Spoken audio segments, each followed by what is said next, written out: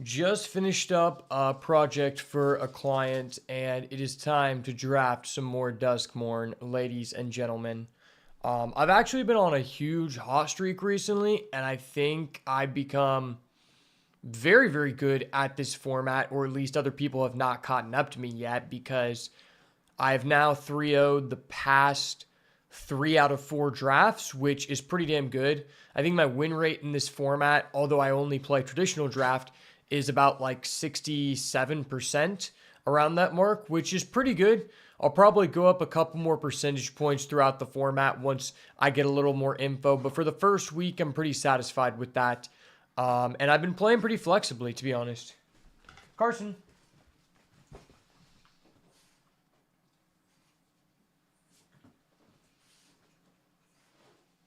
This is our Duskmourn support animal. He is the only thing keeping us from losing to these nerds.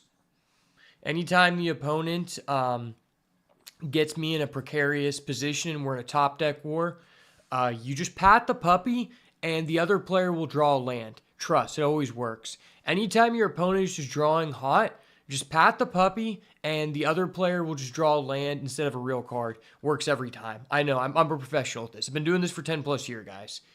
I've been patting puppies for a long time. And I've been 3-0 in drafts for a long time. It's an acquired skill. Not everyone can do it, but that's okay. Not everyone has as fluffy of a dog, but that's okay. You can share in the experience of my dog. All right, let me make sure we're good to go.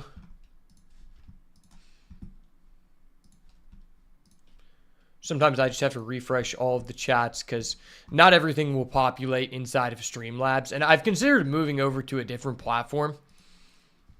It's just something that I probably... Not everything will pop... Gosh damn it.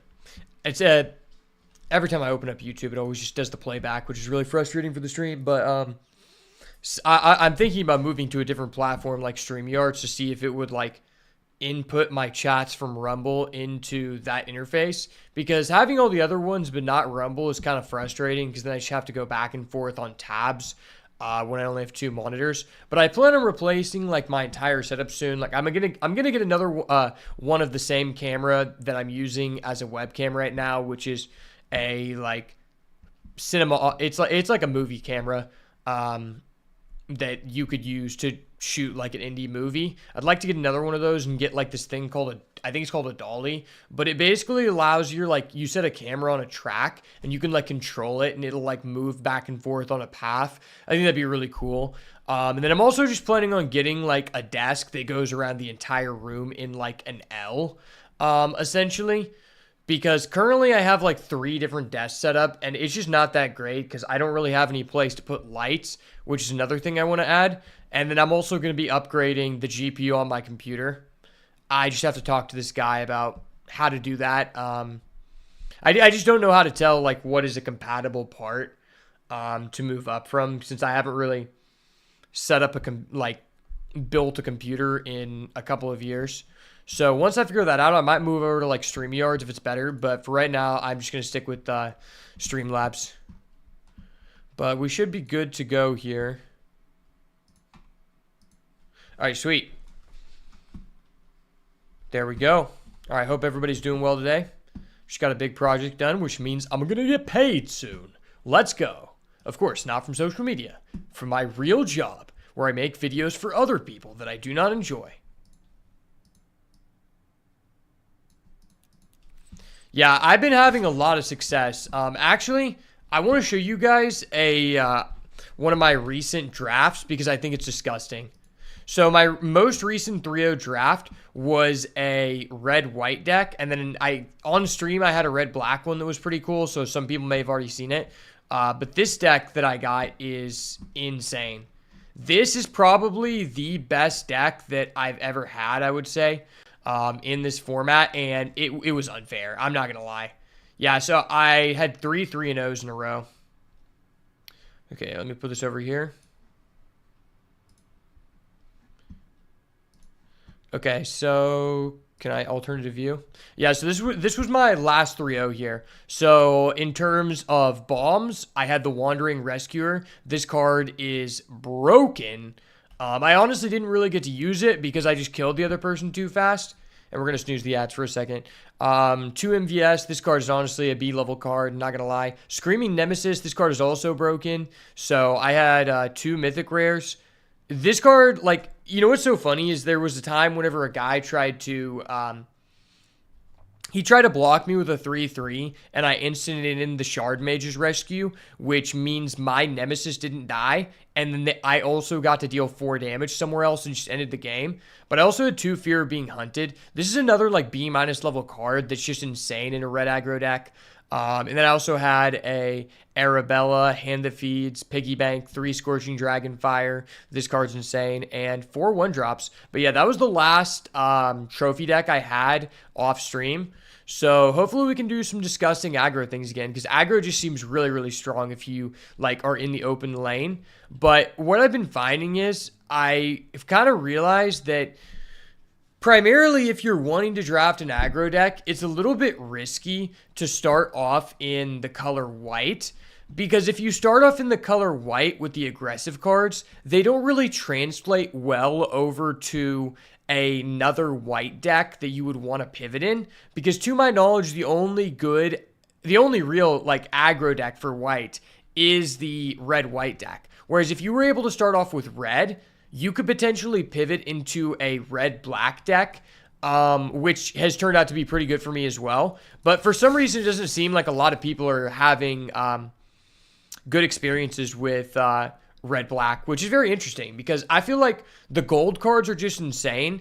And what I'm learning about this format, something like I like the format a lot, but one thing I don't like is that it feels like the gold cards, outside of like the red-blue one and the blue-black one, they're all pretty insane. And it feels like a lot of decks that I've like done well with, or I see other people do well with, are directed by the amount of golden, uncommon, and commons you get. Because they're just so powerful, and they just give your direction so much shape. And I think that's probably a derivative of the play booster era, just being that commons like are really only good supporting cards, and a lot of commons are just straight up like undesirably, like non-desirable, like you don't want to play them in your deck, like you will sometimes, but you would just most of the time prefer not to, unless they're in a specific space. And so like commons really only impact how good your deck is if you already got good uncommons. And at that point, you would just consider that a role player. And so that's why I feel like a lot of these drafts, the good ones, are very much so dictated by the strong, not just uncommons, but the strong gold cards you have between 2 colors, because they just support everything. Like, to my knowledge, like green-blue is not worth it to go into unless you get a rare or you're getting like Oblivious Bookworms, which is the uncommon gold card for green-blue. But when you have those cards, it becomes like the second best deck in the format. And that's a little bit frustrating because it does feel like, okay, I can pivot into this thing, but I don't have the gold cards. Someone else does. So, and I'm going to play against another person who has the gold cards since we're not playing in the same pod. And that's a little bit frustrating. But that's not really on the side. Like, that's not really the fault of the design team. It's just how Arena is, where you play people in different pods. But we're going to try to do our best here. I would like to get a good green-blue deck. We have yet to do that. Yeah, recently I've been doing a lot of good stuff with aggro decks. I haven't gotten to draft a room deck in a while, but I've had a lot of good success in the early days with red-blue rooms. Apparently, red-blue rooms is like the lowest performing deck, which I don't see how, because to me, white-green and white-black are the 2 finicky decks of the format. Like, you can make any deck in this format work, but those are the 2 decks where it's like, okay, in order for those to come together and for it to actually be worth it to go into, a lot of things have to go your way, because those decks, like, only come together if you have the premium cards, but those premium cards in those decks are highly sought after by other players playing different decks.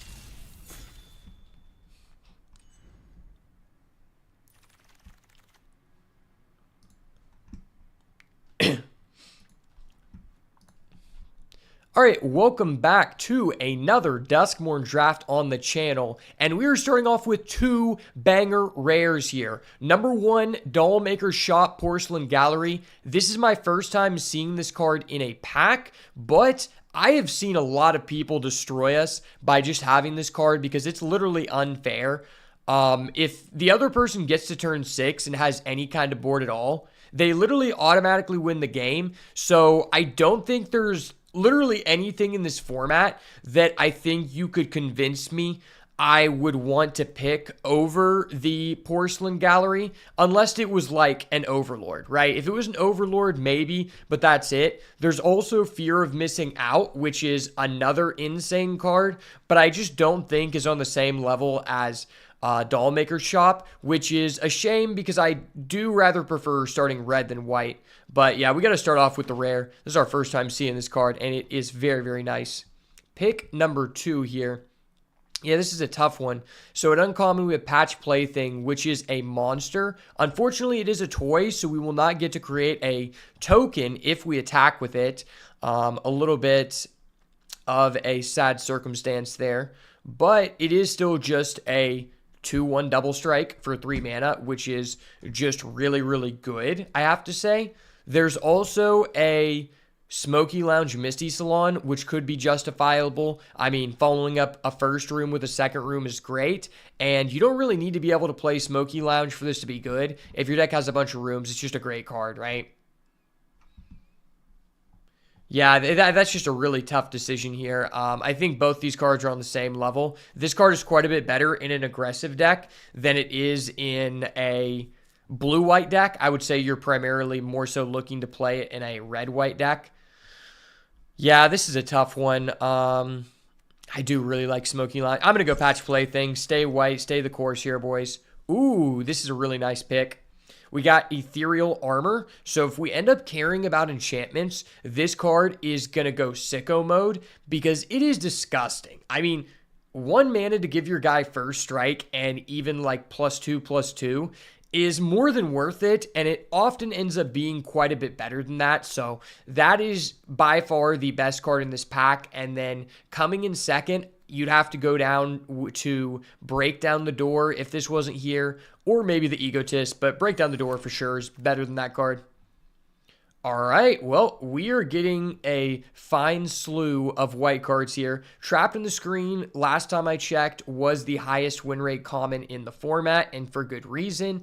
It's an Oblivion Ring with Ward 2, and it triggers all your Eerie effects. So that is a great card to follow up this pick here. Of note, there is also a Flood Pitch Drowner, which is a very, very powerful card in its own right, and arguably a rare uncommon. But I'm going to go Trapped in the Screen because I don't know if I want to be blue or if I want to go down the red path yet.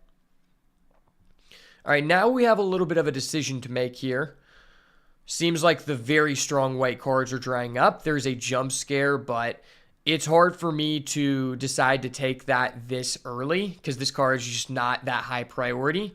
There is, though, a Tunnel Surveyor and a MVS, both very strong cards in their own right, but this decision is probably going to highly impact which pathway we want to go down. I think you could convince me either way. MVS is a more powerful card, but Tunnel Surveyor goes in a better deck. It's just difficult to say which one of these we will actually end up going down because we don't know if red or white is open. Or, I mean, red or blue. All right, well, there is a Stalked Researcher in blue, an Underwater Tunnel in blue, and in red, there is another MVS. Yeah, this is just a tough one. I honestly haven't been a fan of Hardened Escort. It's okay, but I think more often than not, you'd prefer not to play it. Specifically because when you end up in red-white, you really don't want to have that many 3-drops because you're trying to double spell your 2-drops. Yeah, I haven't really seen any super powerful rooms or like a gold blue card. I'll just go with the second MVS, but I'm not set in stone that I should be playing red-white. There's an Unsettling Twins, just one of the top 10 commons in this format. Really, really strong card. It's going to give us 2 bodies to fill up the Dollmaker's shop with creatures that will be able to end the game. So, nice. 3 4-drops, though, is a little bit unsettling. So, we haven't really seen that many premium blue cards here, although we have seen, like, some decent cards. That makes me be inclined to believe that I probably just want this Ragged Playmate.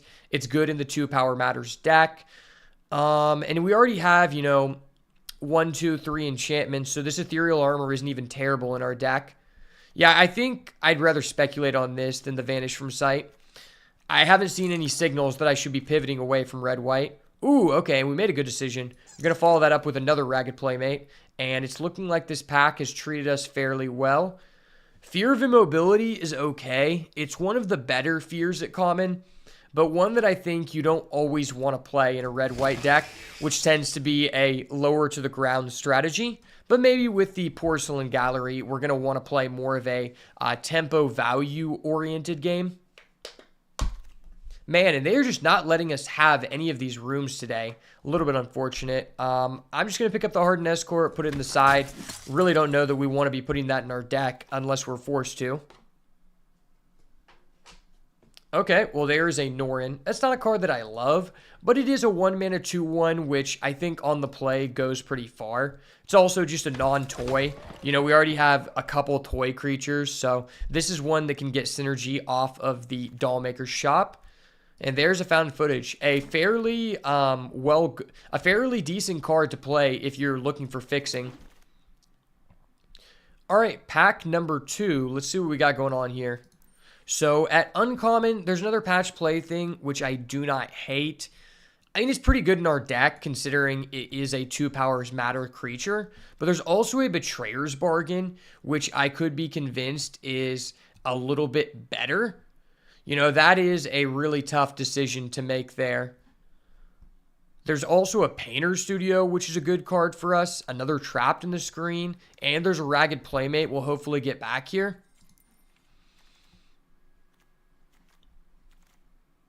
Yeah, this is a tough one. I mean, Ragged Patched Playmate is really good in terms of it being a card that we want to manifest, but that's not what our deck super cares about. I don't have any hard removal outside of this Trap in the Screen. I'm going to go with this Betrayer's Bargain. We'll see if that decision pays us off here. I could have been convinced it was the second Patch Play thing. I think I just have a bias to not put it in the deck because I really just want to center our deck around this Dollmaker's shop, which is just not really good with the Patch Play thing because it's a toy. And I already have quite a few toys in the deck, so. Also just more interested in 2-drops than anything. This really, really is unfortunate. There's an Inquisitive Glimmer, which is a card I would love to play here. If I would have taken that Patch Play thing, maybe I'd be in a position to pivot. I think here I could just go for this Grand Entryway. Not great in this space, but it's fine. And I don't really need another 4-drop. Just a good low-costed card. I'm still not 100% confirmed to red, and maybe that was a reason to take the Patch Play thing. It feels kind of like a mistake, because had I have taken that, I could have just taken the Inquisitive Glimmer, which would put us just into a better deck. But I will say it hasn't felt like blue was super open. There were some playable cards, but nothing really balmy after a certain point in the pack where I would be hoping to see something that goes a little bit late. Plus, we just saw those Ragged Playmates pretty late anyway, which is a good signal that we should probably go down this path. All right, well, there is a Glimmer Seeker. Once again, I just don't want that many 3-drops, but we do already have the Grand Entryway, which gives us a little bit more value because you're really just looking to already have the token on the field. So that way, whenever you play it, you get to draw a card instead of getting the 1/1. But the 1/1 can be just good interaction with the Dollmaker's shop. Yeah, that's probably the best card for us. I don't need another MVS. I don't need any more 4-drops. I'm really just looking for 2-drops and removal. And I guess now that we look at it, we aren't being shown a lot of removal in general. So I guess I feel better about the Betrayer's Bargain pick now. And the only real strong blue card was that Inquisitive Glimmer I've seen so far. There's a Glimmer Burst, but even then, I don't have anything with Eerie. Clockwork Percussionist seems to be decent. You know, we already have the Betrayer's Bargain, so...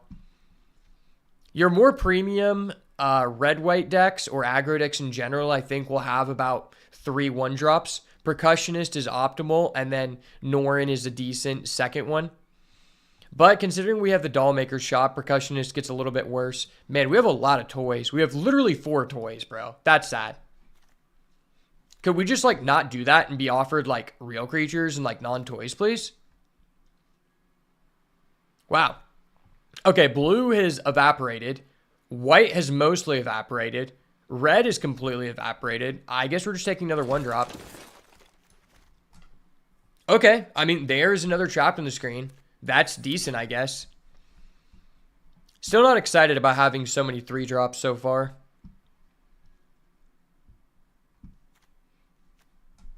But I guess that's a little bit better for what I'm trying to do, because it would be too risky to go down to 16 lands with the Dollmaker's Shop costing 6.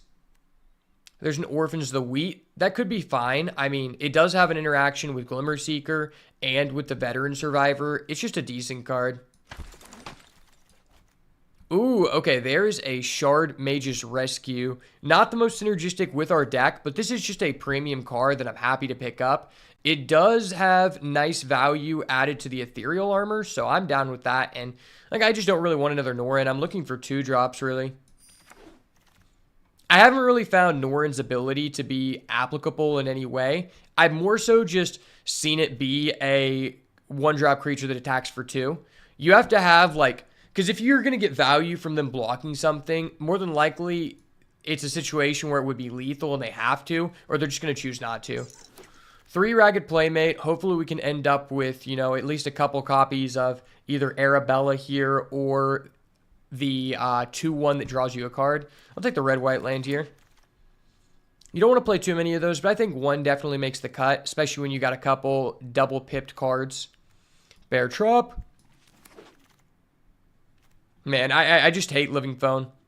It actually makes me so sad because when I first read that card, I picked it in like my second draft because I thought it costed 2 mana. The second I realized it costed 3, I became immediately sad. All right, pack number 3, we have quite a few playables, but we still would like to pick up some more interaction and just good 2-drops. And this pack has one of the most oppressive bombs in the format, one that I've been beaten down by quite a few times, and it's very unfortunate we can't take it here. There are some good cards for us, though. We have Trial of Agony, which I think will most likely wheel with the hand that feeds, and there's also a Violent Urge. I got to go for this Midnight Mayhem. This card is just insane. Your good decks are going to have 1 or 2 copies of this card. I mean, the gold cards in this deck are just great, and from the signals we've been seeing, I think it's likely we get one of these good red cards back. Oh no, there's a Gremlin Tamer. Why? The white-blue dream could have been us, I swear. People are smarting up, and I'm just not being offered the option to go into white-blue because people just snipe these gold cards and like Optimistic Scavenger, and I'm like, all right, I'm out. Because I'm not going to play against another blue-white player that just has those good cards, and I don't. Decently satisfied with the Scorching Dragonfire. This deck doesn't need too much removal, but it's a fine card. Man, okay, there is a Enduring Courage, which is a great addition to this deck, but I wasn't necessarily looking for another 4-drop. That is a little unfortunate. But I can't be too unhappy. I mean, it's a bomb. I'll play it when I see it. Ooh, okay, there's an Arabella. That is really what we were hoping to see here. Yeah, okay, so we're being rewarded for going into the open lane here, which is really nice. Unfortunately, it's another toy. All these damn toys, man. Gosh darn it. And there's nothing here I'm really left interested in. Savior the Small is actually pretty decent in this deck, but, like, we already have so many 4-drops. I'm not playing another 4-drop. I'm not playing this. I'm not playing any of these cards. This card's also just ass. Like, just don't play that card. All right. Are we going to get anything else here? I guess there is a Clockwork Percussionist. I'm decently satisfied with that, but that's not like a huge benefit to our deck, I'll say. Oh, baby. That is insane. Hold up. Hold up. Wait a minute. Something ain't right. We just got a second Arabella pick 7. That is ridiculous, man. Okay, this deck just became quite a bit better in this pack. You know, one thing I noticed more than ever is in the play booster era, if you get to pack 3 and you're light on playables, it's very, very high. You're going to get paid off if you ended up in the open lane, regardless of whether your cards are high quality or not. And that's just what happened here. We actually probably will play the cheerleader.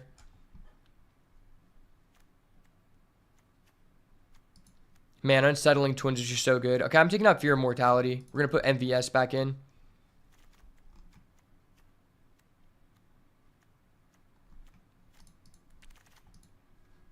Ooh, and we end up wheeling the Violent Urge. That's actually pretty nice. I will say it's like not too likely we're going to get Delirium online, but just having a 1-mana combat trick when our deck had no combat tricks is a pretty good find, especially pick 9. You're not going to see that very often.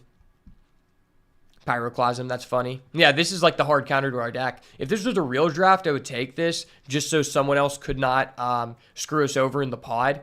You know, that's one thing you have to consider in a real pod is just like how in Modern Horizons 3, if you were playing artifacts, you would take the artifact AoE. In this format, if you're doing the aggro thing, take the Pyroclasms if you're in person so other people can't have them. Okay, another Violent Urge. Sign me up. Yeah, I mean, that definitely is probably going to play. There's also a Grab the Prize, which I've been relatively dissatisfied with. I don't recommend anyone play it. I haven't had a deck yet where I actually wanted to play it or that I needed to play it. And that might be partly due to other people still learning the format and me just like most of the time going into whatever lane I felt was the most open. Or drafting the hard way, as the kids say. All right, we got a couple cuts here to do. So the lands in this format are actually pretty interesting because I think in a normal set, you would probably not want to play a tapped land in an aggro deck, but specifically because these lands come into play untapped, not just because of you being at less life, but also your opponent. It actually becomes a higher utility pick for a deck like this because I can relatively easily put someone down to 13 when we're on the play. So this is actually probably going to come into play untapped at a relevant point in the game, I would say about at least 40% of the time, which is good enough for me.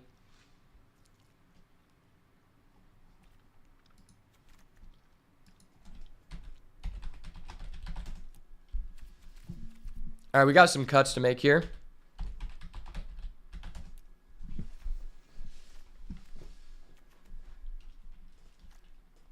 Do I like Norin or do I like Veteran Survivor? I don't really have on plays, which makes me think Norin is probably just trash.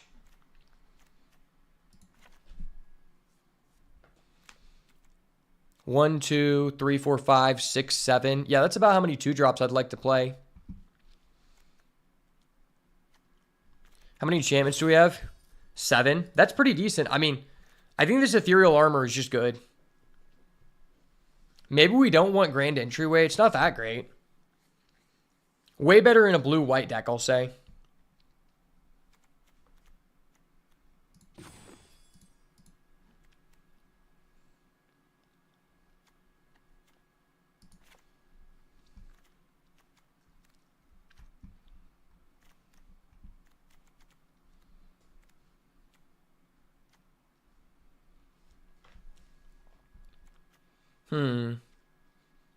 Do we want to cut this MVS or do we want to cut this Unsettling Twins?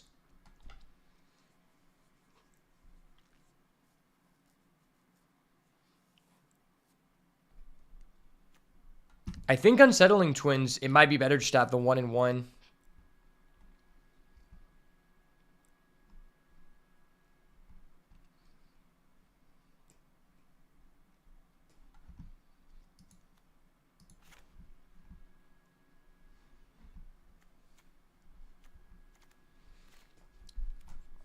Probably need to cut something here. Decisions.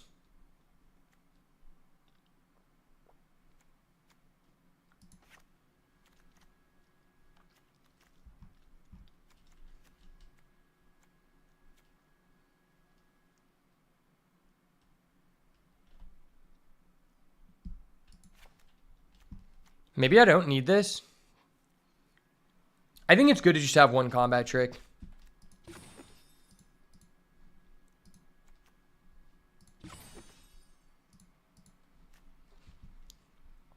Our average CMC is 2.5. Is there ever a reason for us to just, like, play 16 lands? We're also very, very even. That's a toughie. Like, what are we doing with our mana in the late game? Like, nothing. I do want a double spell. Yeah, maybe this is fine. I could be convinced to, like, cut Veteran Survivor. And then throw back in, like, MVS number 2. I don't know. We'll try this out. All right, so we ended up with a pretty decent looking red-white aggro deck. You know, we've got some good bones in this deck with the Porcelain Gallery, which every time I've seen someone play this against me, it's literally just been backbreaking, and I've never had a disenchant, so I just auto-lost after seeing this card. All it really takes is you getting to 6 mana and the game's over. Midnight Mayhem works really well with it. Unfortunately, we have quite a few toy creatures. In fact, we have a total of 8 toys, which is pretty dang ridiculous. So hopefully we can draw some non-toys so that we can throw down the dolls at them, because this card is disgusting. We also have a Enduring Courage, which is a pretty strong card in any aggressive red deck. 2 Arabella, the premium red, white, gold card in this deck. Quite a bit better than the other gold card. Then we've got decent amounts of removal here, with Trap in the Screen being the highest win rate common so far in the format. And we've got quite a few 2-drops and a couple 1-drops. So deck looks pretty strong. I'll be interested to see how this actually pans out, because curving out is a really big focal point in decks like this. And sometimes if you don't open the optimal hand and you start off on the draw, things can get out of hand really, really quick. But we'll just have to see. So let's go ahead and hop into these games.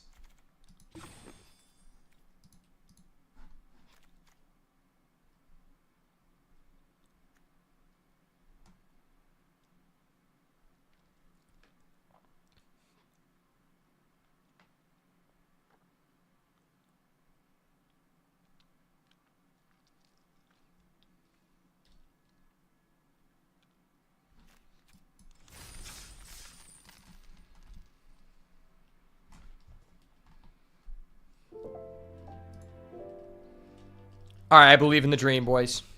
We're going to go 1, 2, 3, A, B, C. By the way, if you're just tuning in, I uploaded a new draft video this morning at 10 a.m. on the YouTube, so make sure to go check that out when you get a chance. It was a really cool blue-black Reanimator deck, and it was actually the first deck that I was able to go 3-0 with while recording. I did one other aggro draft that I got 3-0 with, but I wasn't recording, so I'm just going to say this is the first one, and it worked out pretty well for a deck that didn't have too many premium cards. And typically when you think of Reanimator, I think the best Reanimator deck in this format is more so a white-black deck or like a green-black deck splashing the white Reanimator stuff.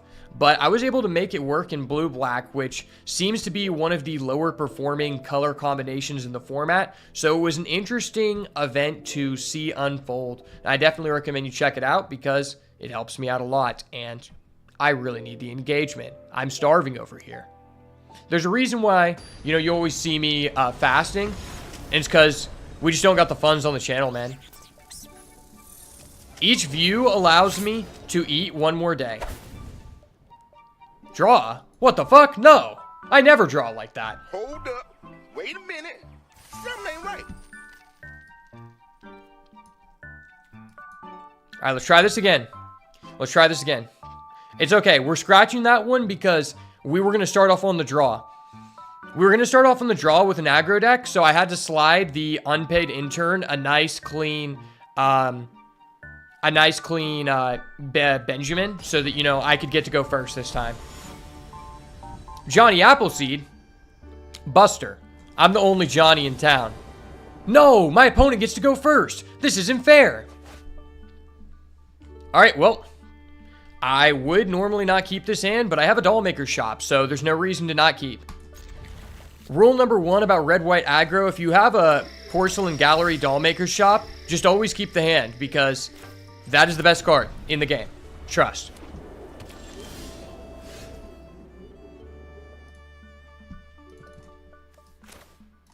So our opponent doesn't have a 2-drop, and we can go with the acrobatic cheerleader here on turn 2.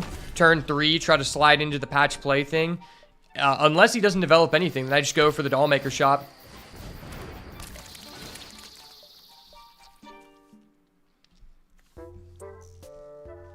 Alright, he's going to search his deck here.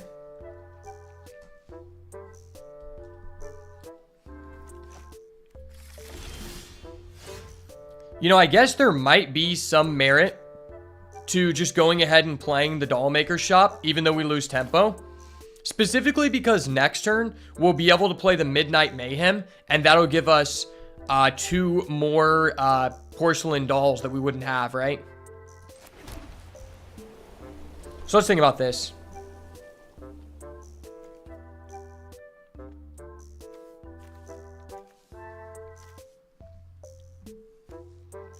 Yeah, I mean, I need to do this at some point. This card just says, haha, I win, you lose. So I gotta do it.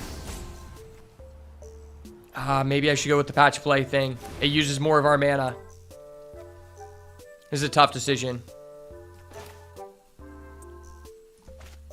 Fuck it, we ball.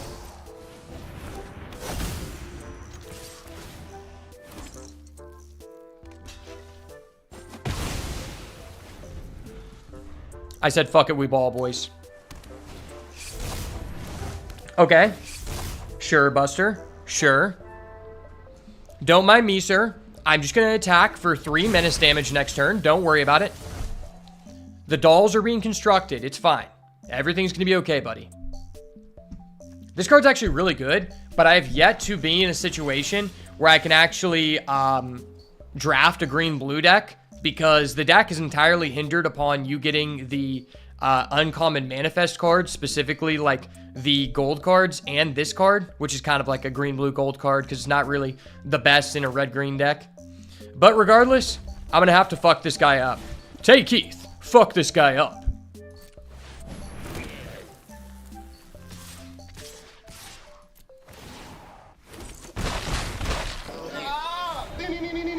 Let's go. Ding, ding, ding, ding, ding.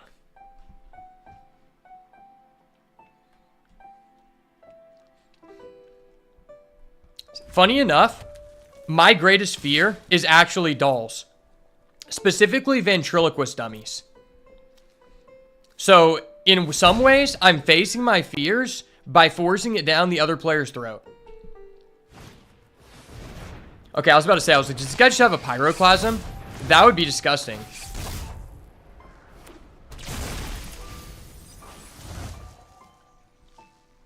Alright, well, that is pretty disgusting. That is very, very disgusting. At least we know that next turn we're going to be able to turn our shop online. I mean, knowing that our doll maker shop is going to be online, I think there's no reason for us not to just do this.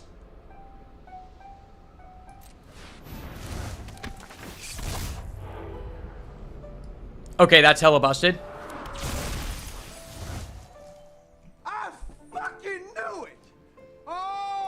Pro plays here, pro plays. Sir, please do not answer my doll maker shop. I have one dream, and it's to face my fears by forcing them down your throat.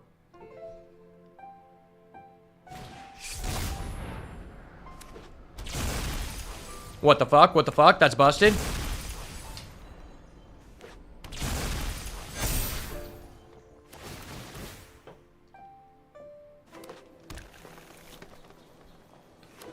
I think I might just die.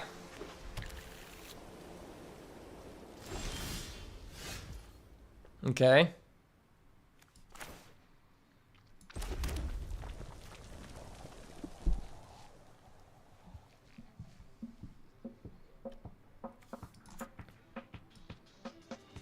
Do we just flip this? I feel like we do. I could start answering these. Like, I could do this, this.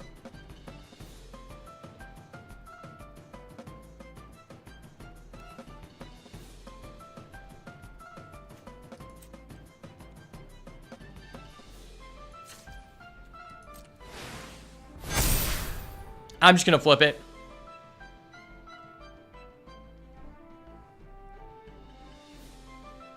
What if I attack with everything?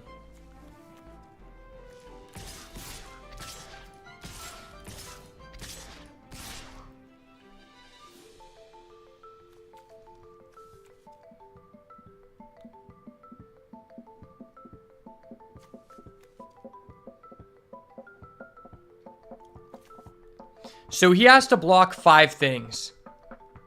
And I'm gonna get another token. I think we just always do this. Yeah, this seems good.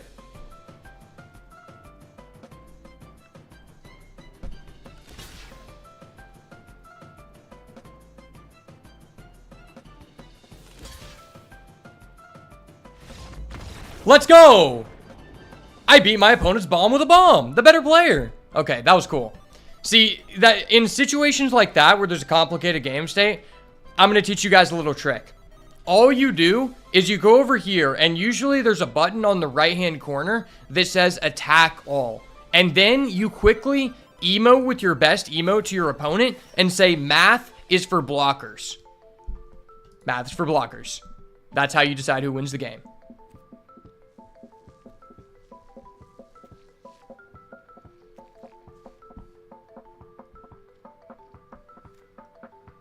Is anything better on the draw here? There's nothing to my knowledge to know that he has a 1-drop to be able to contest ours. Veteran Survivor might actually be pretty good.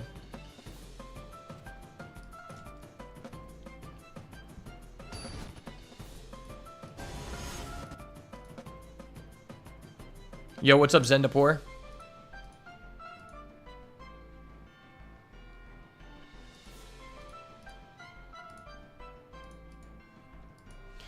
Dang, this hand is double white. If we had a red, this hand would be so good. All right.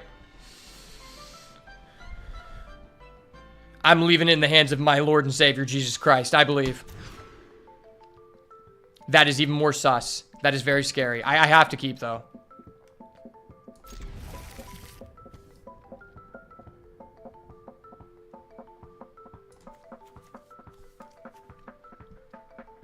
At least this way I can go 1, 2, 3.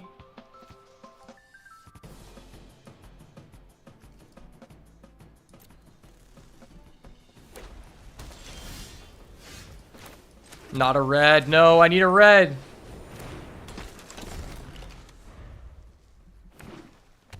I need a red right now. I need a red right now.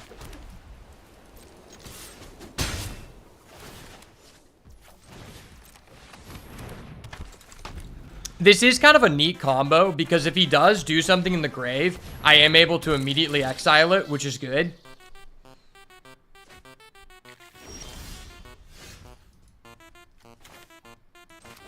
All right, well, we have one more turn to find a red.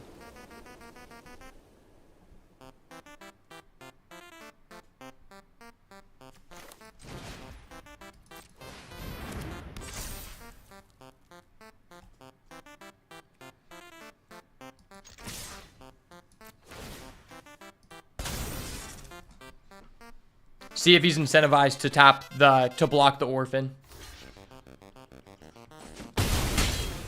Okay, sweet. That was actually awesome. That's exactly what I wanted to happen. You know, this card is actually really unassuming because you would think that it's very easy to remove because of all of the interaction in this format, and that is true. But the hands where your opponent isn't able to remove this and you actually get it to 3 counters, the game is just over. Like, this card is actually really unfun to play against. It's such a snowbally card. Dang, okay, well.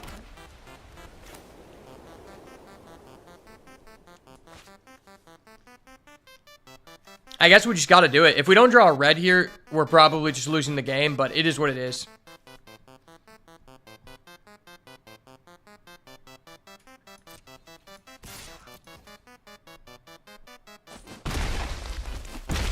Well, that tells me this is probably a good card. No, I needed the red mana, brother. I needed the red mana. Maybe for some reason he'll bounce this back to our hand. That would be very beastly of him. I'm not gonna lie. I would respect him a lot for that.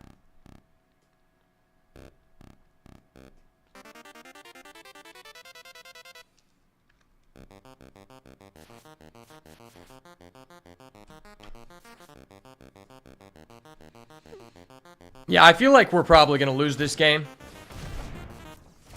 Okay. So it looks like he missed a land drop, which I guess is good for us.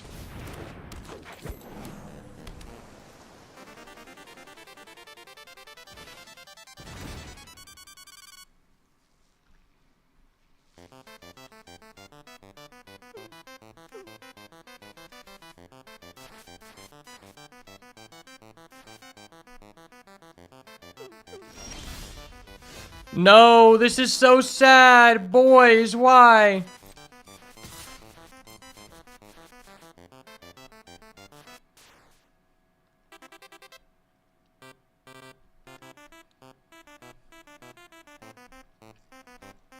Oh, this guy's playing a Roaring Furnace Steaming Sauna? That's gross. Okay.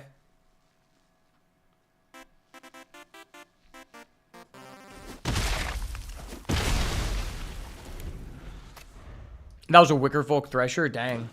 Yeah, I think we're just cooked. Like, not drawing a red for the first 5 turns actually just lost us the game. Turns out red cards are good. You actually want to, like, draw mana sources to put them on the battlefield. I know that sounds kind of, like, counterintuitive, but it's actually, like, what you want to do. And he has a Valgoth's Onslaught. All right, let's go next game. Well played, sir.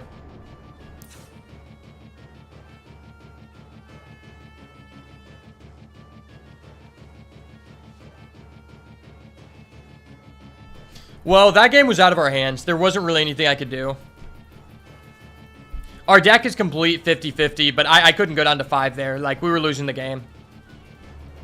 Even mulling in this format feels so punishing, even in an aggro deck. Because even when you curve out perfectly, most of the time you actually just need every single card in order to push it through. Like, I feel like people underestimate how difficult it is to win with an aggro start in this game.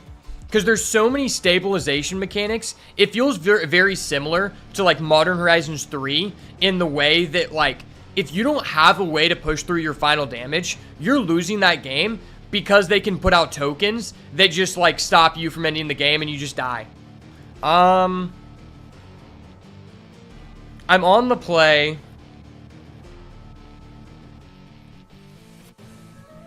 How do I feel about taking this out? I mean, this wasn't great. I mean, it's fine. All right. May the red and white lands be with us, brother. Johnny Appleseed, I'm going to have to take you out for my dignity of my chat. Starting off on the play. Okay. I can keep this. I'm fine with this. This is not great, but it is playable. It's very unfortunate I'm not allowed to put out my 1-drop, but at least I have my sources. Yeah, I gotta go with this. Please give us a land next turn. If we get a land next turn, this hand is insane.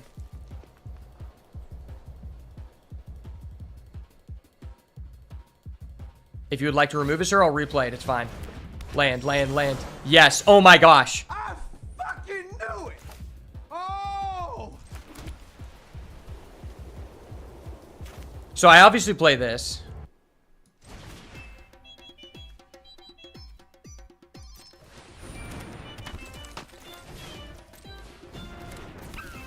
Wow, this hand just became so much better. Him having that, though, is pretty grotesque.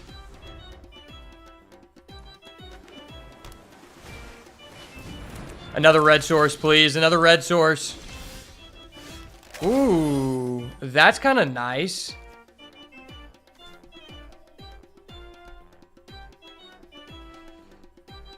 Yeah, I kind of like that.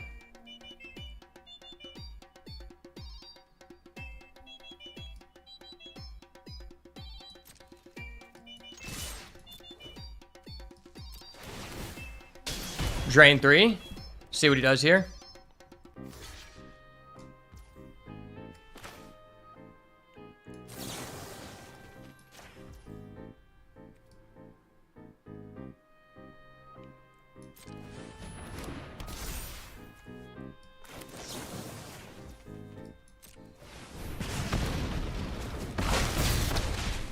Nice.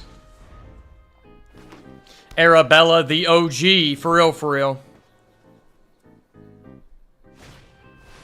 My Arabellas are real, for real. My Arabellas are real, for real.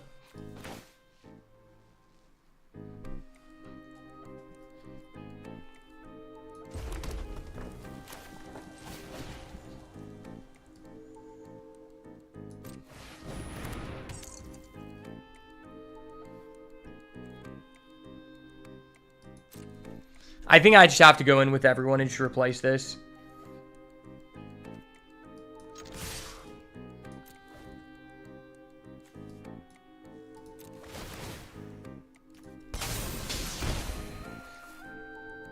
Sure.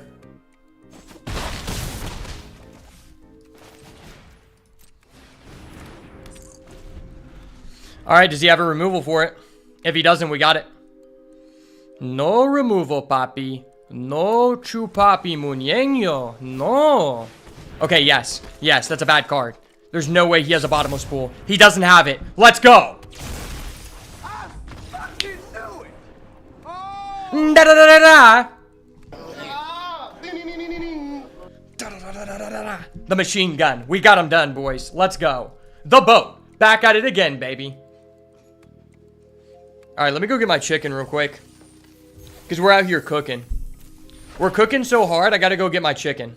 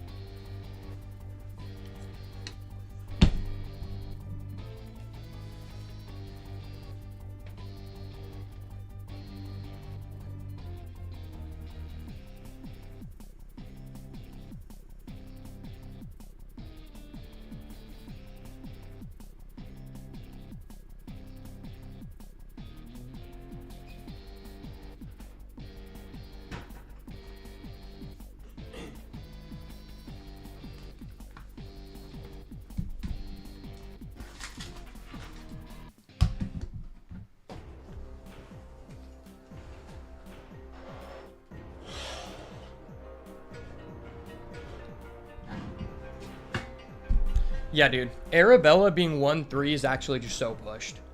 Like, legitimately.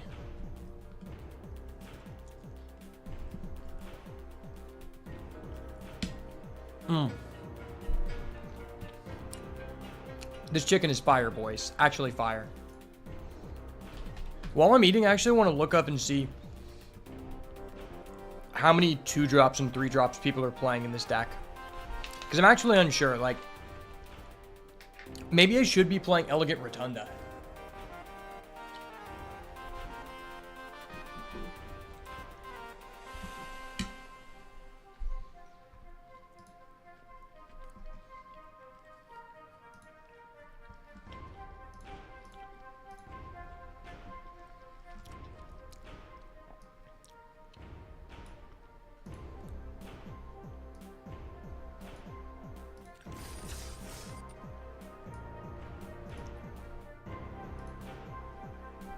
Okay, this person... First of all, what is the win rate of this card? Insane? Okay, that's what I thought.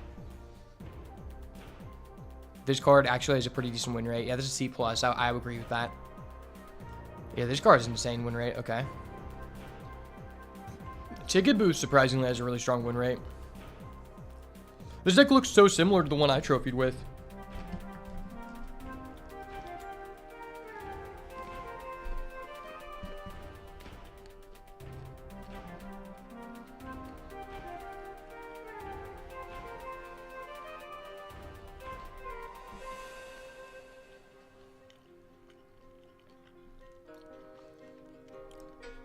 Wow, this person did not play that many 2-drops. This person did. Oh yeah, they played a lot. This guy played Untimely Malfunction. That's funny. He has a 47% win rate in opening hand. That's hilarious. Glimmerlight actually is a 60% win rate. What? That can't be true.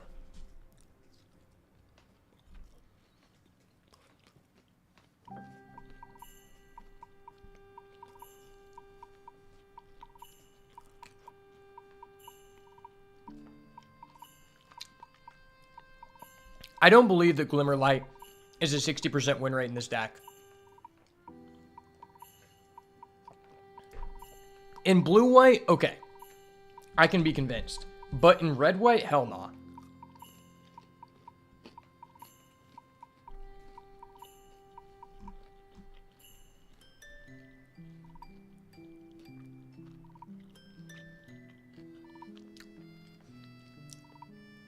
I also don't agree with the win rate on this. Like, that card is good.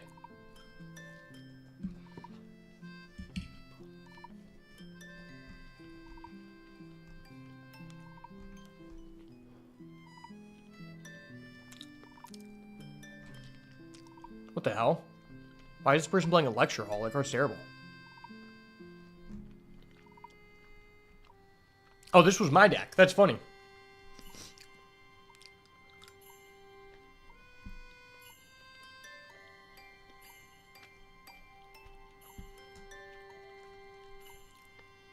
That's hilarious. That's literally my deck. There must be not that many people who are drafting red, white, and traditional.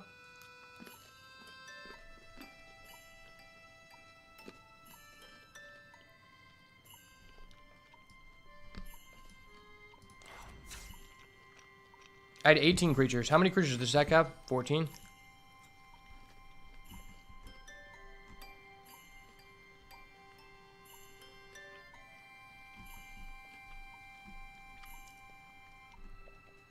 What is the win rate of Violent Outburst?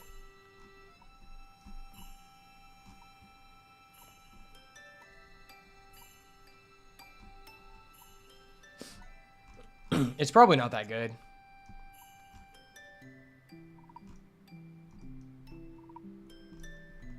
I don't see anybody playing it.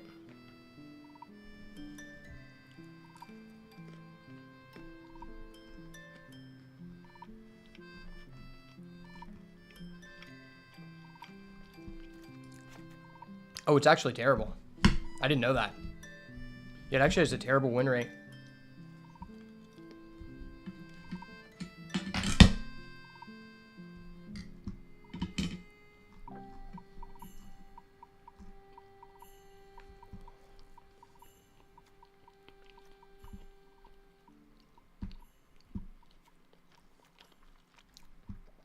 about Hardened Escort?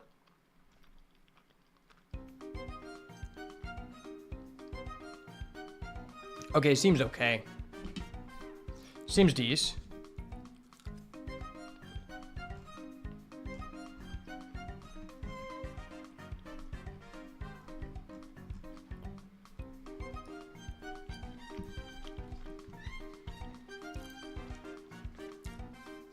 So this card is better than that card? Okay.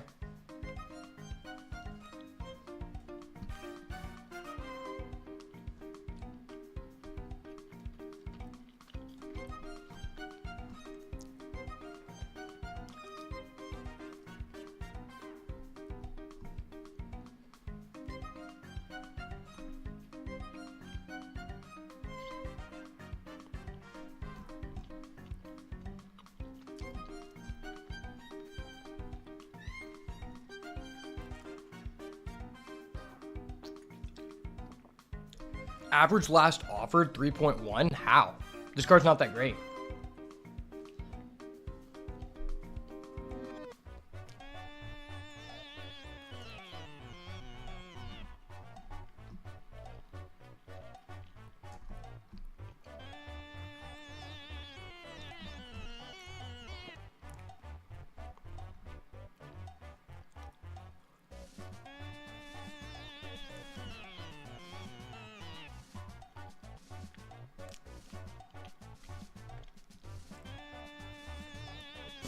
Would the Hardened Escort be better here?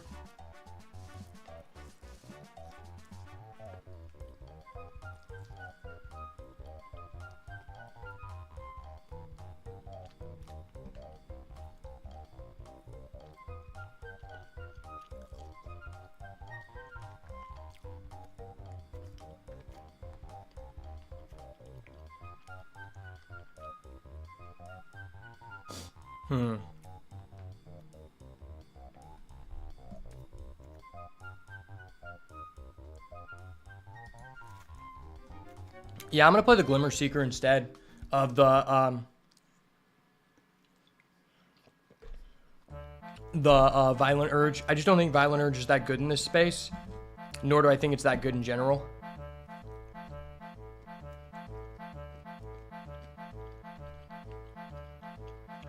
And although this person isn't 2 power, it gives us a token that's 1 power, which works with Arabella and Playmate. I think it's just a legitimately better card than Hardened Escort.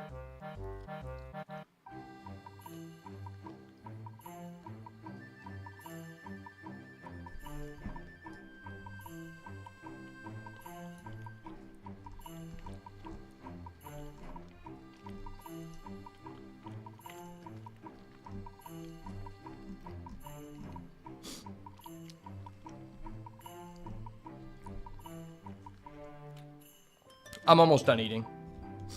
I just want to be precise when I'm playing, you know?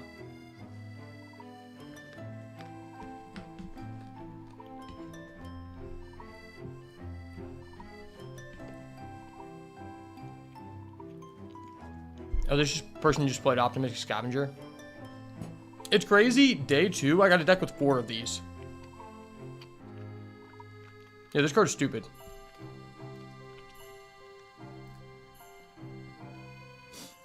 It's crazy this is last offered like 5.6. Like, what?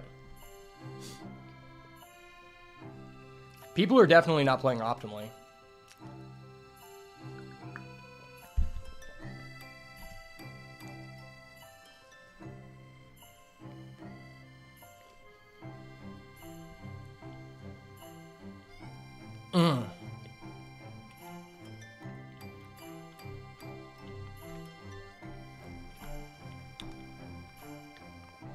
This card has a 66% chance to win you the game if you draw at any point. That's ridiculous. I get why.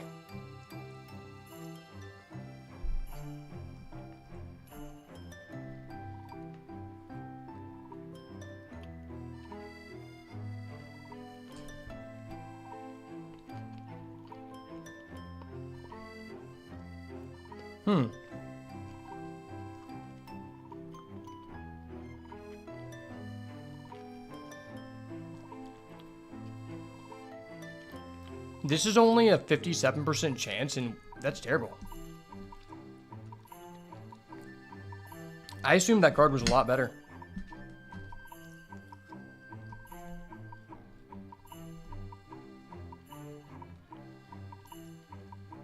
I was wondering how good this is.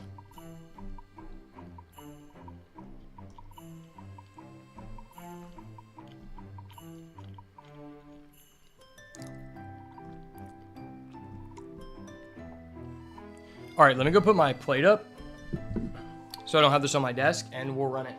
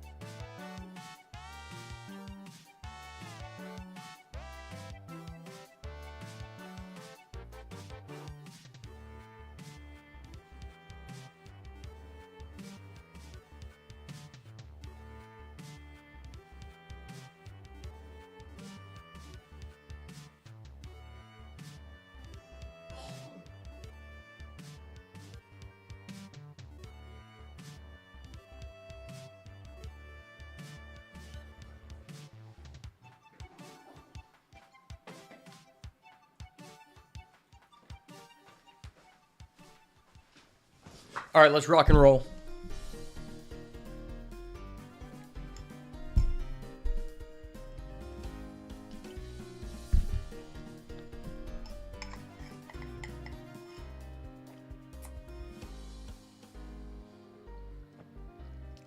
That chicken just raised my energy level so much. I swear, my test just went up like 15 points.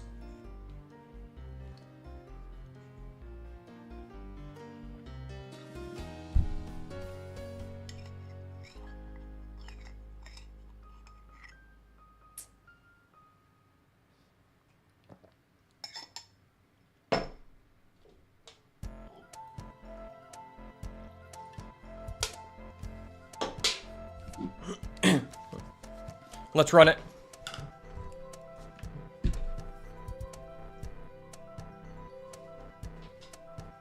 All right, it's time for the Arabella Battalion. I'm actually interested to see how this plays without any real support. It might actually be better to play the Hardened Escort, but I just don't like the stats on that card. Maybe it's better with this Ragged Playmate, though. I don't know.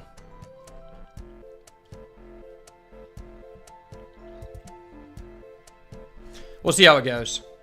I kind of like getting the token better.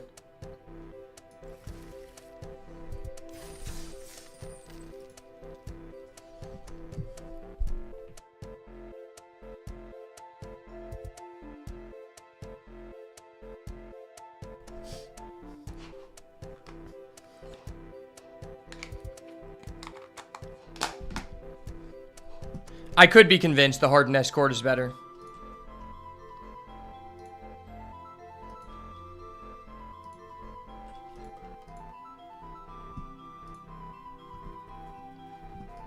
Alright, starting off on the play for match 2. You'd love to see it. Well, we drew the Glimmer Seeker, which we just... Well, we just drew the Glimmer Seeker that we put in after the last match, so... I guess we'll see how that works out. It's quite a bit better on the play than it is on the draw. This card is weird, because I feel like you would rather play a different 2-drop on 2. But it becomes progressively better as the game goes on, because it just nets you free damage to close out the game, right?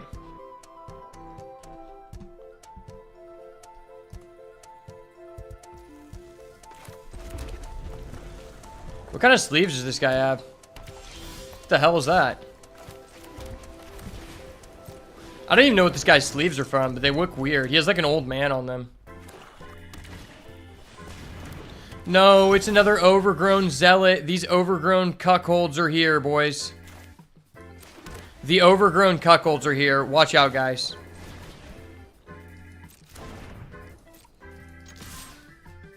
Do you block? Yes, we get the free damage. Let's go. Good players find ways to get in the free damage.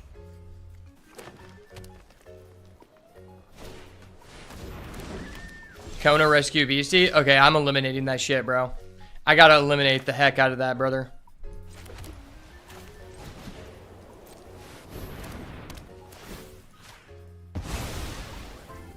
Ayo.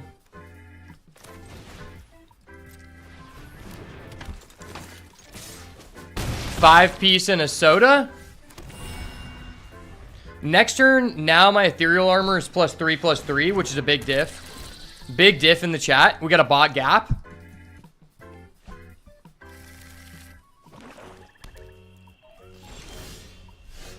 Cheerleader, okay.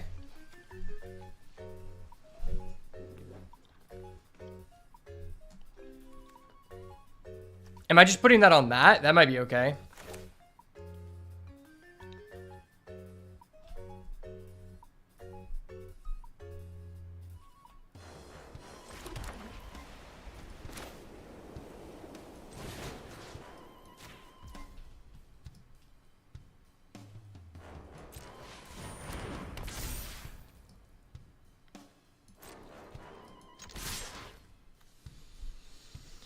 All right, we'll see what this guy does here. He does have 2 mana. I kind of overlooked his zealot.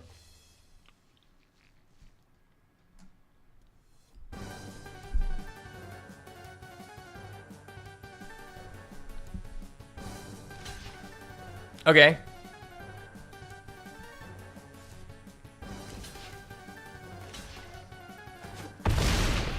Interesting. He'd rather let us keep the Ragged Playmate? Okay. I mean, I would rather keep the Ragged Playmate all day. So, thanks, man. Appreciate it.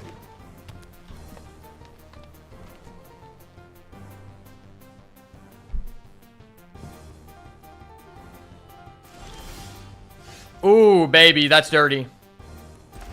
Dirt boys in the chat. Dirt boys in the chat.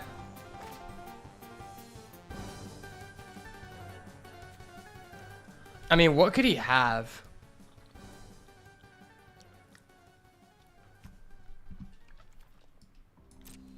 I'm just going to go in.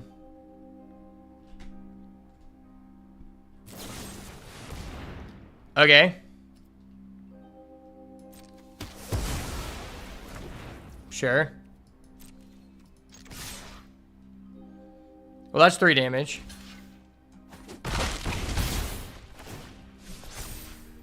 And a flying counter. Enduring Courage. Shout out my boy Enduring Courage. He's a good doggy. Who knew a 4-mana 3/3 could be so powerful?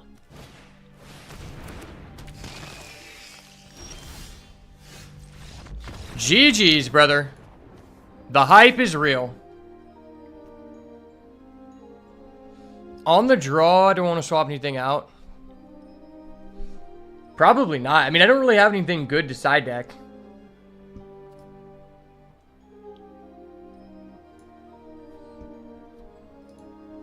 Yeah, that just goes to show that game right there was a prime example that Ethereal Armor is such a powerful card that even when your deck has 5 enchantments, you just still put it in because it's just kind of bonkers.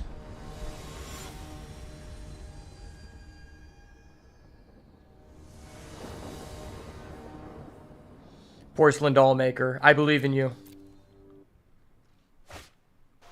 No, why? This hand is so insane if I have a red.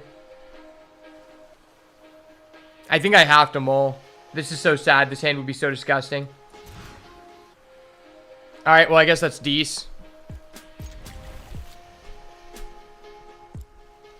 What do I need more? White mana or red mana immediately?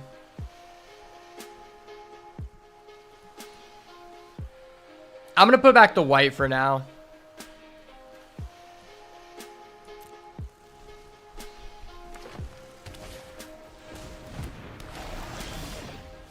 No way. He drew the one drop that contests my 1-drop. Congratulations, Buster. That's actually so crazy. Had he not had this, I would have such a huge tempo advantage.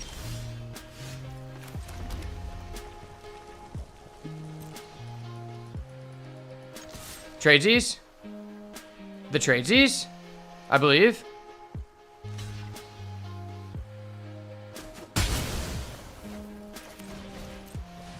Arabella. The actual doll Annabelle scares me so much. Okay, we get another white. That's actually good. So now if we draw the porcelain doll, we're not like cucked.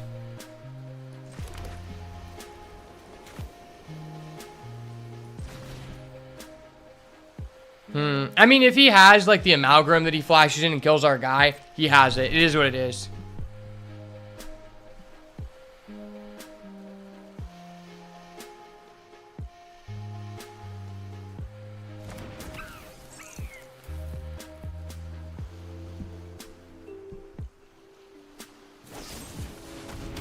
Nice, man. That was really cool. Dude, going Arabella into Unsettling Twins is actually such a power play. No, he has a Kona. That's a scary card. I can't allow that.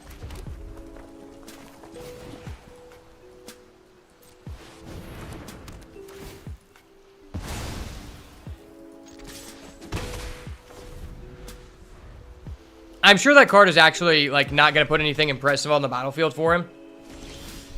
But I felt that necessary. So if he has a counter, I'm kind of... Oh, no.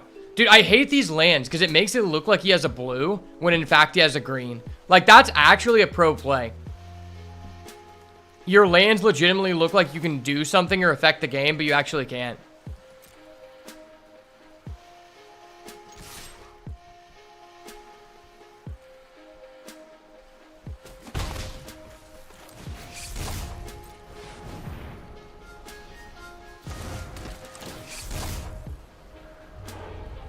Okay, that's insane. Holy shit, that's insane. Gotcha, bitch. Bro, that's actually insane. Do I hold a card in hand, though? Because if I don't... If I draw another land next turn, we can play both. But if he has, like, the Harnesser of Wills or whatever that makes us discard, that would suck. I'm gonna risk it. I'm just going to hope he doesn't have that. Bro, he's actually just... What? That's so risky. You're spending 5 mana to kill a manifest card? That just seems strictly bad. Why would you ever do that? I'm not even playing like a manifest-centric deck. That was actually just greedy.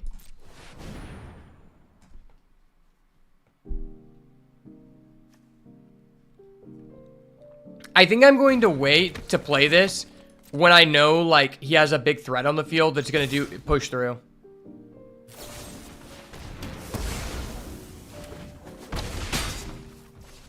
Okay, well, I'm really glad that I held that. I would have just negged 1. Ooh, that's actually hella nice.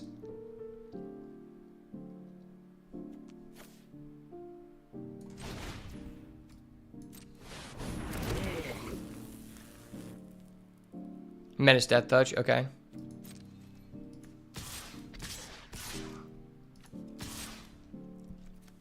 I think I'm willing to trade this for a card.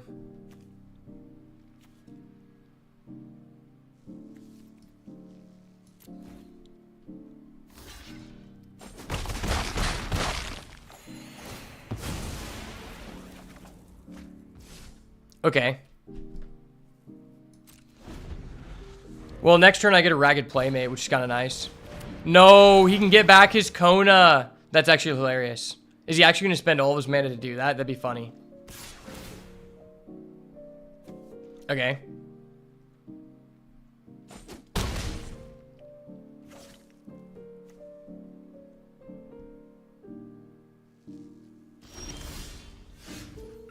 Ooh.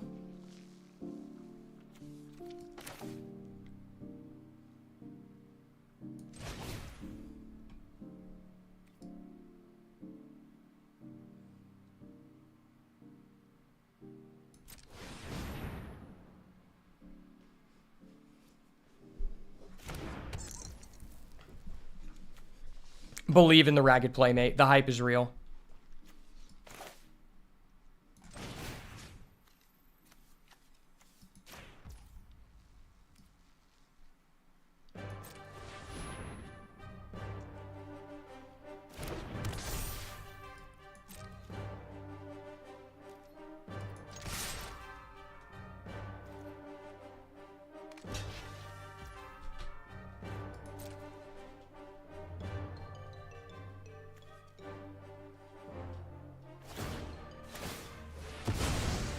Okay.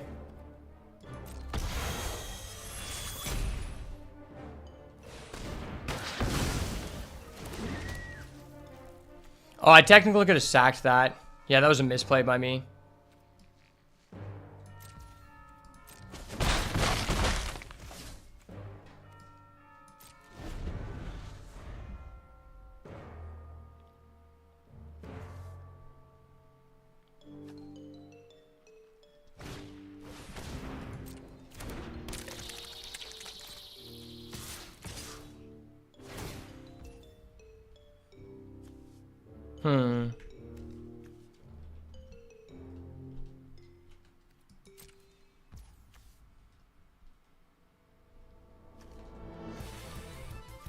I don't think he has anything to put on the battlefield with this. There's no way this is just insane, right?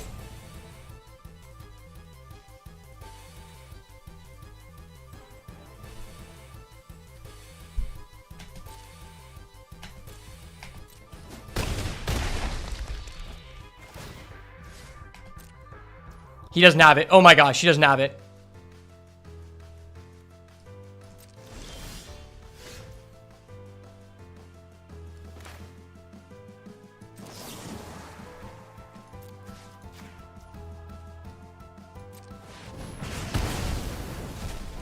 Yes, sir, Ski brother. Let's go. Just like that. No doll factory needed. Easy claps. See, that Kona card is not good. If it costed 3 mana and was a 2/2, I could understand it. But just in this format, how many things do you want to put on the battlefield? Like, that you're going to miss out on the ETB And also just like that are higher costed than 4. Like 4 is kind of the break point where like there are some 5s and 6s you want to play, but not a lot. And at that point, you're putting a 4/3 on the battlefield to get a 1 or 2 mana advantage. I don't even think that card should be a rare. It should be like an uncommon.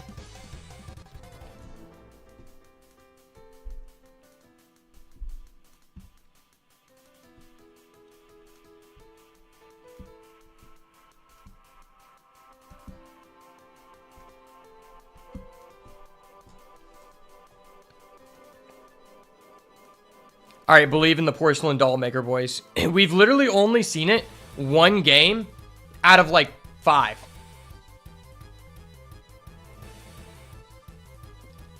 Yeah, I think we played 5 games so far, and we've seen it 1 time.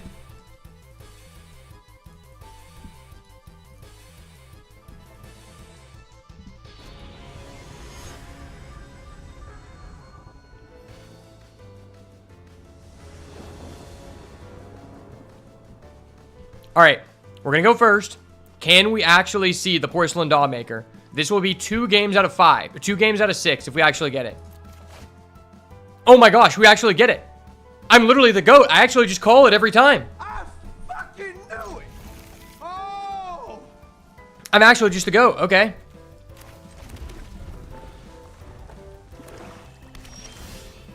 And we get a land? Okay. It's sad that all of my creatures are toys.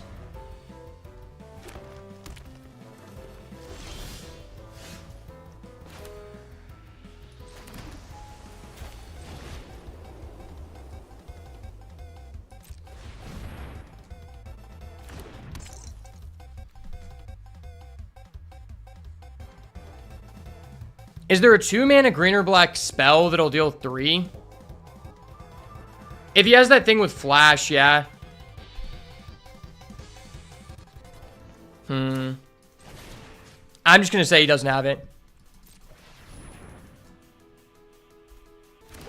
He doesn't have it. Oh my gosh, that's so nice. That's actually huge.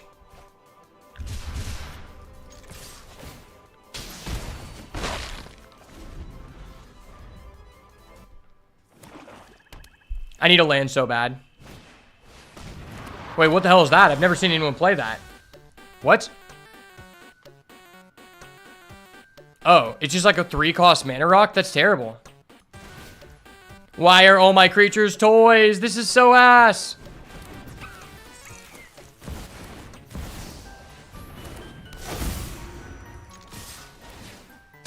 Well, it at least increases the attack of this because it's an enchantment.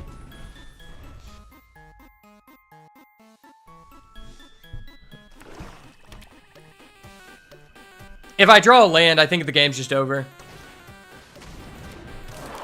Okay.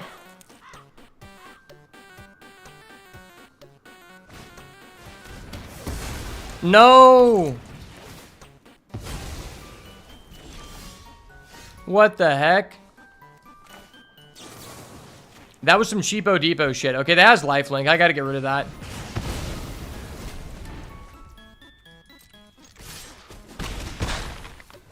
Why are all my creatures toys, bro? Can I have a non-toy?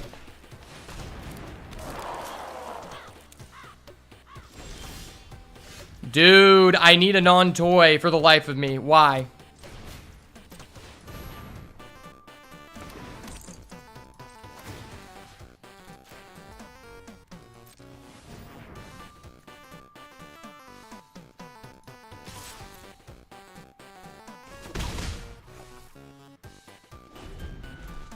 Okay, he has to answer my Arabella or it's just game.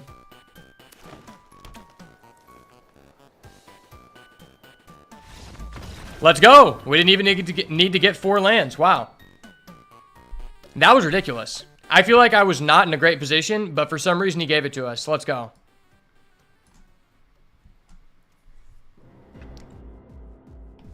POV, we're about to get a quick and easy 3-0 because the doll maker is insane. I told you guys, dolls are literally my worst fear. So I'm actually just conquering my fear by shoving it down our opponent's throats. It's actually just a strat.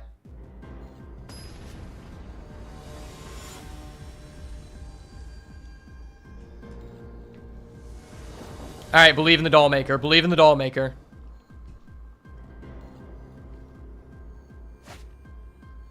I believed. No. Okay, let's see it again. We're gonna do a mole here, and we're gonna get it. We're doing a gentleman's mole. We can both keep 7. Trust.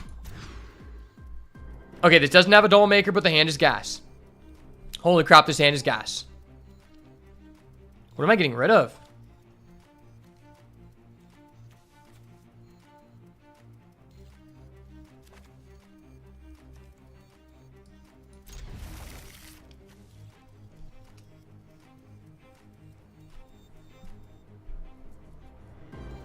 Maybe I'm just supposed to get rid of Betrayer's Bargain.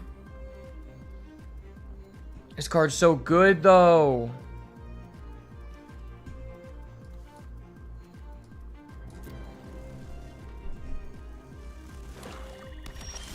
Okay, if I'm able to make a token, it'll be all worth.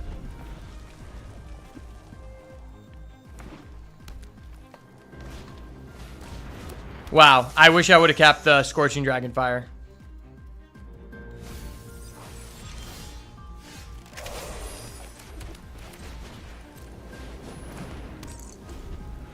Leave it to my opponent for him to draw his 1/2 drop that contests my 2 drop.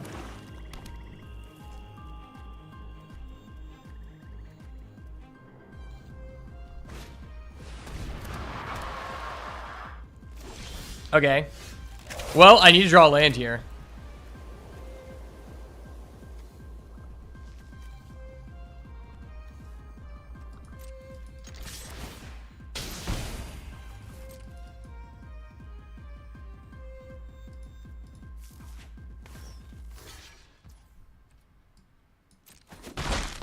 Okay.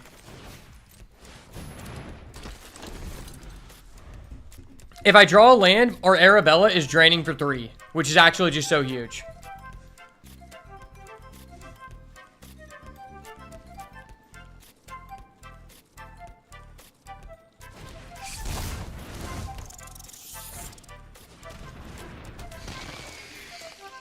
Well, that was interesting.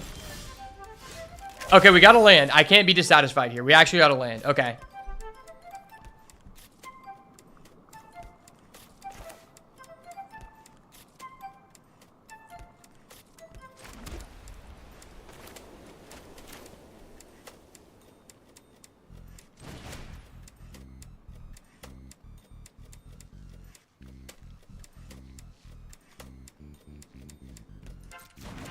Maybe I'm just supposed to do this. I don't know.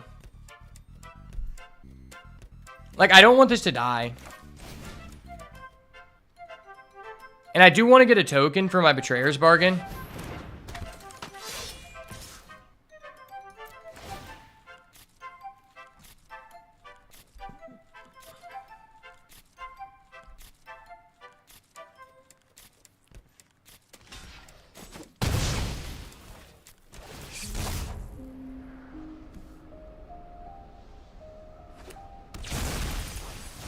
Oh my gosh, he exiled, he sent the Swarm Weaver to grave. That tells me his, yeah, that tells me the card that he hit was insane. Because, like, there's no reason not to get that. Yeah, that card is stupid.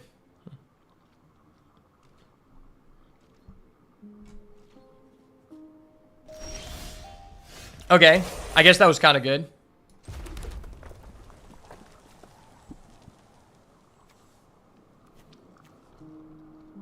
I mean, this is about a drain for a lot.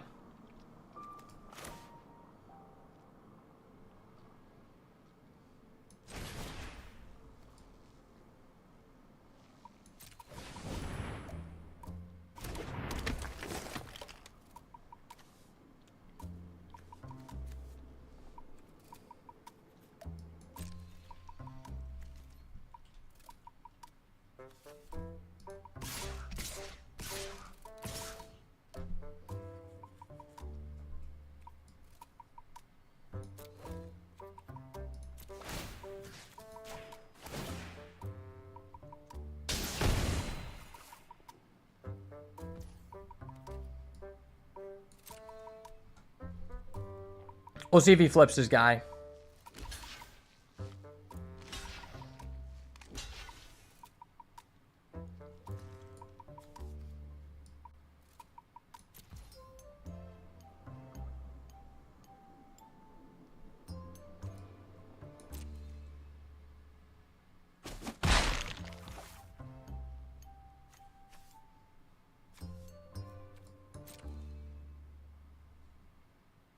He's not flipping. Oh my gosh.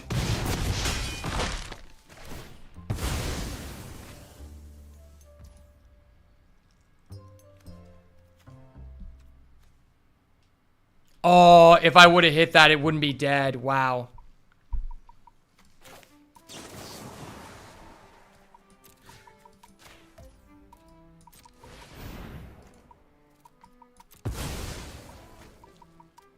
I was thinking he was going to hit that. I'm stupid.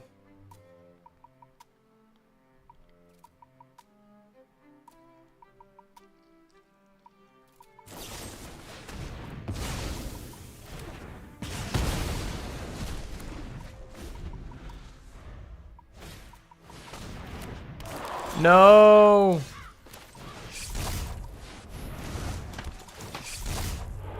Okay.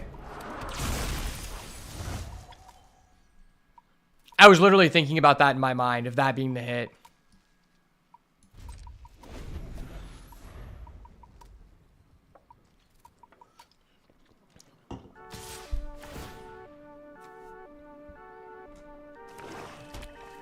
Okay.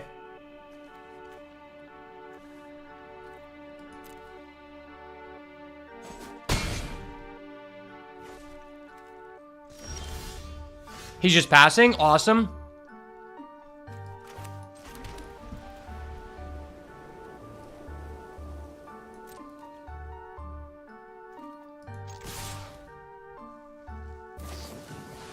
Okay.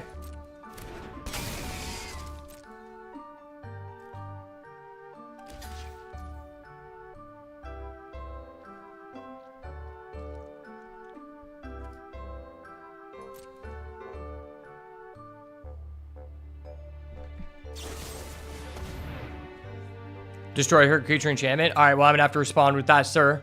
Sir, I'm sorry. I'm going to have to respond. Beep, beep. Boop. B boo boo bop. B boo boo bee.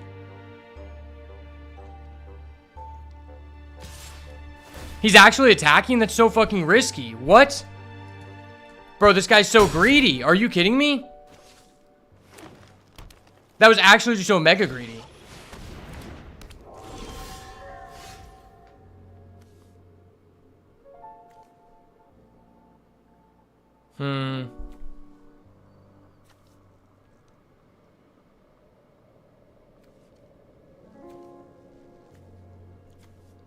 Do I remove that or that?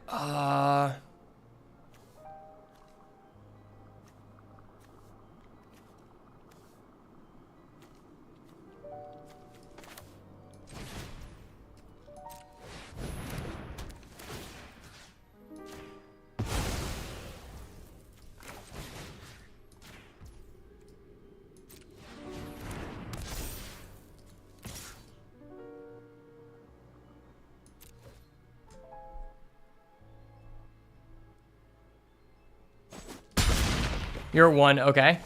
If I top deck a creature, I have lethal through your screen.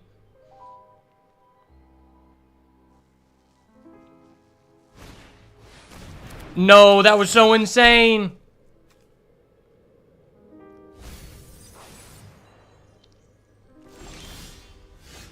Okay, yes sir, ski brother. Let's go. The boat, baby. We did it again.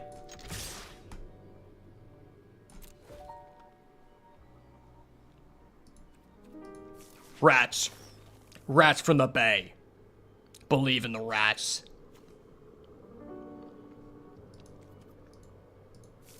Sir, it is time for you to take a taste of your own medicine.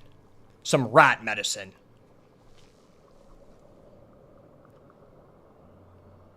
A quick little 3-0 sweep for Johnny, the red-white aggro jit. Let's go!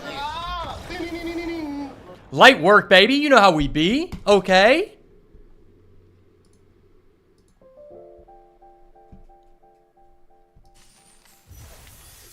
All right. Well, that was an awesome run to showcase here. And I have to say, Red-white has just been performing very, very well for me when you get a really good curve. Let's do a quick little review of the deck before we end the video. So one of the cornerstones of this deck has to be Arabella.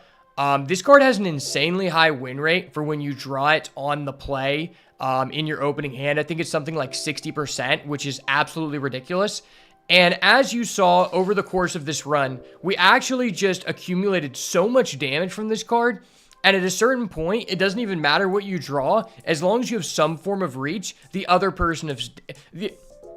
long as you have some other form of reach, the other person often ends up dead, because this card quite frequently ends up getting in for like at least 6 damage, sometimes even more. Like, there's sometimes where it's actually just better to draw it in the late game. But I genuinely think that the more of these that you have in your deck, the better it is overall. And I would play like 5 of these, because this is just such a powerhouse threat. It works really well in combination with cards such as Unsettling Twins, to where you're going to get 2 bodies and then you're going to get an additional 2 drain damage. And considering this counts itself for the drain, it's what makes it ridiculous. Likewise, the same could be said for Midnight Mayhem. This card is excellent. The creatures getting Menace immediately is awesome. And there's actually a few gremlins in the set to where you can gain advantage of that, to where you can gain advantage of those additional keywords to where you can take advantage of the additional keywords gained until the end of the turn, which really is nice, because there is that 2-drop 2/2 Menace guy that is a gremlin. That's probably the one that is most frequently going to happen. Ragged Playmate is also one where, like, if you're seeing these go around the table, then I would feel pretty confident that this is a good thing to do, because this card combos so well with Arabella. If they don't have a direct removal to it, it just allows you to push it through every single turn. And most of the time, that's going to do more than, you know, just 3 damage, because you always have other guys. This card, Dollmaker's Shop, was disgusting. I mean, we only got to turn on the second half of it one time, but really just the threat of activation will cause people to quit out. And this is 100% a top 5 bomb in this format. It just feels like if you don't have a disenchant and the other player has this, like, there's just no way to beat them. If they don't, there's just no way to beat them other than them just not getting to 6 mana before you kill them, which usually doesn't happen since you're probably playing this card in an aggressively slanted assertive deck. So yeah, this card, I think you should pick it as often as you see it, and I would pivot directly into a white deck no matter where I got this card, because it's just insane. This draft really showcased that, like, even though we had a total of 8 toys, which do not trigger off of the Dollmaker's Shop to give you a 1/1, it literally did not matter because the card was so cracked. One thing that I'm finding out with this deck, I've been looking at a lot of other people's lists and comparing it to the ones that I have trophy with. I think this is my 3rd time trophying with red-white. You don't want that many 3-drops, because you would much rather prefer to be playing 2 2-drops on turn 4 to take advantage of your Arabella, to take advantage of your other effects that trigger off of a 2-power creature entering. And that's why Unsettling Twins is so good, because of the double triggers. This card, Enduring Courage, I've actually been seeing this card go pretty late quite a bit of the time when I've been playing red. And this card is just insane. Like, this is one of the best creatures to roll into with one of your Manifest Dread effects, because when they try to kill it and you respond, then you still just get this back as an enchantment. And once this is back on the field as an enchantment, you just know for the rest of the game, any top deck you have of a creature in the simplified game state is just lethal. And we saw that interaction happen quite a few times. This is still my favorite 1-drop in the format, but this card, Veteran Survivor, I'm actually kind of coming up on. It does get answered quite a bit of the time, but in the situations that your opponent can't immediately destroy this, it can just steal the game if they're playing a Delirium deck. Like, if you actually get this to 3 counters, you pretty much just win the game like 90% of the time. And I think this one is quite a bit better than the other 1-drop uncommon Norrin Swift Survivalist. This card you're really only playing because it's a 2-1. The effect just never comes up, and that's why I cut it from the deck. Some decks you do actually want to play this just to have another 1-drop. But since we already had 3 1-drops, it probably was not needed. I have to say in these decks, I think 3 1-drops is about where you want to be. Orphans of the Wheat was actually pretty good too. My first time playing with this card and performed rather well. And Ethereal Armor was actually still busted, even though we didn't have a major enchantment theme. I mean, this card just allows you to push through damage, and in the one specific game that we were in, where it gave our Arabella +1/+1, that was just so good, arguably better than giving it more stats, because we could still have it at 2 power for stuff like our Ragged Playmate. And then this card, Patch Plaything, this was my first time playing with this card too. I've seen a lot of people use this and it performed really well. It's kind of awkward because it's a 3 and you don't want that many of these in your deck. But I think what makes you more interested in this card is how many effects you have that manifest Dread. Specifically of note, I want to call out the 1 red instant. It's called...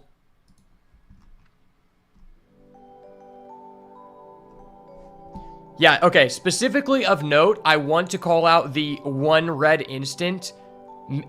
Yeah, specifically of note, I want to call out the 1 red instant, Turn Inside Out, the one that gives you +3/+0 and Manifest Dread.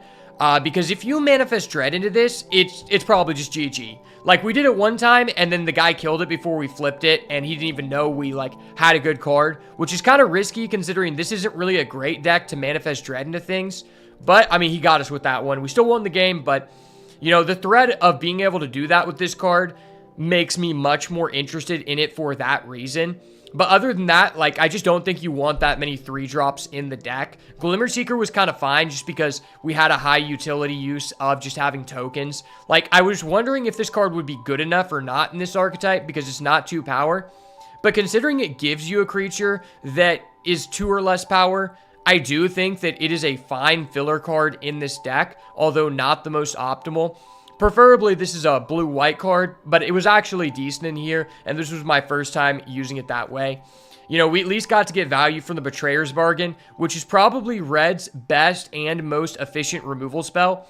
The fact that this card and the Scorching Dragonfire exile instead of sending to grave makes both of these cards a top priority, and any exile effect in general, just because of how many rares, such as, like, the Enduring Cycle, revolve around you answering them by exiling, or else they're just never leaving the battlefield and you're losing the game. That's how a lot of the rares are in this set, and so I think you should really be prioritizing exile effects when you are offered them, and that's probably also why Trapped in the Screen is the highest win rate common currently in the set. And also, one last thing to note, Violent Urge was one I thought about putting in the deck, but after playing it enough, I've realized that even if you don't have Turn Inside Out, I just don't think you want to play this card in its place. It's just not that good. Like, realistically, you're never going to have the Delirium online, and if the Delirium isn't online, I think more often than not, you would rather just have another creature in this deck, because since this is a removal-heavy format, it's really difficult to find space for combat tricks without lowering the amount of creatures you have in an aggro deck. And that's why Turn Inside Out is such an insane combat trick, because it is a creature and a trick that wins a combat, which I think is a lot better than Violent Urge. And I think this is going to end up being quite a big trap within this archetype. But overall, this was an awesome run, and I hope you guys were able to see how powerful this deck can be, as it is one of the highest win rate archetypes currently in the format, and I've had quite a bit of experience with it. Thank you guys so much for getting this far in the video. And if you want to see more awesome Duskmourn content like this, make sure to smash the like button, turn post notifications on, and subscribe to the channel so you never miss another banger. And as always, if it's not the goo, it's got to go. Peace.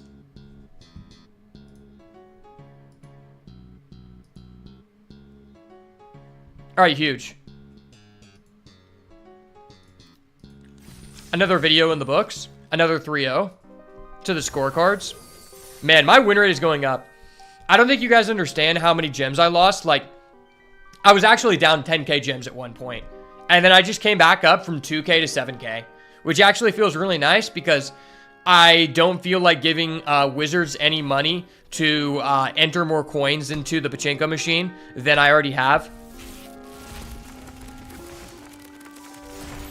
This is also just giving me, like, a whole bunch of crafting materials that I can use to make other, like, constructed videos. Like, I'm definitely going to make a video on the new red ley line because I think that card's disgusting in Standard, and I've been having a good time with it. What does this card do? Oh, this is the Convoke one. Yeah, this card's just ass. Like, why would you ever play this card? Like, the whole point of Convoke is that you don't have to spend mana to play your card. This card makes you spend mana. Then later, you don't have to spend mana. That's not what a Convoke deck wants to do. Like, that's trash. Hovership has been surprisingly, like, good. Like, it's just difficult to interact with because it's not an enchantment. Oh, shit, we get a Damnation? That's huge. You know, this is one of the few cards on the bonus sheet that I think is actually quite relevant to the Timeless metagame.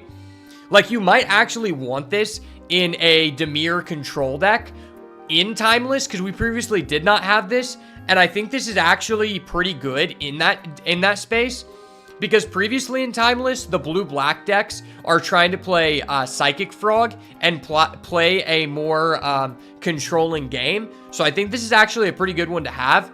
I will say I'm not a huge fan of the bonus sheet only being 12 cards this time around. I'm a way bigger fan of the bonus sheet being like how Wilds of Eldraine was, where there's like a whole bunch of cards and it's a guaranteed slot in every pack. It just feels like whenever these go around the table, it's just super high rolly. You know, that's kind of how it felt in MH3, where I was like, oh, he got a Fury. Fuck me in the ass and call me Sally. Okay, I guess I lose. That's kind of how these bonus sheets feel. I liked when it was guaranteed, and it just added more depth to the format, because then there's a whole cycle of cards that the developers did not intend to create, you know, unique archetypes and interactions with the base set that you get to figure out on your own. And that's what I really like about the guaranteed slot in every pack being on the bonus sheet.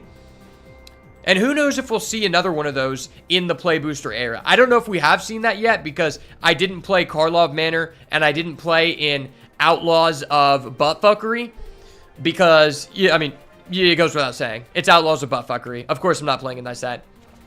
But let's run it back. Open the vault. Kind of a dirty vaulter. Oh shit. The rank season ended. Okay, we get more packs. Nice. Nice, man. Nice. I'm back down to bronze. Okay, I could do a bronze to mythic climb for a video. Funny enough, I've legitimately never hit mythic in standard or in draft. Specifically because I just think it's a waste of gems. Like, I just want to, like, get better at the format and enjoy the game. I'm not here to just, like, play best of one, get sacked by the hand shuffler, and just lose all of my gems. Best of 3 is the way to go. Number 1, there's less variance. Number 2, you can actually, like, succeed at not spending $100 in a week. Because even if you're, like, really, really good, you're going to cap out at, like, 60% win rate, which is not enough for you to go infinite. Because you're just going to keep going against better and better people who are also high win rate, and then you even themselves out. That's why best 2 out of 3 is just all around better. Like, I genuinely think unless you have a sponsored account, and you're, like, you know, like, you just have a lot of money as a content creator, which I don't, there's really no reason for you to play ranked. Like, it's actually just so bad.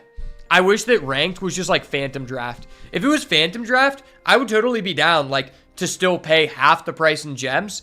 But it's just kind of a mockery, because when you think about it, ranked draft is basically just like pay to win. Like, it's legitimately pay to win, because no matter how good you are, it comes down to how much money you have. Like, there is a barrier to entry that you're going to have versus other people who are sponsored by, like, a sleeve company or whatever that can just keep running drafts until they're rank 1 mythic. Like, at a certain point, you are going to, like, you're always going to have a slightly lower EV. It's kind of like playing, like, 5 hands of poker with a $100 bankroll, and it's like, okay, yeah, you're not seeing enough. Like, you're just going to eventually tap out. All right, let me run to the bathroom real quick, and then we'll run it back. But, man, we're on a hot streak. We're now 3 out of 5 in the last Yeah, no, we're now 4 out of 6 in the last 6 drafts, going 3-0. And the 2 that we didn't win, they were 2-1s. So that's like hella benefit.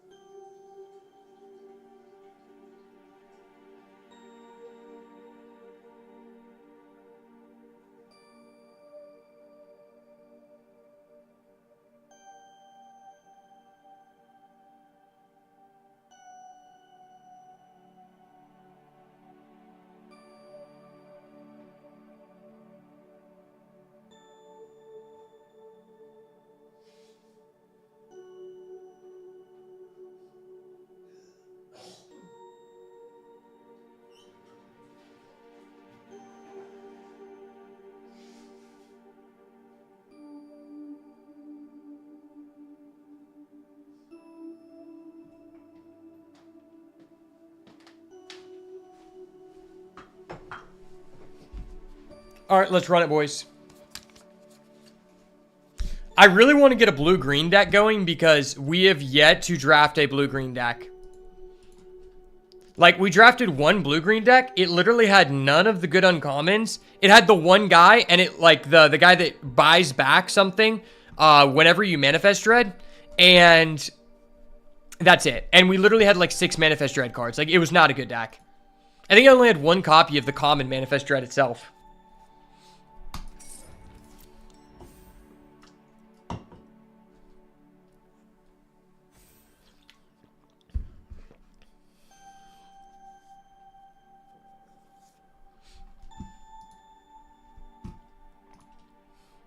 I believe, boys.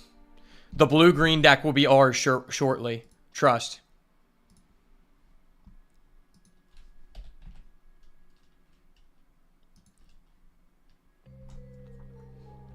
The blue-green dream is on the way, boys.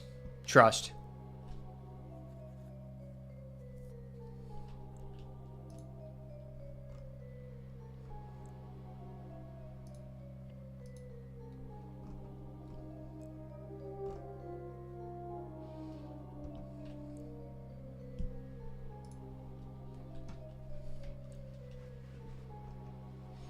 I believe. I've yet to draft blue-green, and green is literally my favorite color in the game.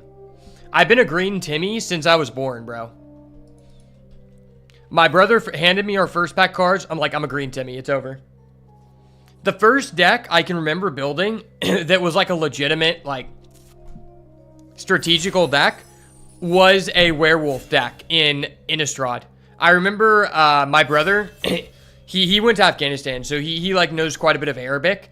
From being in the army, and he was doing Rosetta Stone, and every time he would every time he would do Rosetta Stone, he would buy me a pack of cards for every hour that I did with him.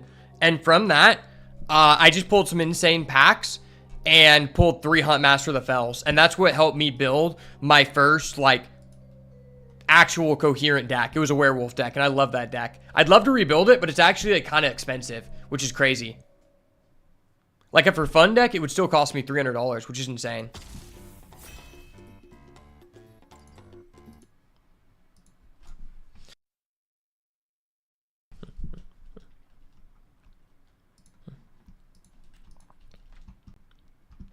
Alright, welcome back to another Duskmourn Draft on the channel. Rare here is Grievous Wounds, which, let's be real, this is a commander card. It's not a good card.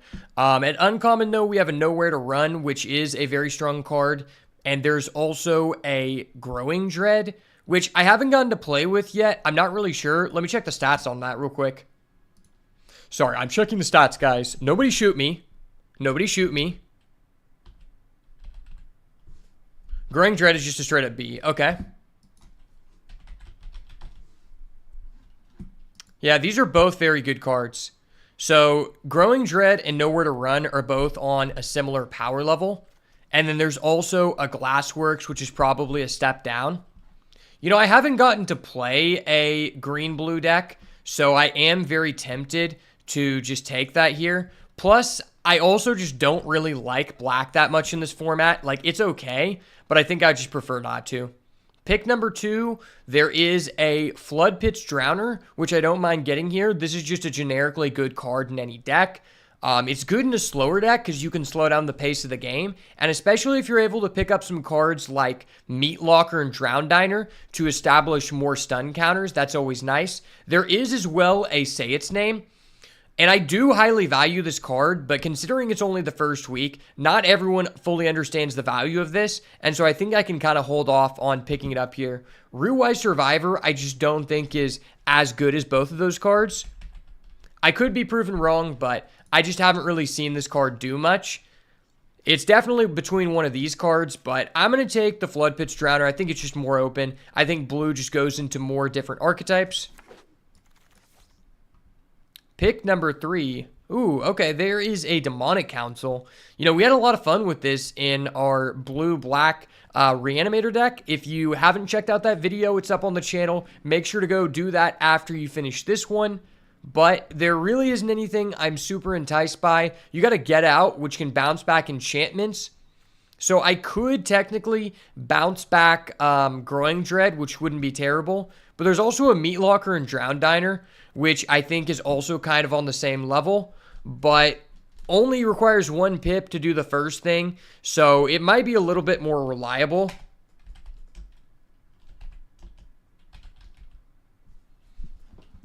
I think you could convince me that either of these is a good choice.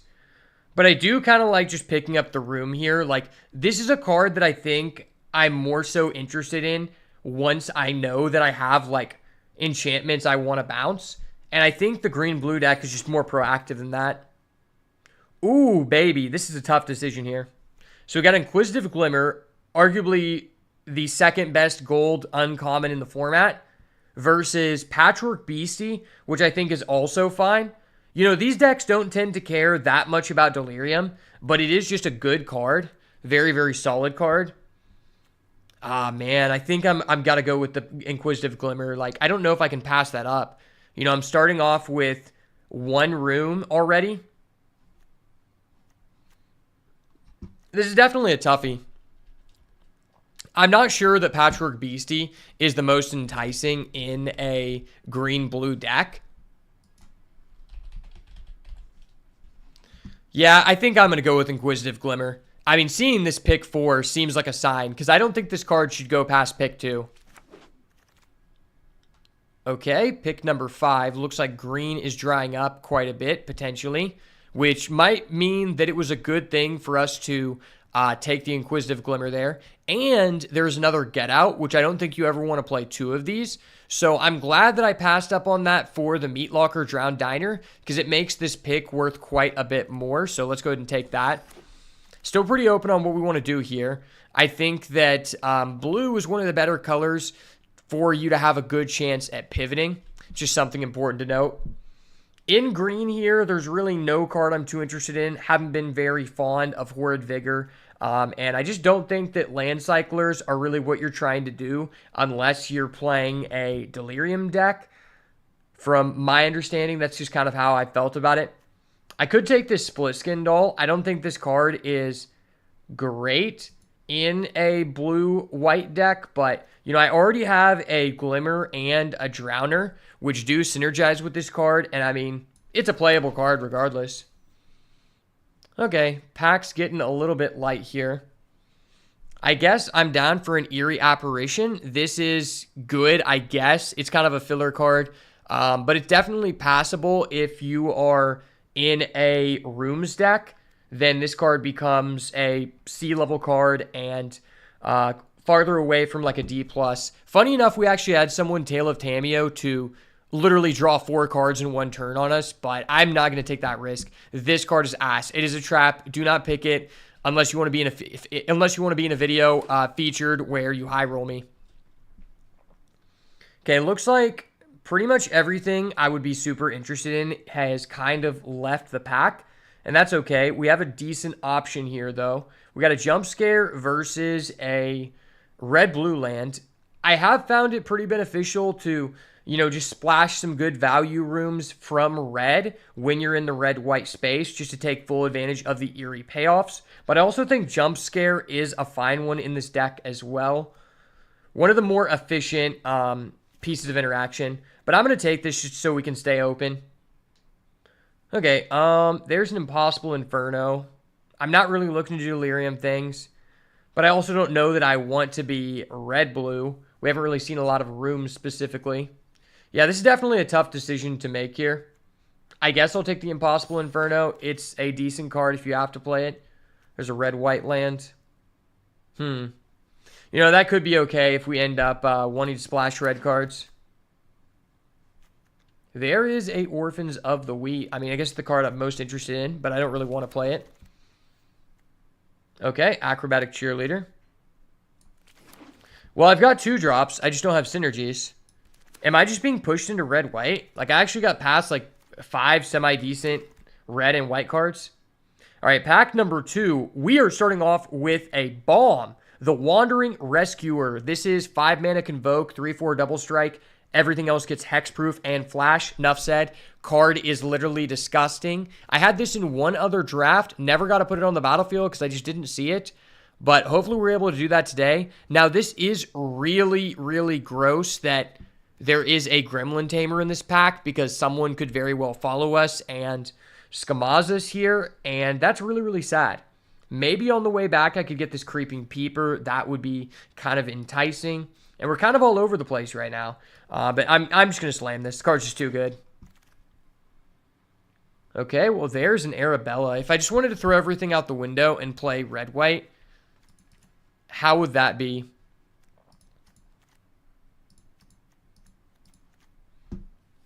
That just feels really, really risky. I don't think I want to do that. You know, I think I'm going to just most likely take Grand Entryway Elegant Rotunda. I think that's a little bit better than a Tunnel Surveyor, in my opinion. Yeah, I think Grand Entryway Elegant Rotunda is a little bit better. So let's just go with that. And if we end up being pushed into red, if we're just like forced to, I guess it's a playable card. But so far, I'm still feeling like holding on to that blue-white dream, baby. Okay, well, there is a Shard Mage's Rescue. Super premium card in just any white deck. We've had success with this in red-white as well as blue-white, so we're very, very happy to see that. Our deck seems pretty aggressive, though.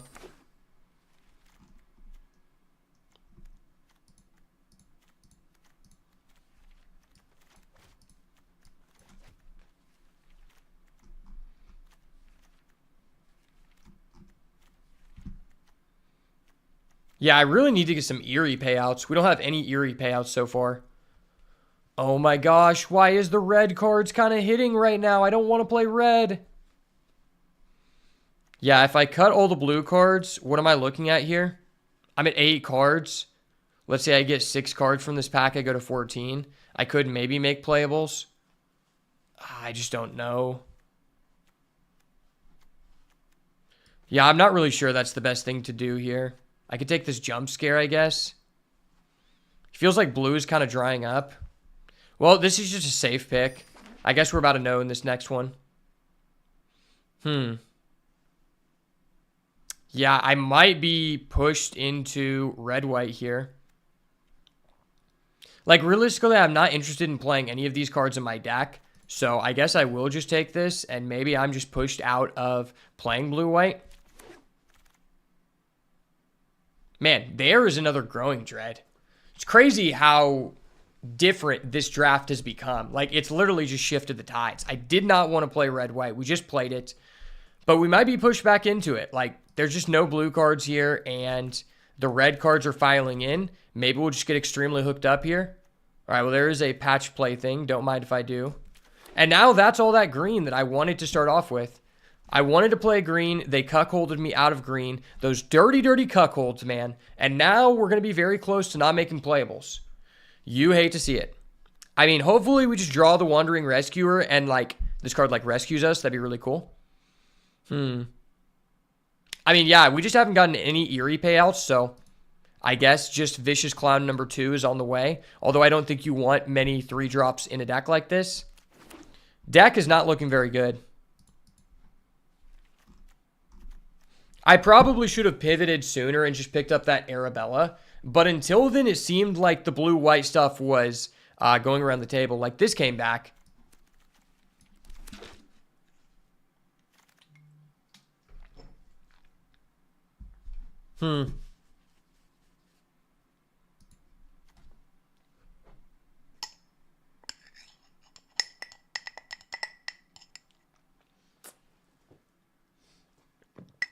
Well, I don't really want to play this card, but I may be forced to play it because we're super low on playables.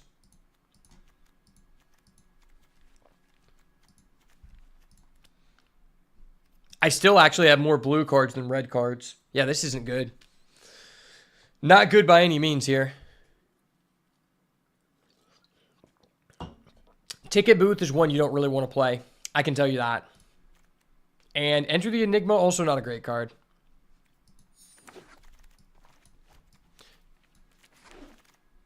I'm not liking the way that this is going. All right, we got to see a bomb here.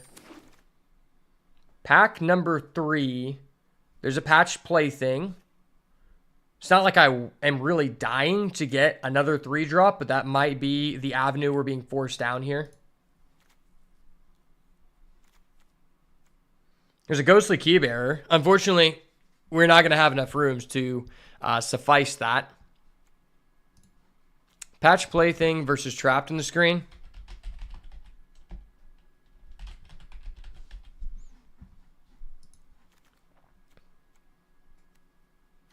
I feel like it's probably a Patch Plaything, Ingle. Yeah, we might get the Trapped in the Screen back. Who knows? Yeah, this is not great. At least white is very open. Okay, there's a Trapped in the Screen.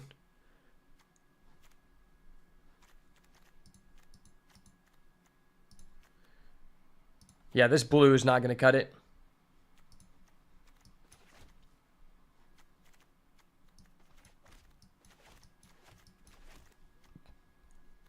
I guess I could go with Fear of Surveillance. Like, I do want a Trapped in the Screen, but I just need 2s.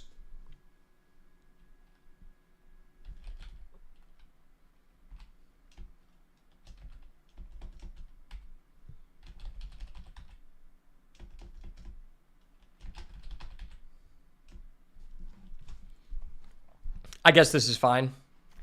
Glimmerlight is actually pretty decent in this deck, too. Ooh, okay, there's an Ethereal Armor. Man, I passed up on so many Trapped in the Screen. It's actually ridiculous. But this card is just busted. I got to take it. Why does this deck just look so much like our last deck? Like, almost to the T. Okay, I guess we'll go Shelter by Ghost here. It looks like our last deck, but worse. Okay, I'll go another for Ethereal Armor. Sure. Man.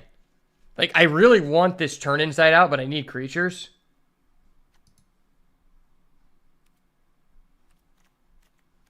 I don't even have an Arabella. Like, this deck seems shit. Like, actually garbage.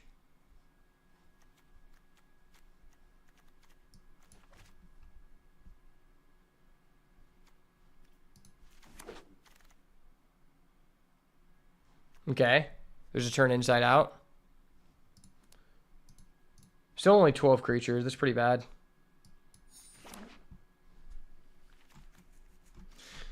This deck is not good. This deck is not good, boys and girls. This deck is pretty damn bad.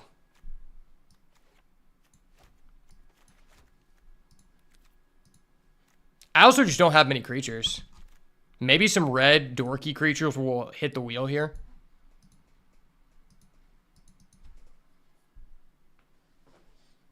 Yeah, if we can cash in on some, like, late red cards that are, like, 2-drops, that'd be great. Last pick before the wheel here.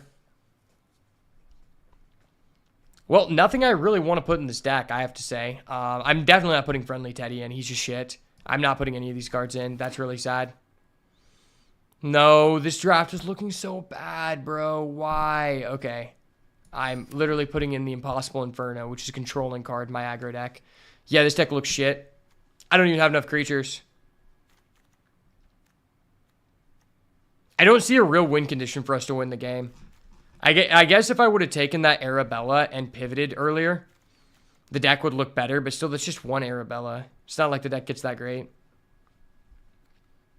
The only way I can see us winning a game with this deck is if I Wandering Rescuer cheese or if I Ethereal Armor cheese.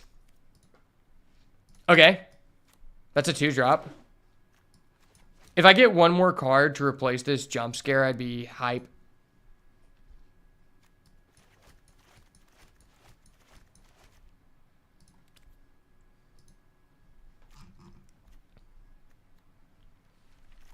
Or just replace this Impossible Inferno. I don't like that card a lot in this deck.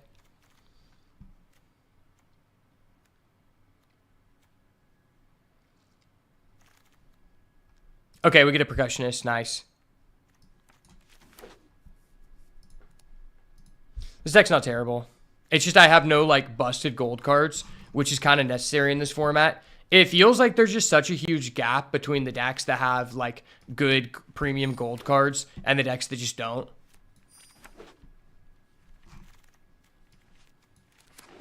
Other than not having Arabella, this deck is basically the exact same as our last draft, which is sad. I did not want to do this, but I literally just got forced out of 2 colors. I tried to start blue-green, tried to go into blue-white, and then we ended up with red-white. Wow. I mean, that was just the open lane at the table. I was forced into that.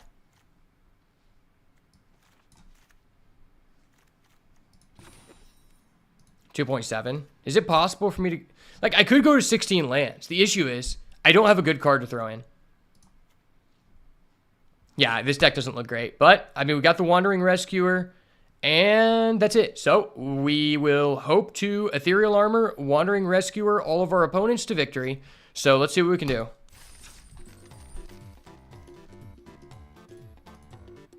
Man, I was hoping to play a fun deck.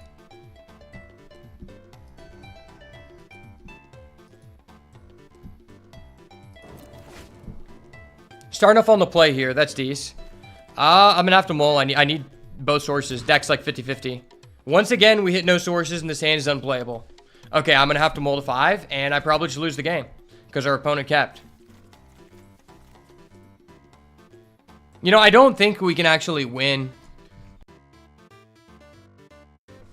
Legitimately, I don't think I can win if I mull down here. I'm just going to have to hope to hit a white source. Alright, we're probably going to the next game.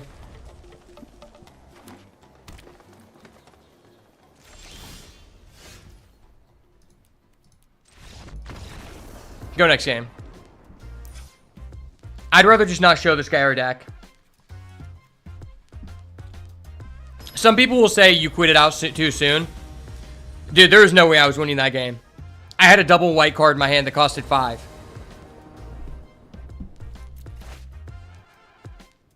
This hand is playable, I guess.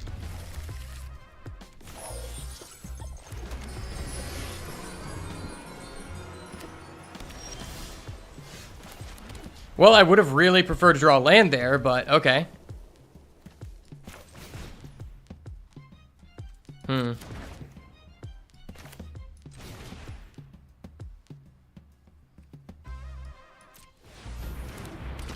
Yeah, we're going to play this guy.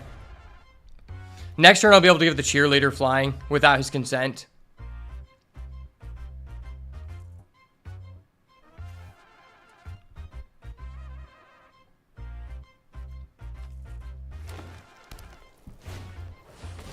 No way. He gets to play the deck I wanted to play. That's awesome, man. I love that for you.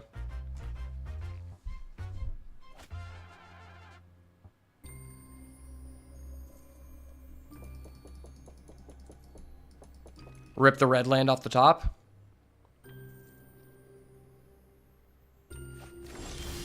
No, I needed a land so bad, bro. This is so fucked.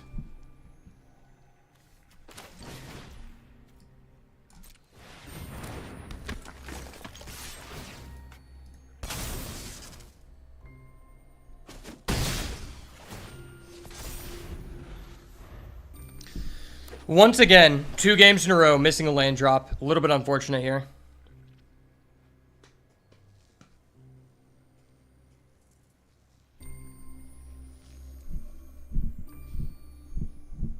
If I don't draw a land next turn, we're probably cooked. And he has a Moldering Gem. Dude, I've literally never gotten to draft this card. I want to draft this card so bad, because, like, everyone says this card's busted. I played on day 1. People still just never let me have this card. This card is probably the most unfair uncommon in the set. Like, why do you get to Rummage and 2/3 when there are other cards, like the red uncommon, that you have to play a creature just to Rummage? And it's 2/2. This is 2/3. You automatically Rummage.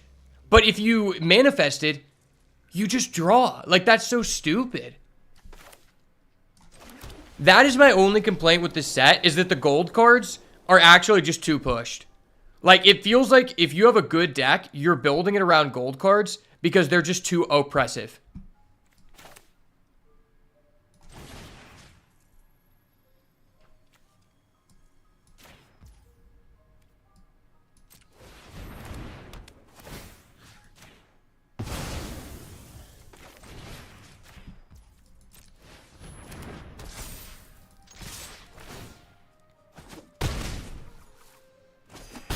All right, I'm just literally banking that he does not have a interaction here. If he does, I just die.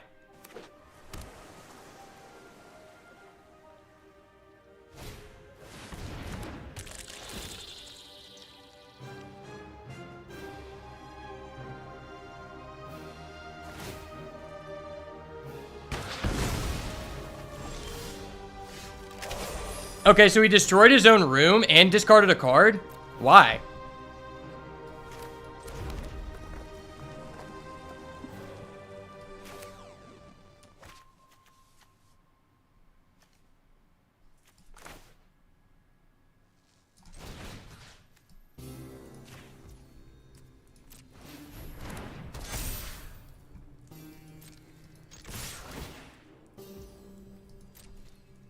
Oh, that was a misplay. I should have played my hand.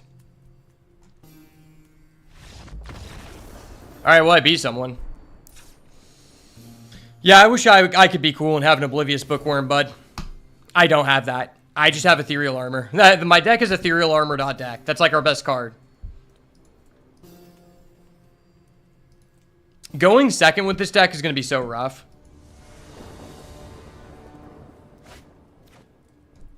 Brother, why? Where's my red mana? Okay. I'm going to keep. I'm risking it. I'm on the draw. Surely I'll get a red mana on the draw. Not a red mana. Okay, I have a Rummage. Rummage could get us to a red mana. That is a possibility.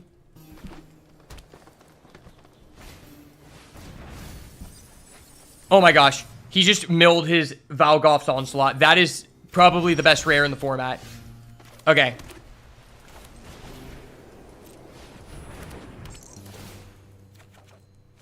Why? Why?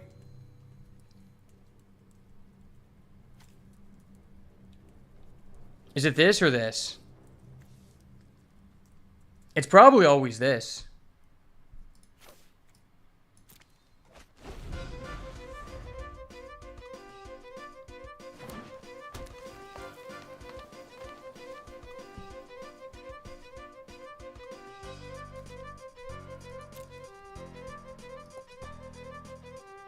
If this guy loses to us, I'm actually going to be, like, so sad for him.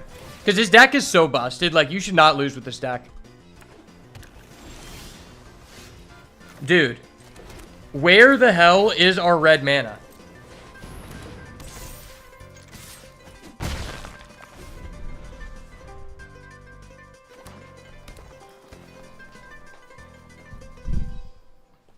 This is our third game in a row that we have been mana screwed.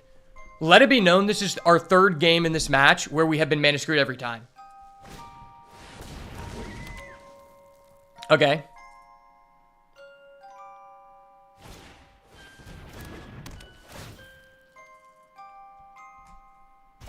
Fuck you, buddy. Dude, why am I still mana screwed? This is actually so frustrating. What the heck, bro? What the heck? Well, I don't want him to do this, because, like, I'm sure he's going to do some bullshit.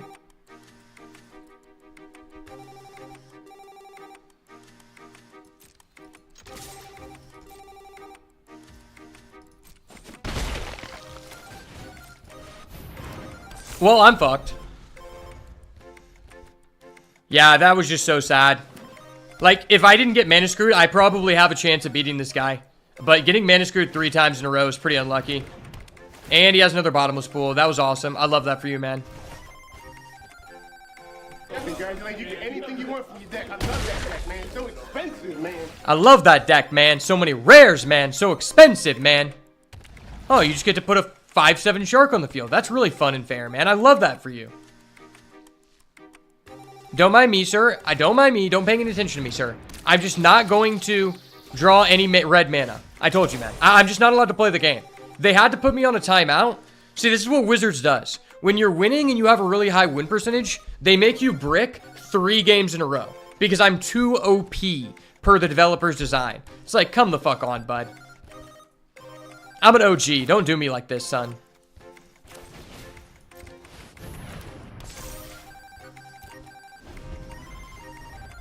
Don't mind me, sir. I'm just playing down the same card I played 3 turns in a row because I cannot draw a land. It is over a 50% chance for us to draw a land. But we're in timeout right now, so it's actually like a 5% chance.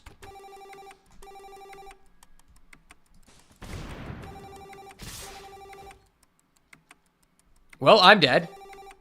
Thank you for playing. I appreciate it, man.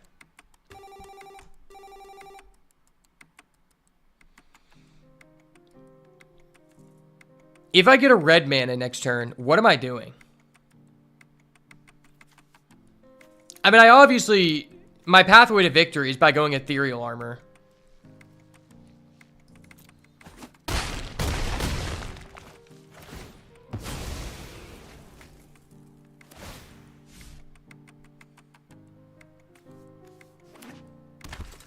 And he has an Oblivious Bookworm? Okay, it's Wraps. It's fucking Wraps.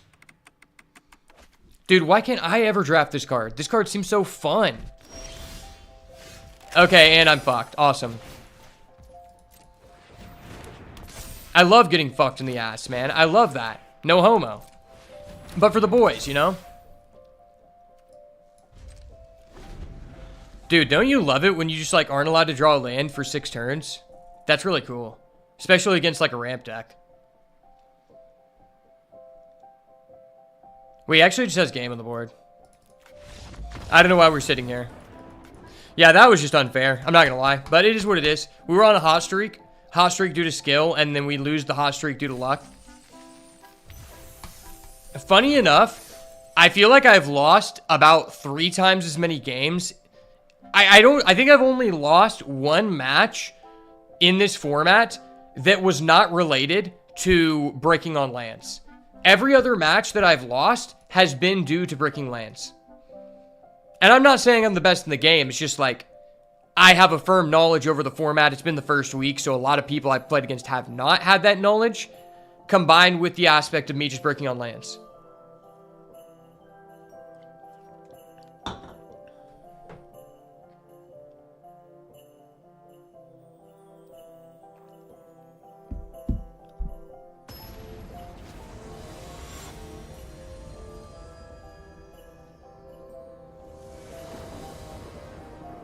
All right, may the lands be with us, brother. Okay, our opponent goes first. I believe. I honestly am less, like, bothered by us, like, losing the die roll and just, like, getting smozzed by lands for 4 games in a row now. And more so just being forced to play aggro for 3 drafts in a row now. Like, everyone is taking all of the fun decks. Okay, so... what am I putting back here? Maybe Elegant Rotunda? No, I can't do that.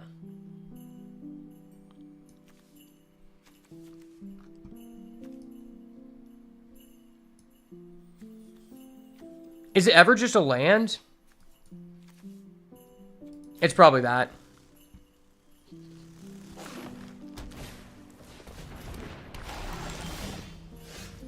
Don't get me wrong. I would love to put back a land there, but with the way we've been getting screwed, I don't think I can.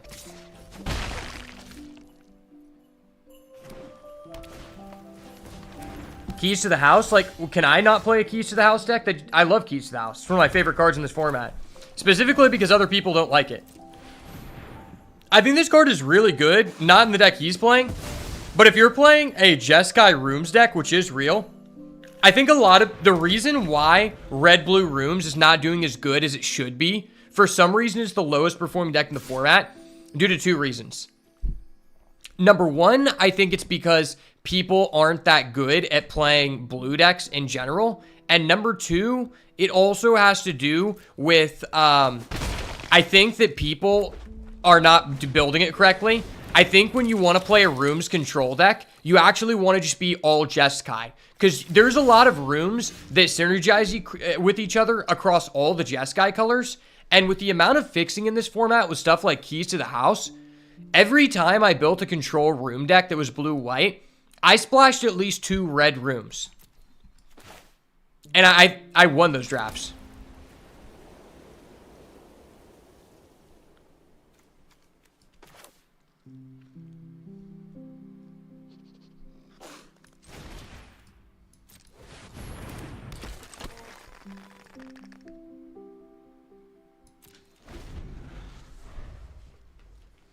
If I don't die, I'll be able to go Wandering Rescuer next turn. I'm actually kind of glad we pulled this, because I plan on making a deck with this at some point, because it's just a cool card.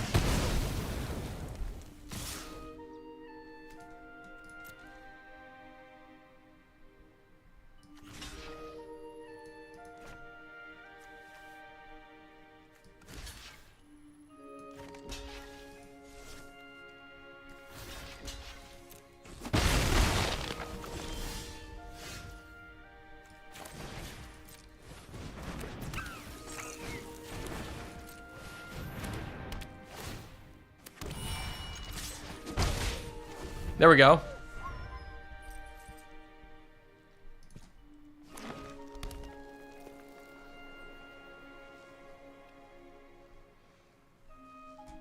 I think it was correct to trade with his fungus, because I'd rather him not remove my ethereal armor. Oh, he's actually tapping out for that? What the heck?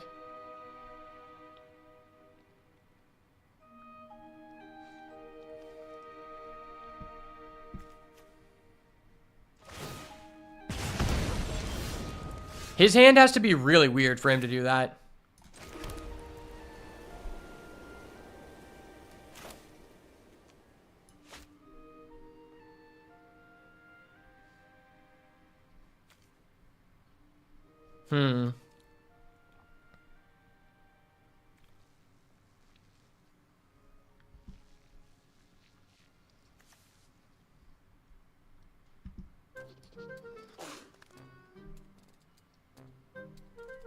This is tough.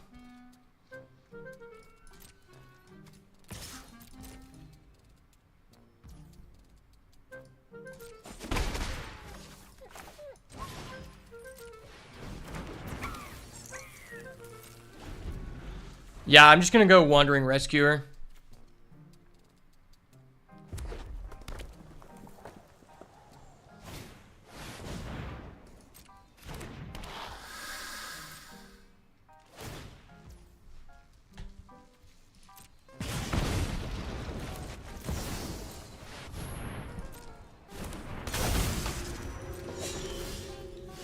Oh, nice.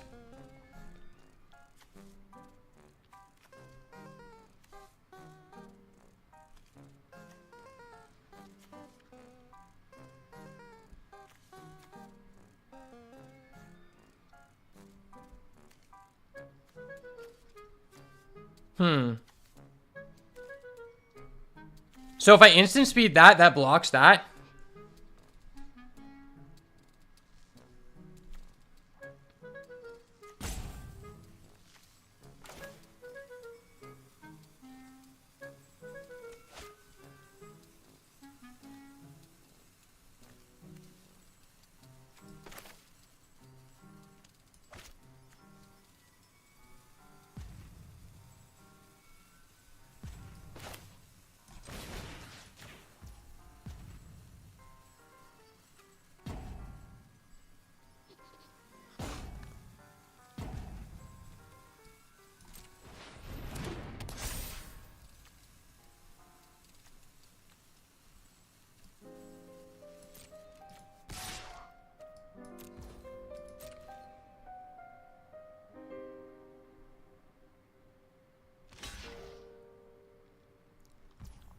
Okay.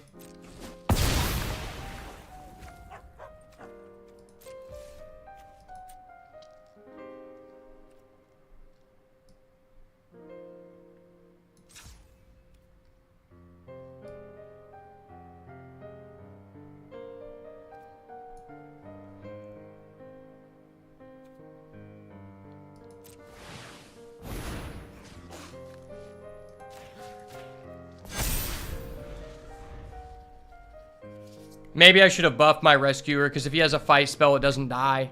That was correct. I'm stupid.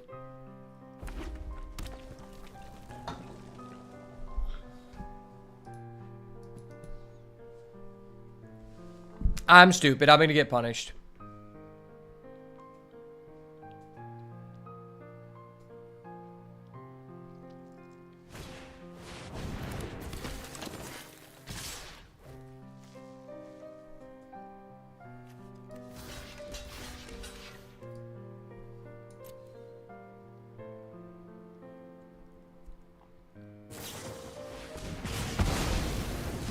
Okay.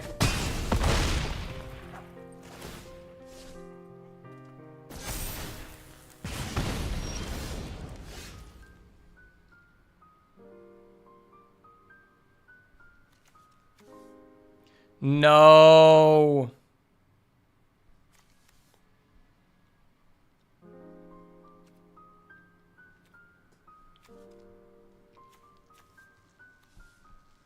I'm literally one off lethal. That's so sad.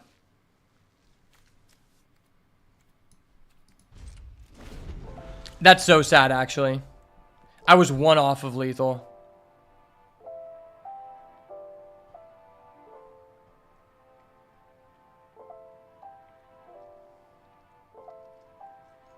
He has the clobbering time card. I can already tell by the way he's hovering my card. But that's okay. We tried our best.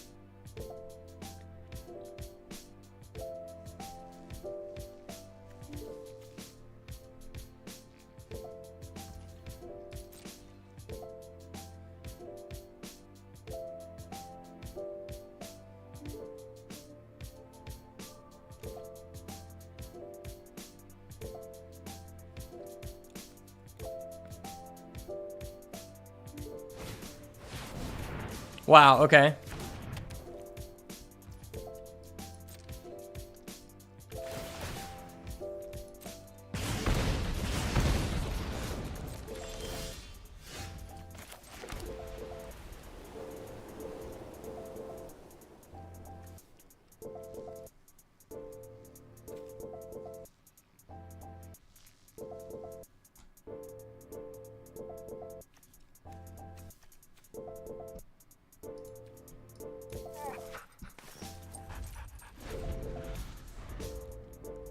We are dead.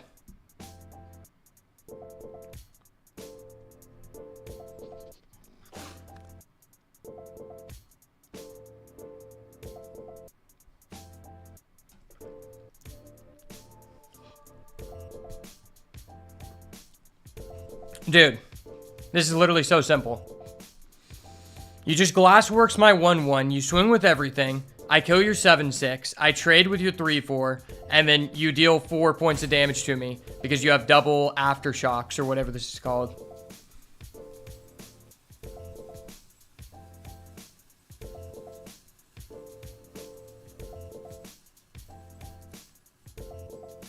Dude.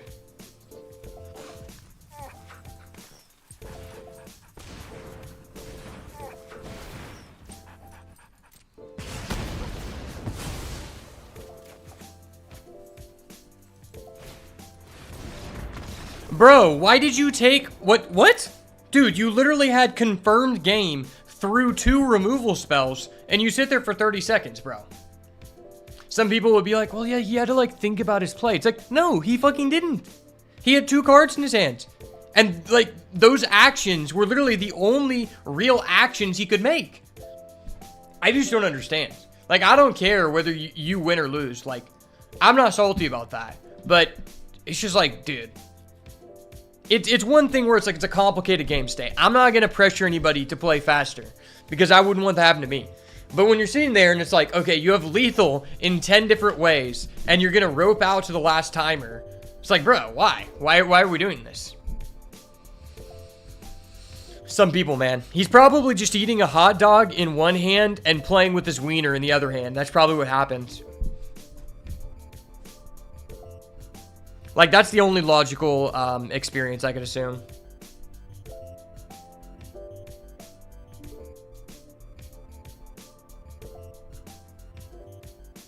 Let's be real here.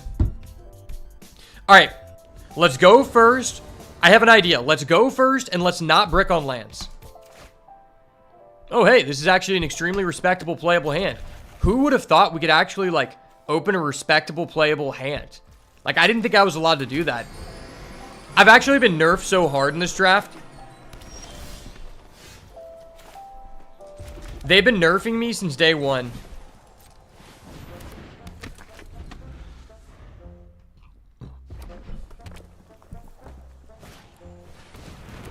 Piggy bank? No, piggy bank's busted. Why?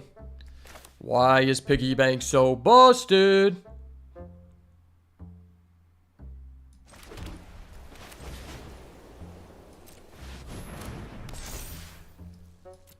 I would just go acrobatic cheerleader here, but I need to use all of my mana.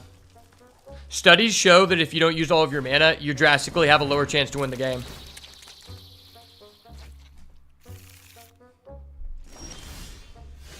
Oh, that's actually kind of huge. Okay.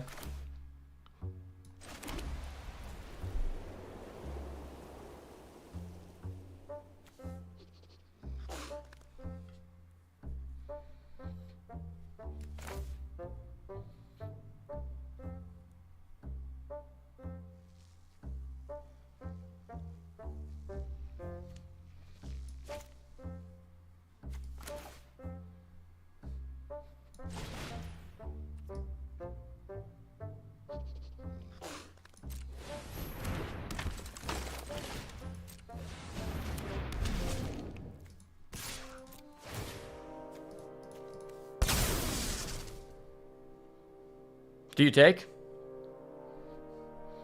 Or do you double trade? He takes, okay. Well, I get a flying counter. I think that was legitimately better because now if we draw a land, I can use both sides and that'll be mana efficient. If not, I just play the Percussionist and the Elegant Rotunda, and then that's also just like mana efficient. If I would have just played the Elegant Rotunda and buffed up the bear, it would have just been a bad use of our mana. I also wouldn't have just gotten the cheerleader on the field. Yeah, we can race. I think I'm in a better position to race than you. Considering I started off on the play and didn't miss a draw here. Okay. He also had double 2-drop. Nice. No! That was my best card. You dirty fuck. Bro, that was literally my best card. How are you going to do me like that, son? Son, don't do me like that, son.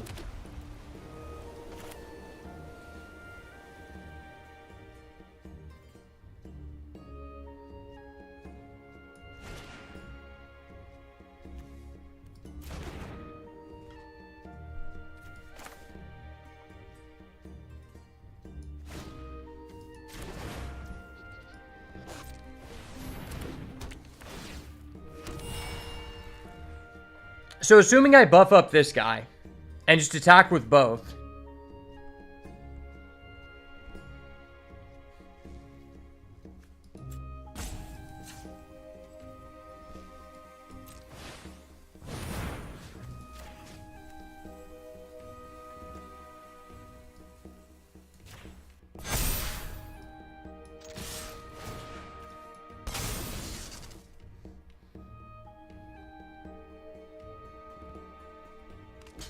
Okay.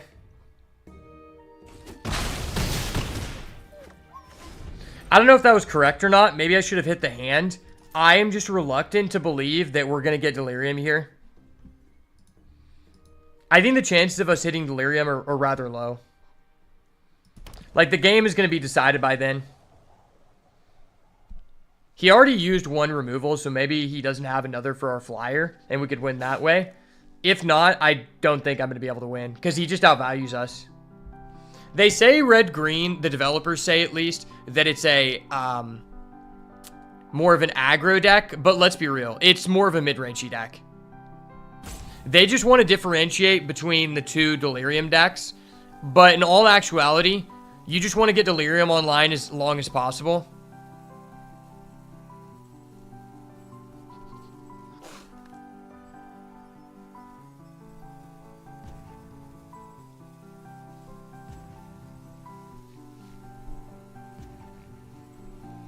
All right, bud. I'm sure you have a busted hand. Yeah, okay.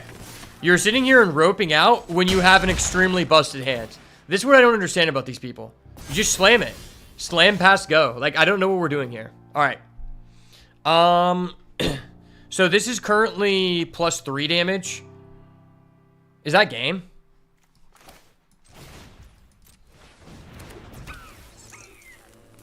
One, two, three. So this becomes 6. He blocks that. Yeah, that's exact game. Okay. Exactsies.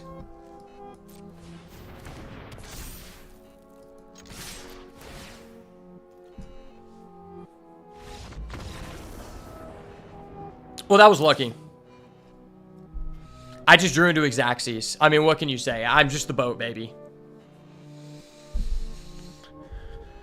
Hold your panties, baby girl. The battle's not over yet.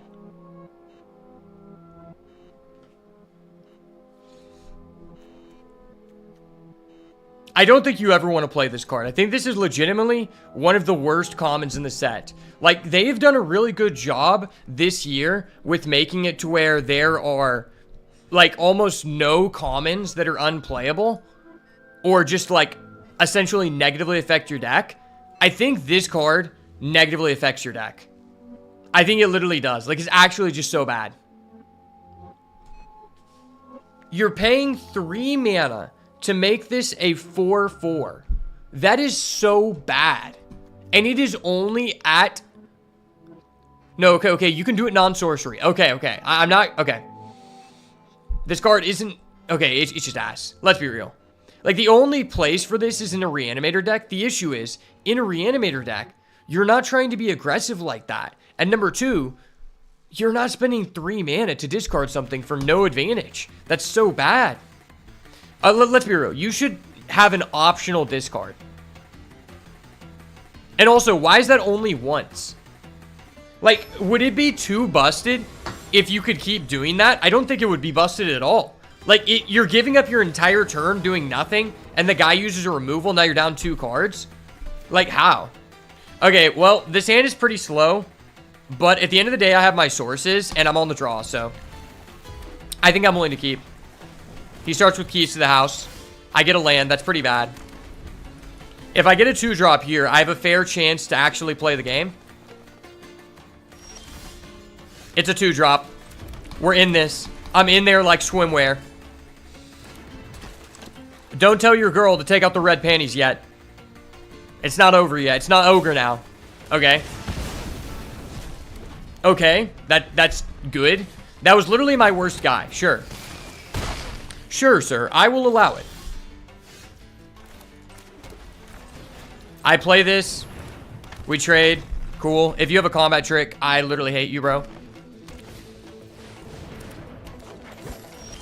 Not attacking? Oh, that was ballsy, brother. That was a ballsy move, my guy. My guy.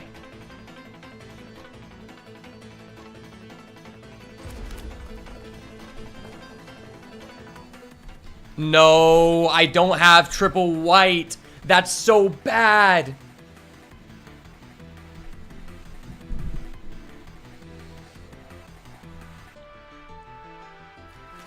Oh, this is so bad.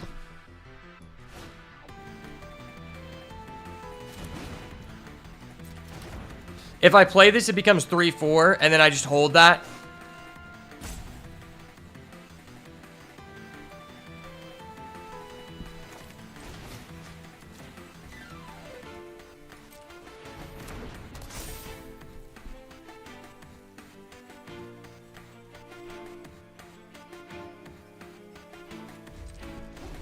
If I instant in the rescue, it becomes 5-6. So hopefully he actually like uses a trick here. If he uses a fight spell, it's insane. The EV goes crazy. No, no, no, why?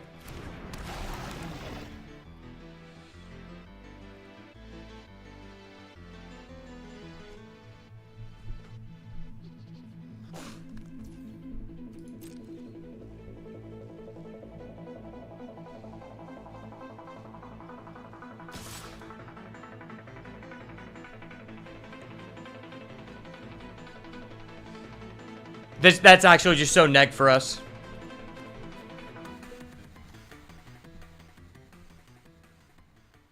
Fuck this card. This card's so busted.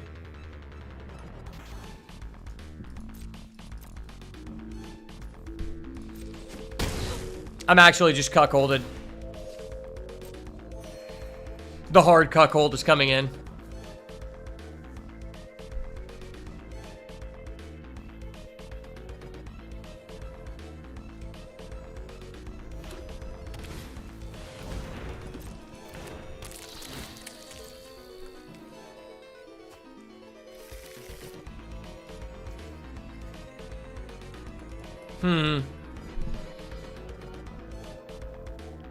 If I do this next turn, it makes it 4-5, which isn't terrible.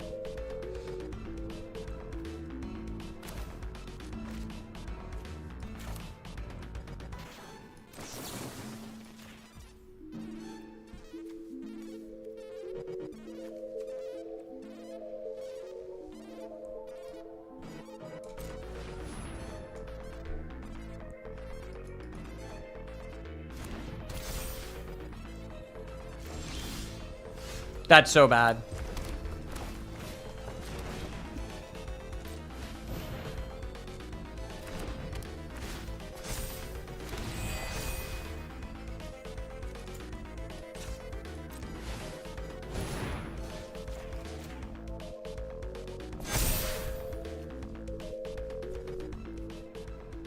I can't attack with this, which hurts.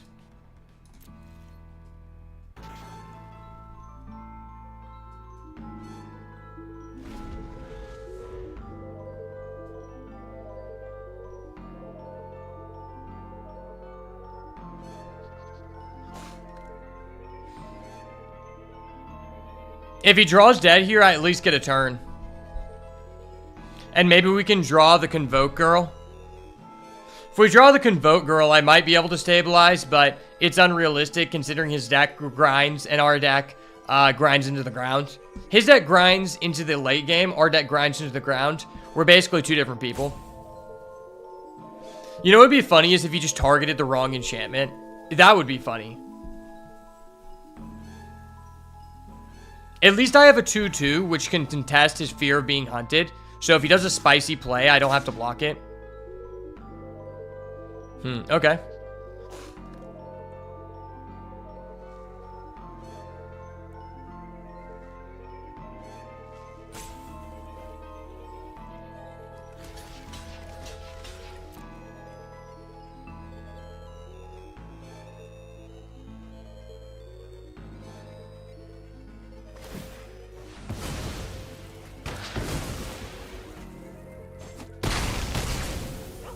All right. Let's go. Hold up. Wait a minute. Something ain't right. Holy shit, that was so based. That was so based, actually.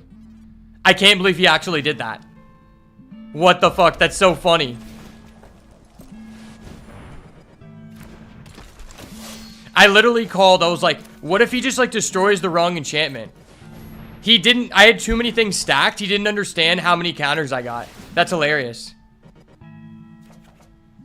Oh, it's a real card. Cool. I should just attack. I will say he can just instant in his keys, which then turns his delirium on, which is something I have to be wary of. But this is 9 damage. If I want to win the game, I have to deal damage.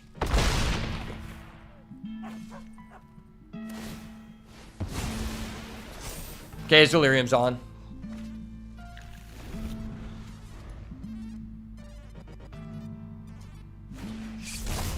Okay, that's huge for him. That's actually huge.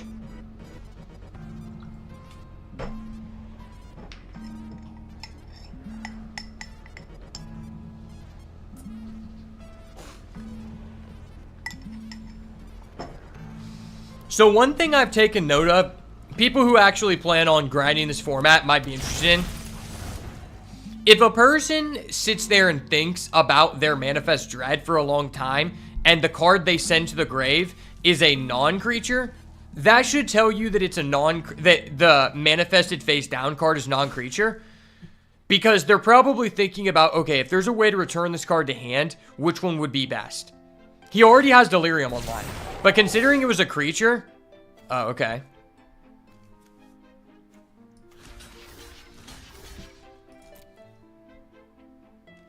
I didn't know why you would do that.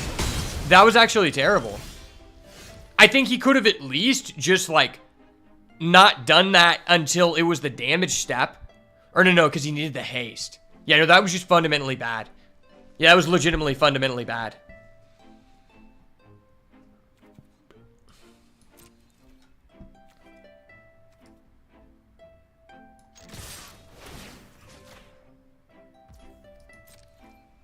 Having this girl is just so nice here. Oh, I could have played both, right? And then that would have sped up the clock. Because if I play this... Because you can... Yeah, you can convoke with something that's... tapped. Yeah, okay, yeah. So I can do this, right?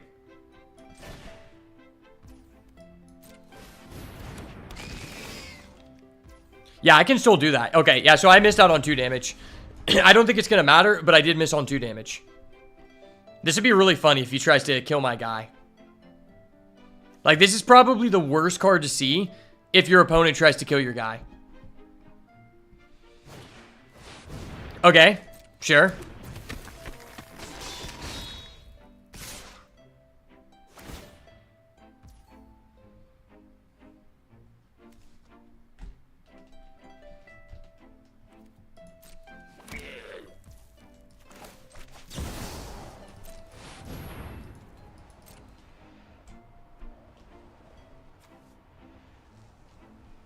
I'm just going to tap out for the Wandering Rescuer, sir. It's fine.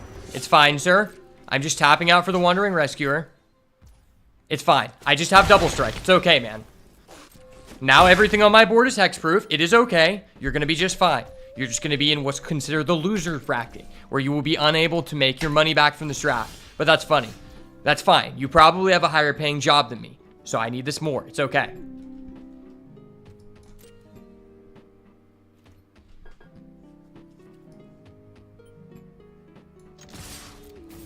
Math is for blockers, baby. Math is for blockers. Let's go. Let the math be dealt by the blockers, baby. And he ain't got none today. Wow. It feels so good to win that match. Not because there was anything on the line, but specifically because we actually got so cucked by bricking 5 out of 6 games in a row, which is ridiculous. Like, just hard bricking on not drawing lands. And having to mull every single game. And then we win specifically because I called it that guy would incorrectly, like, try to attack and pop my enchantment because he didn't understand how many things I had on the stack. That was really cool. I really respect that about him. I really respect that about you, man. I respect that.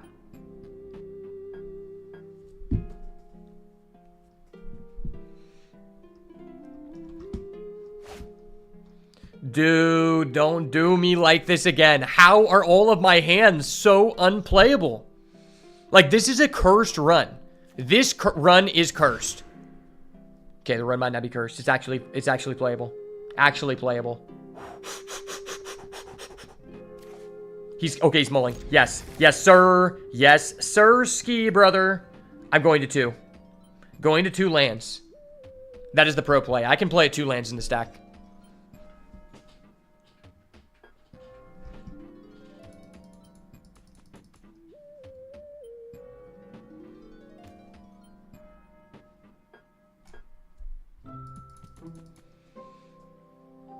Him going to 5 hopefully slows him down.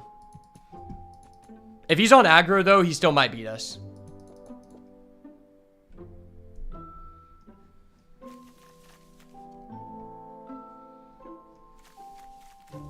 This hand is pretty legit. Specifically because Fear of Surveillance is an enchantment itself, which will increase the value of our ethereal armor. So if we draw a land in these first 2 turns, it's probably fine to just go Fear over Ragged Playmate. Wait, what? He's starting with a Leyline of Hope and he mulled the 5? Why did you not put that back? What the fuck? Hold up. Wait a minute. Something ain't right. Bro, what? He actually just... Wait, why? If he actually has life gain, I'll respect him. Oh my gosh, that's so nice. That's so nice. Oh my gosh. Oh my gosh, Ronnie. That's actually nice. I'm definitely putting that out first. Like, the surveillance value, or surveil, is just... I'm calling it surveillance because the card's surveillance. Yeah, the surveillance value is huge. Ooh, okay. Yeah, this could be pretty fine. I think I just want another land.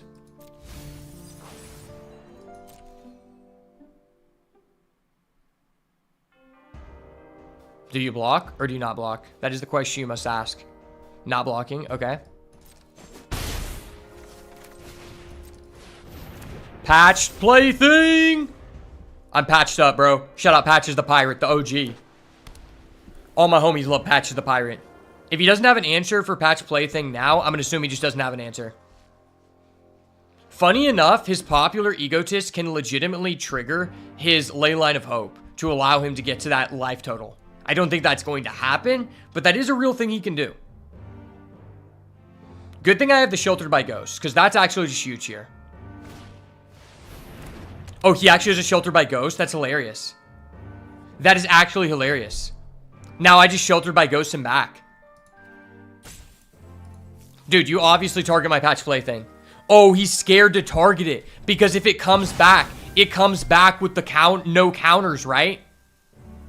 Oh my gosh, that's actually insane for us. If we draw a land here, please draw a land. Please draw a land. Oh my gosh, if we drew a land, I've never been able to do that. That would actually be disgusting. Oh my gosh, that would be disgusting.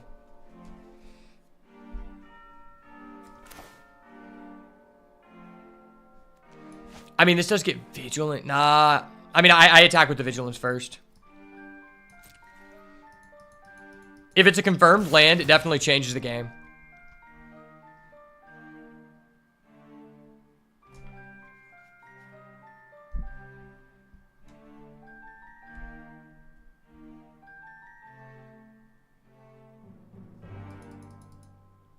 Vigilance, vigilance, vigilance. Ooh, baby. That's nice. That's heater. That's a heater.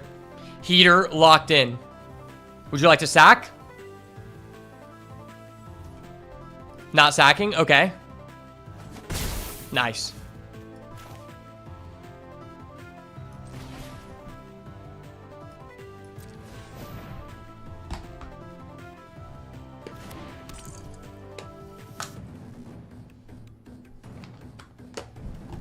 Well, doing a Sheltered by Ghosts is going to use all of our mana, and I do want to diversify my game state, so it's probably justifiable to do this. I think this is justifiable. It's justified. I'm mentally justifying it.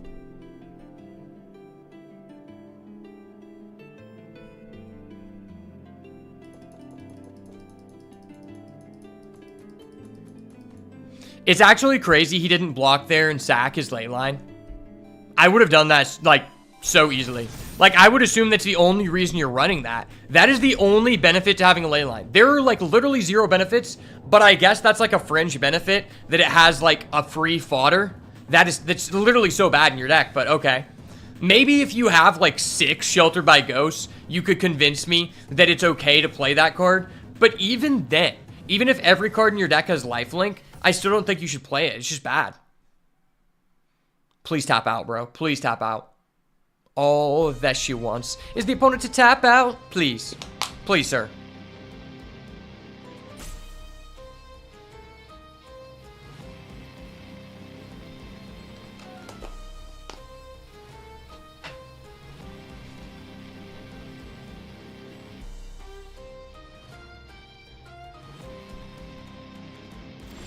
He's passing? Okay, that's so scary. That's actually so scary.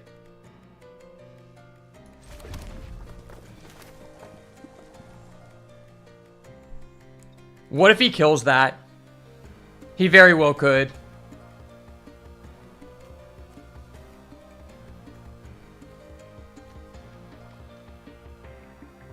Do I let him crash? Gosh, I don't know. He could have, yeah, that Nocturne. I feel like he would have used that, though. I'm risking it.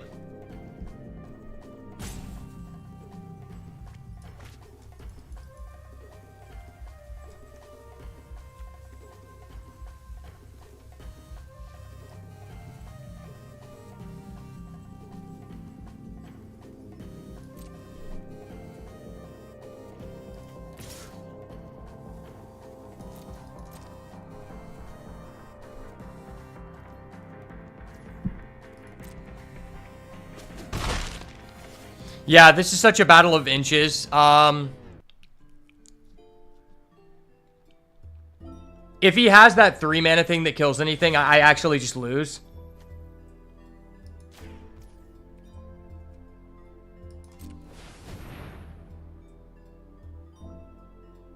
Is that what he has?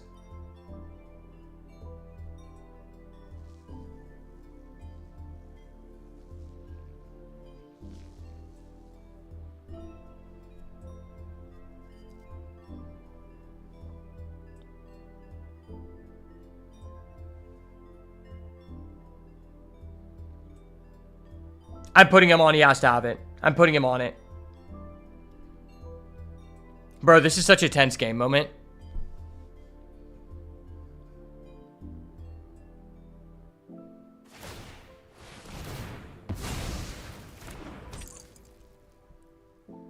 Okay.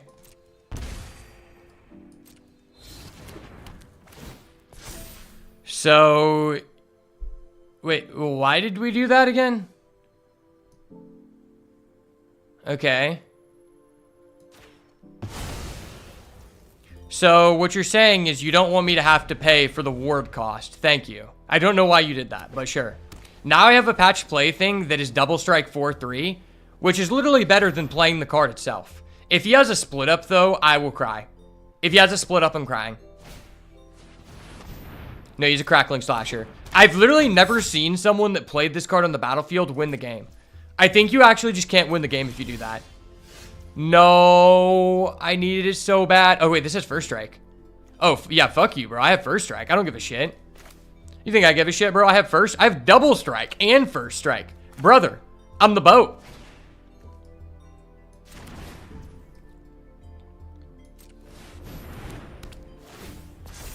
Don't mind me, sir. Just double strike, first strike. Yay! I like this deck. This deck's fun.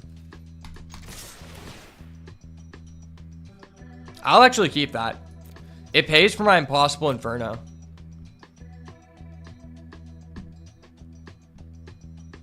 Is this actually just a saucy 2-1 Vic?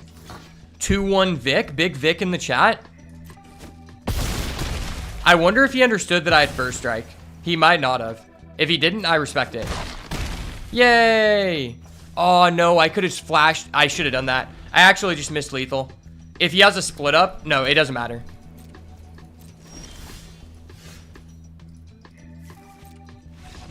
Good game.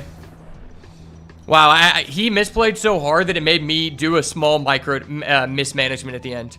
You know what's funny? We have this ticket booth in our deck, and I completely forgot about it because we have not seen this card one time.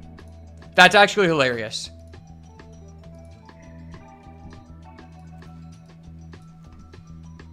Dude, all I want to do is just draft a green-blue deck one time.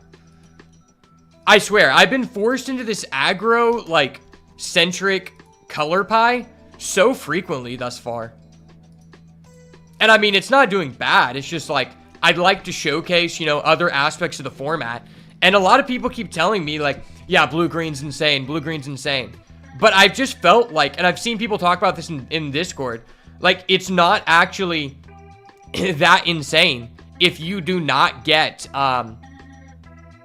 if you don't get, like, uncommons such as the bookworm, you're not gonna 3-0 a draft. You're not gonna even five wins a best of one draft. Like, I just don't see you doing that unless the other person bricked.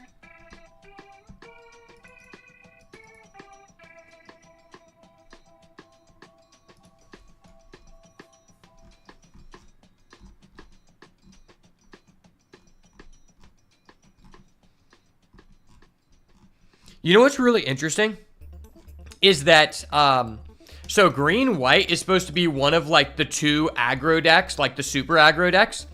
And yet the color combination of green and white has the lowest amount of instance of combat tricks in the format.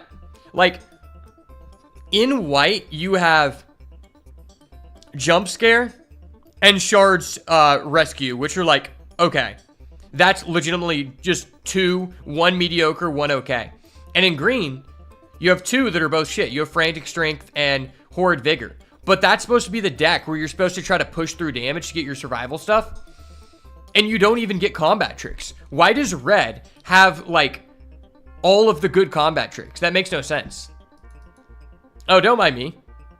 Hey guys, my name is John. I'm just here to not open the correct land sources or a sufficient amount of lands for, I think this is our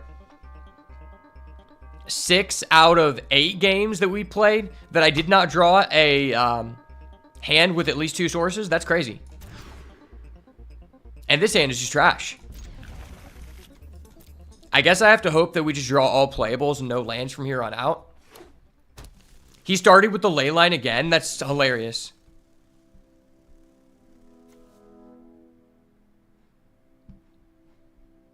That's actually so funny.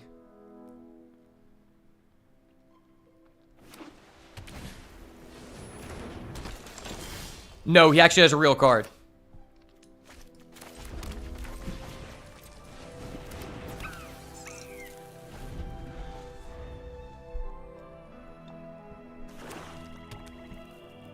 Bro has a real card.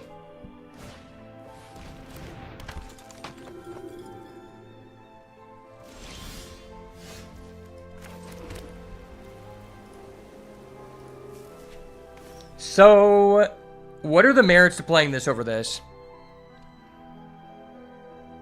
I mean, if he attacks, I trade that. So I think I always play this.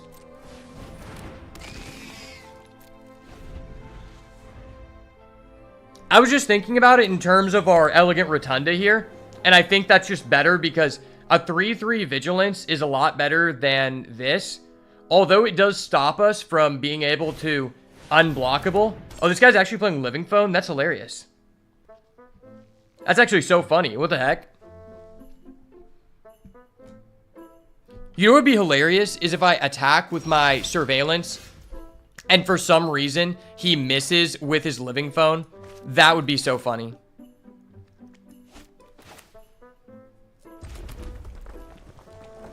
Am I ever just doing that? Probably not. I mean, I need to get this above Living Phone range. If he's trading 2 units for it, I'll be accepting of that.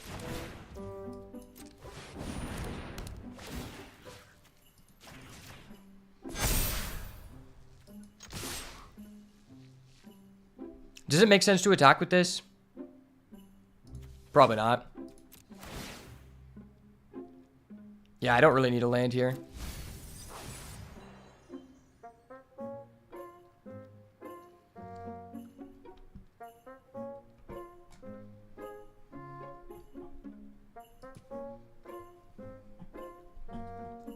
I mean, if he wants to double trade like any of his 2 creatures, I'm down with that all day.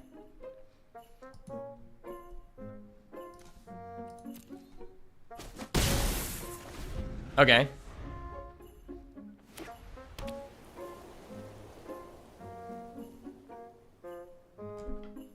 As long as his veteran doesn't get 3 counters, I feel pretty good about this. Now, if his veteran actually gets 3 counters, like, that's another story. That card reminds me a lot of that guy, the Trash Rummager from Bloomburrow. What was that guy's name? He's the 2-mana 3/3 that pays 1 to exile something. It's kind of like that, but it's, like, cheaper and less good. But that card is so busted that the comparison means that card's still good. Like, that was a 2-mana 3/3 that screwed over people with the graveyard deck.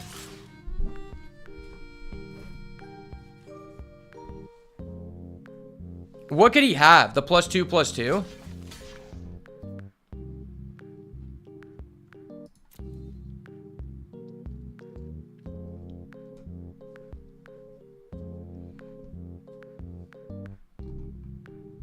Shard Mage? Jump Scare? Yeah, it's Jump Scare. Okay. Okay.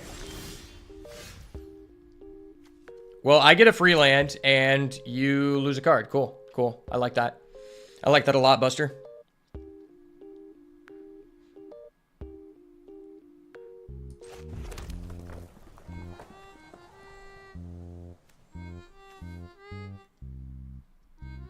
I don't think I'm ever doing this.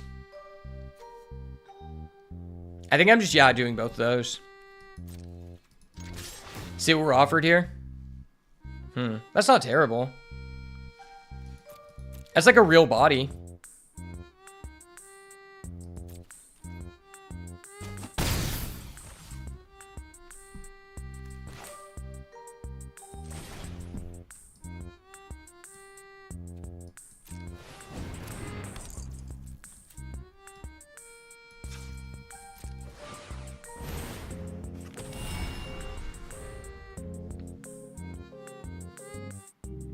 I mean, that's better than drawing a land. It's not great here, but it's, like, fine.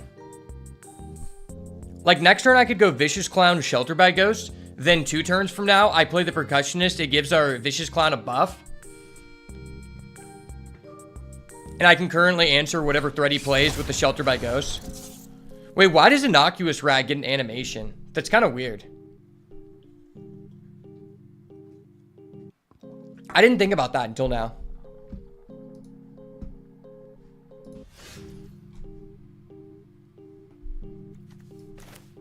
Do I really want to remove one of his things? I feel like, nah.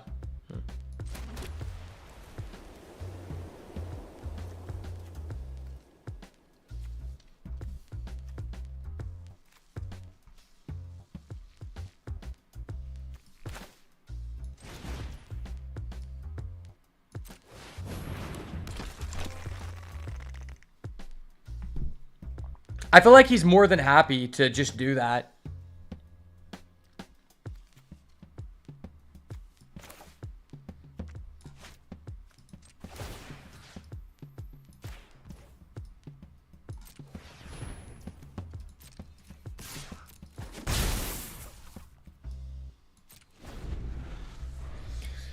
So next turn I can Shelter by Ghost, and then attack with the Clown.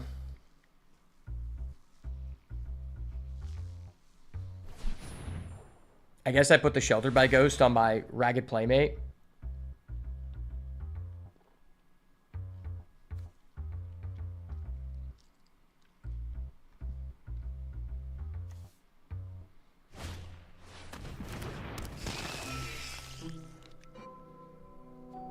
Fear of Lost Teeth, okay. What was the point of tapping that extra white mana? You could have just pressed Z to undo.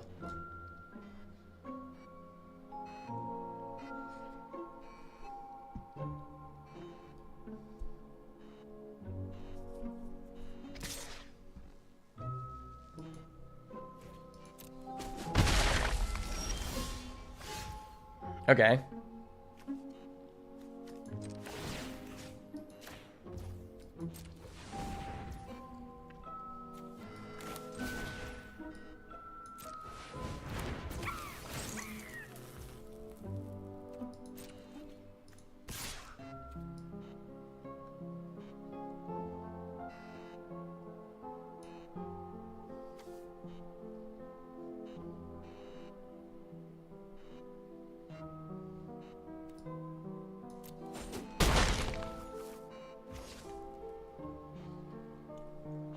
Because he's playing black, I think I don't want to play my planes. I think I legitimately just don't want to do that. Because, like, if he has that Harnesser guy and made his discard our Ghost, we'd be screwed into his top deck.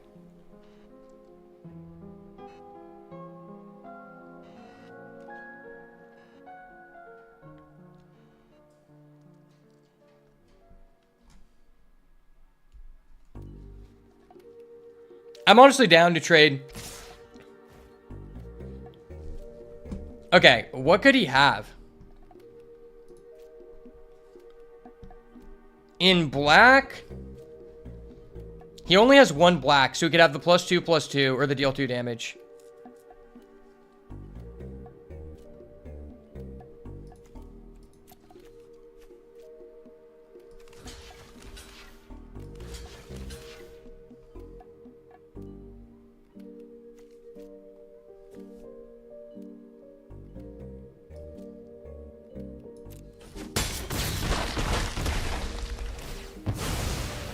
That was very interesting. Okay.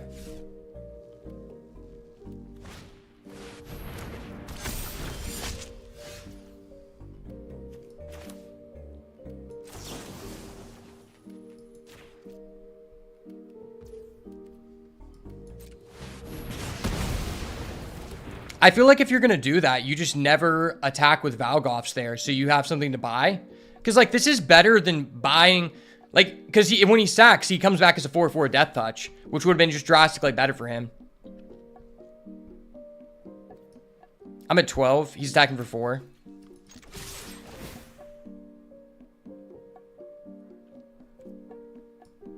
That lets me triple spell next turn. Okay.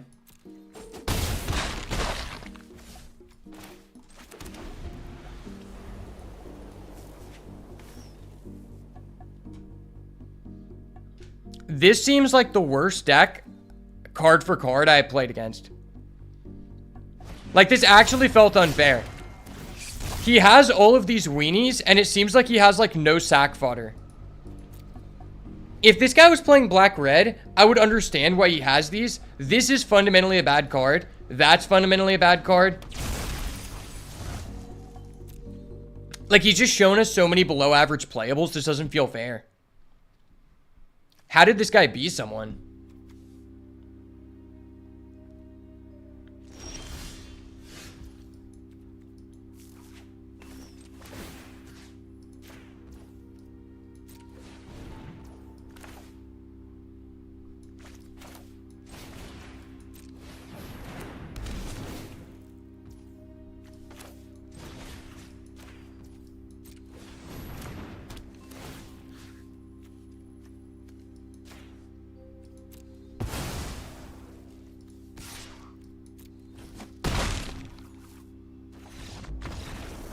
Oh, that was a Vile Mutilator? Holy shit. Okay. Okay, the guy is a Vile Mutilator. I take back what I said. He had one semi-premium card in his deck. Wow, okay. It's crazy I actually could have 3-0'd with this deck if we didn't just, like, hard brick on lands. Like, this deck doesn't seem that good. But I guess, like, there's just something to be said about the power of red-white in this format. Like, I don't... Like, the Wandering Rescuer can be very good. Don't get me wrong. I agree with that. But I don't think it's, like, as much as a bomb as a lot of the other mythic rares in this format. It's, like, A and B have to go right for you for this card to be insane. Like, A being your opponent needs to attack you with a creature that this trades away for free. B being your opponent needs to actually have a card that you're going to make fizzle by giving hexproof. And then also, like, C... if you actually have the mana to play this. Some games you just won't have the creatures to tap for this, or it won't be applicable.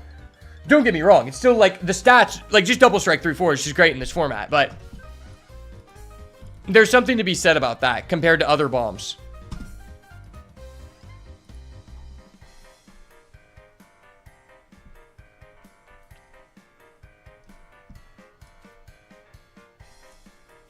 Man, Patch Plaything has been overperforming.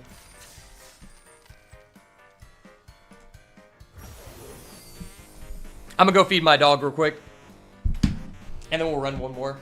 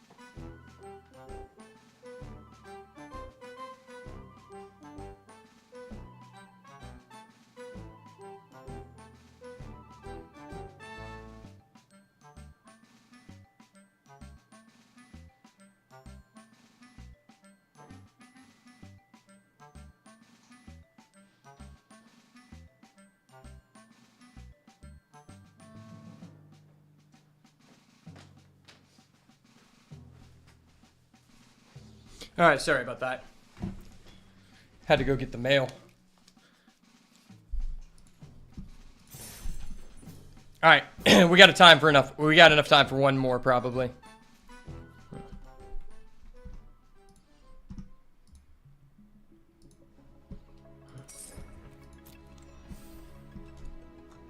Yeah, we've had a good day's success so far.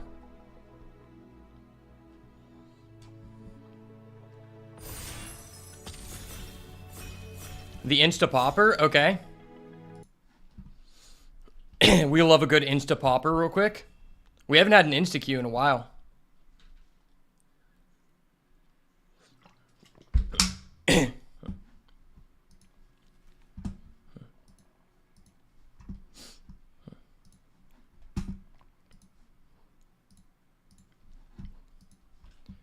All right, welcome back to another Duskmourn Draft on the channel. Rare is a ley line. These are pretty much all useless in this format, unfortunately. At Uncommon, though, there are 3 very good choices. Unnerving Grasp, which is essentially a Mana War with Manifest Dread. Betrayer's Bargain, which is a deal 5 exile. And Cathartic Parting, which allows you to shuffle an enchantment back into the deck and then shuffle up to 4 cards from your graveyard in the library. So 3 very good choices, and I think you could convince me that any of those could be the choice here.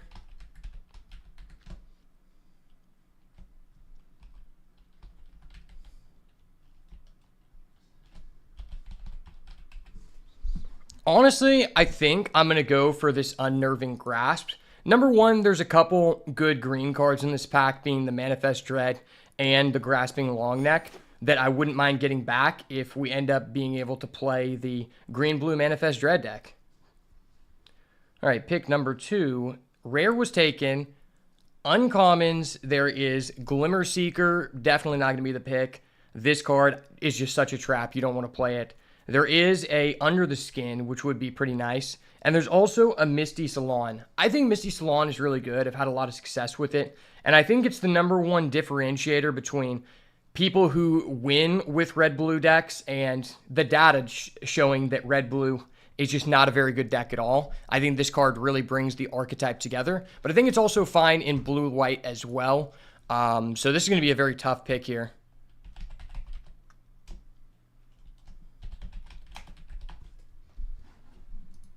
I guess if we take the Misty Salon, it makes us stay within blue, and we could play blue-red, or we could play blue-white.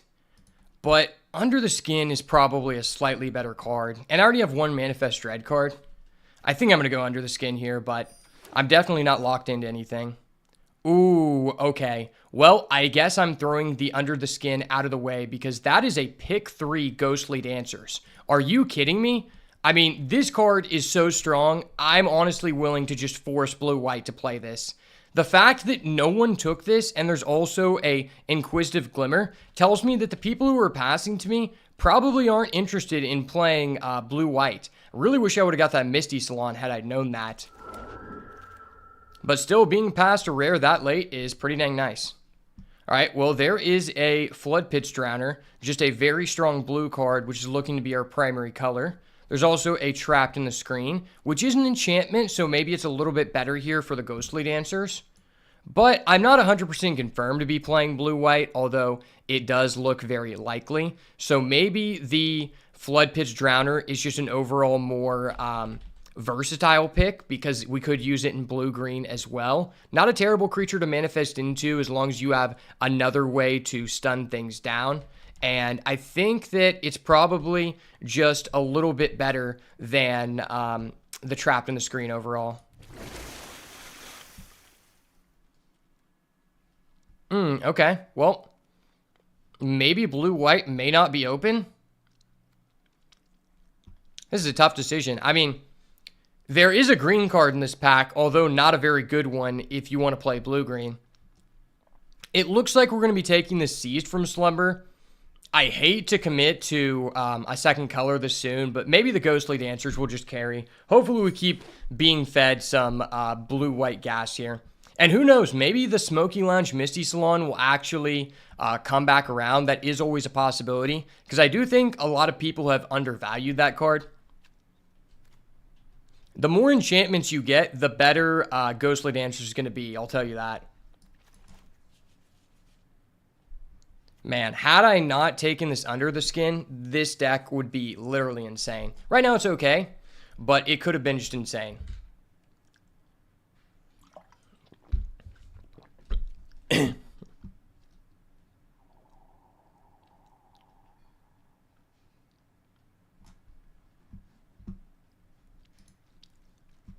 All right, buddy, pass me the pack. Pick 6 does not look like there is a lot of things going on here. Just a pretty flat power level pack. I guess I could take this Orphans of the Wheat. Nothing in this pack seems too interesting. It's either that or we take the Spine Seeker Centipede. But I have an inclination that it's probably going to be better for us to move into white than it is to green. Because green seems to be a little bit cut off here. Like, this isn't a signal because this card is pretty filler level. It gets better in the right deck, but I don't even think it's the best for a blue-green deck. Ooh, okay. There is a Ghostly Keybearer. I think that a lot of people don't like this card, but I'm decently happy playing this card in my decks as long as I have a couple copies of Meat Locker and Drown Diner. That's sufficient enough for me to play the card, I have to say, because you do have to have a couple rooms to make it good. And if it dies before you get value, it sucks, but it's a fine card in the right deck.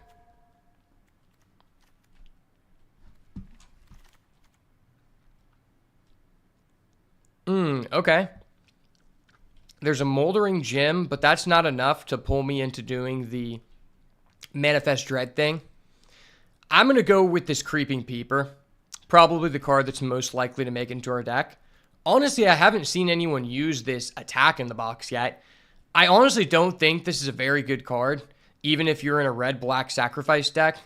It's just not really a good rate to, you know, sacrifice a 6/4 that costed you 3 mana. The things you want to be sacrificing are typically the ones that costed you no mana. There is a Don't Make a Sound. I'm not really a big fan of that card.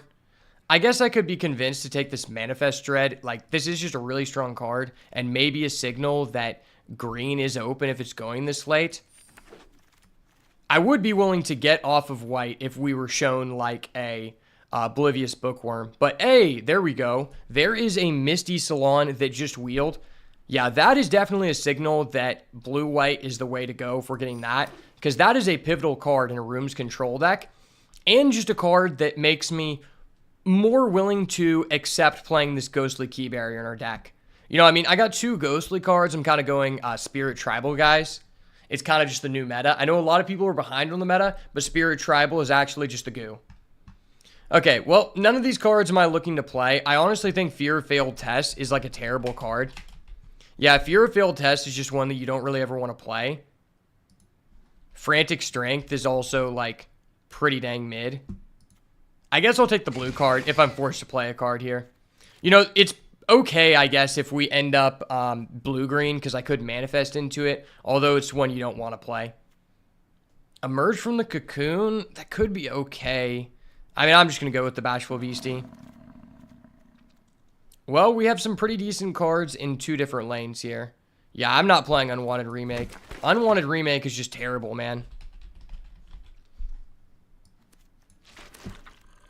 All right, pack number 2. Will the blue-white dream survive? Rare is Enduring Innocence. This is the one that is kind of like the Caretaker's Talent. You draw a card every time a 2 or less attacked minion enters. And that card is busted. So that's probably what we're going to pick, but it really sucks because there's also a Gremlin Tamer in this pack, which is a card we really want for this deck.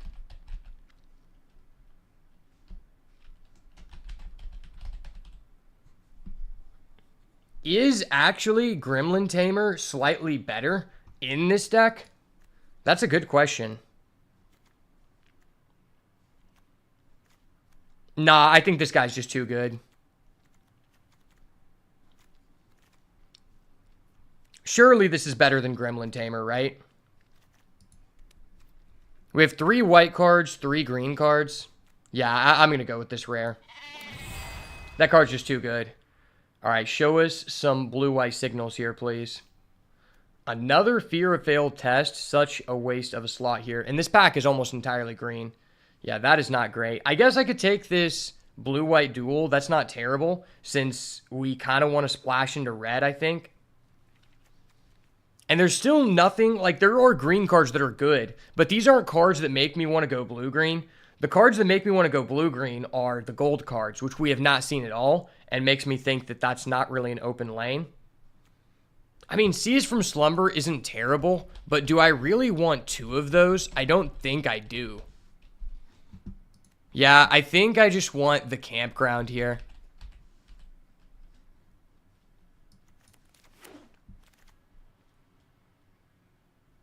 Okay, there's a Jump Scare. There's also a Tunnel Surveyor and an Unwilling Vessel. Unwilling Vessel isn't that great.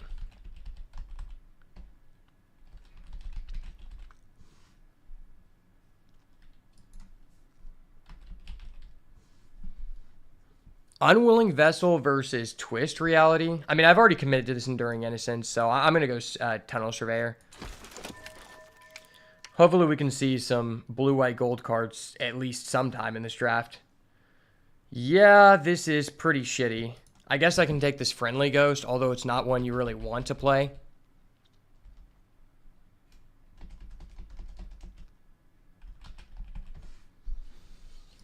Oh well, I guess I'll play it. Not a great card. Man, now the Manifest Dread stuff is coming back. I mean, I don't really have any benefits for playing Manifest Dread, though. It's just cards that let me Manifest Dread, which aren't enough to really pull me into that deck. I do need to start seeing some rooms, or this draft is going to be botched. It already seems pretty botched, but we'll see. Wow, this pack is so bad. Mihawk Massacre, too. That's so funny.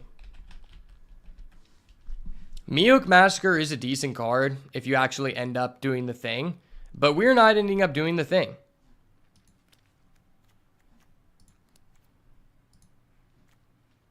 Yeah, it's pretty much just too late to pivot here. I mean, I guess I'll take this. Like, I'm never playing any of these cards, unfortunately. I feel like I'm being extremely pushed out here. Can take a Glimmerlight, though. I don't mind that. Another Manifest Dread. That's hilarious.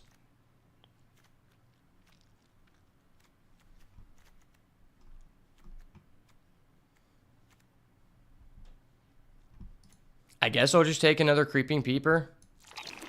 This pack 3 has to treat us extremely well, or we're just cooked. I thought getting a pick 4 Ghostly Dancers was a signal, but maybe it's not. Also, this Misty Salon is looking really bad with literally 1 room in our deck. If there's no rooms that people are passing around, how did the Misty Salon actually wheel? Like, that was actually such a bait signal.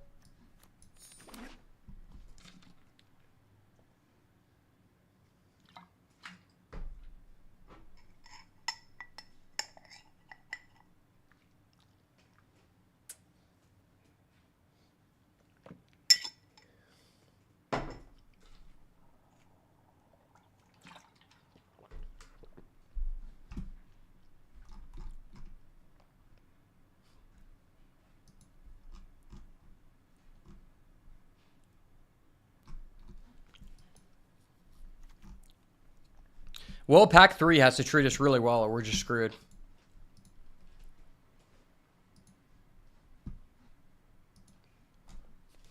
We shall hope for the best here. Man, these are some slow fucking drafters, bro. How is everyone so evenly distributed? It's literally pick 9. How is this wheeling? Dude. How am I actually just being cuckolded? I feel like my seat at this table is literal trash. Because we're being offered an evenly distributed amount of white and green cards to a point where I'm actually just fucked, probably. Now I'm just getting offered all green cards. Fuck, dude.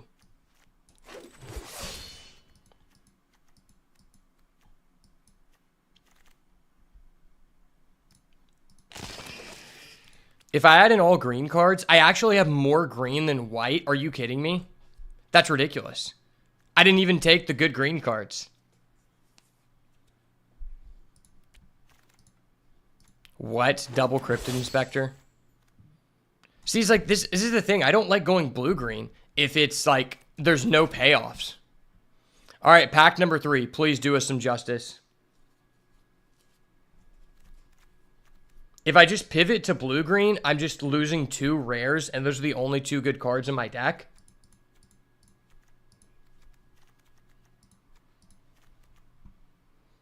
Yeah, that just seems like suicide. I'm getting literally no payoffs for Manifesting Dread, which just, yeah, that just seems terrible. And then these cards just become so bad. Fuck, man. This pack is terrible. I guess we'll take this card. Please show us a gold card. This pack is so mid, dude. What is this pack? Dude, this draft is so bad. This draft is actually just potentially... I think this draft is just unplayable.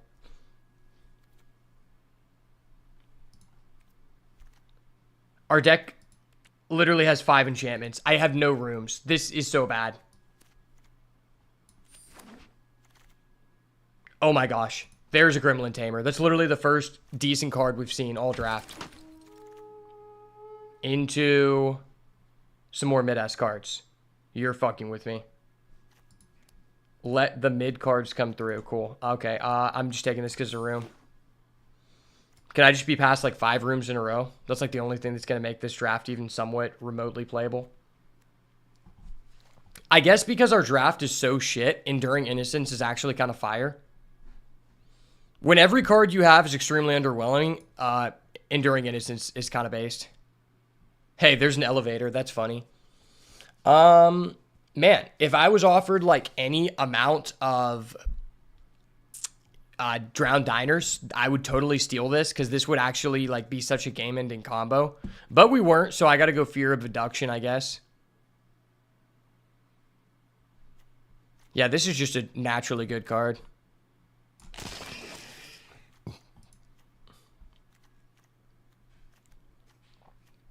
This deck looks pretty bad, specifically just because we don't have that many enchantments. If we had like a decent amount of enchantments, I'd feel better about this. At least I have 1 Gremlin Tamer. This card is doing nothing, though, because I have no rooms. So I really need to find a way to take that out. I don't even know if we're going to get enough playables, though.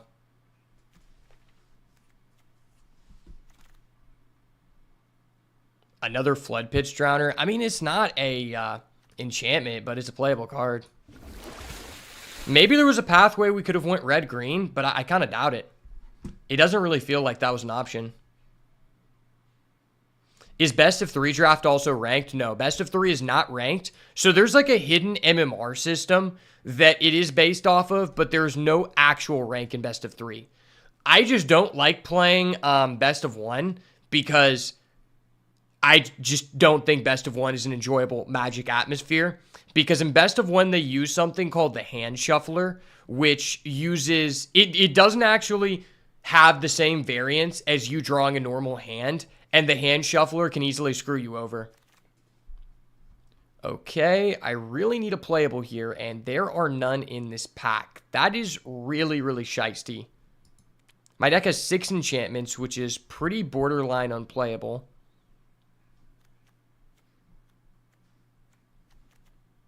There's no way I'm playing that. I guess I'm always playing this. Ooh, that's an enchantment. Okay. I got way too hyped about that because that is not worth being hyped about. I need to get 1 more playable card so we don't have to play this card. Please, please. I don't want to play this card.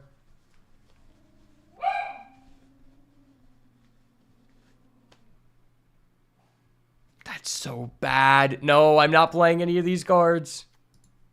Maybe I'm splashing this card because our deck is so shit. Into more unplayable cards. Okay. Well, fuck me in the ass and call me Sally. This is nice. I love this deck, man. I'm actually going to play Cult Healer. Am I? Wait, no, I'm not. This Ghostly Keybearer feels so sad. I have 7 enchantments. Into more no enchantments. Cool, cool, cool. We love no enchantments this time of year. Yes, sir.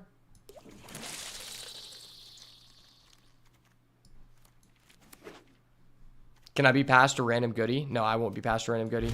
All right, well, that's the draft. If we can get 2 wins with this, I'll feel magnificent because the draft, this is just a terrible deck. There was literally no way for us to go into a playable deck. If I went blue-green, I take all the manifest cards. I have no legitimate payoffs for being in manifest, and I lose 2 bombs, and I'm offered no gold cards. At least in this space, I actually have a Ghostly Dancers, which is a top 10 rare in the set, and I have an Enduring Innocence, which is actually kind of good with how, like, terrible our deck is. What is the worst card in our deck? Do I actually play this? No, it's so bad. I don't think I play it.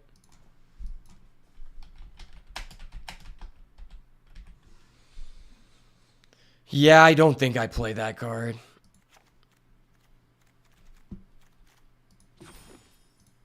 Well, this deck feels really bad, but it is a deck. It has cards in it. Yeah, I am playing a 4-mana 3/3 because he's a 4-mana 3/3. Maybe I should actually play this guy because this is an enchantment and I just want as many enchantments as possible.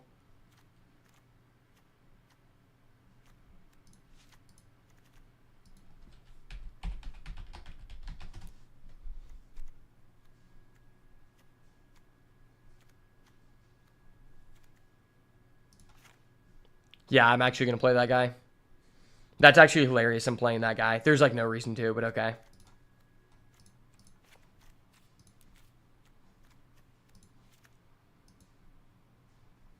That's so sad. I was just offered no rooms, but we got 2 rares. We'll see. Okay, so if you're still there, Jonathan, I want to explain to you how fucked up the hand smoother is. So, I mean, you might already know about it. But basically, in best of 1, what happens is, instead of drawing your normal hand, Magic Arena in the background before your game even starts draws 3 different hands. And it keeps the hand that the computer believes has the best land to non-land ratio in your deck. Now, the issue with this is that it may get a uneven ratio to what your deck actually is. So, like, for example, if you have a double-faced card that's a land and a creature, it doesn't register that. It just checks you as having less lands in your deck, which fucks with the algorithm. So there's a lot of, like, things where it's like, okay, maybe I want to go 16 lands because I have a lot of card draw, or I have Surveil, which lets me put cards on the bottom to find my land, or I just have, like, Fixing, right? I have a card that searches the land. Well, the hand smoother doesn't register that and can often just make you end up with, like, straight up unplayable hands, and then you just die. On top of, like, Magic already being a variance-based game, where if you don't draw enough lands or you draw too many, you auto-lose, which makes me much rather want to play best of 3, because at least then I have a fair chance that, oh, I didn't draw enough lands and my opponent went first and is playing mono red aggro. I get a chance to go first. I know that sounds simple, but once you actually experience it, you would understand, like, how frustrating it is.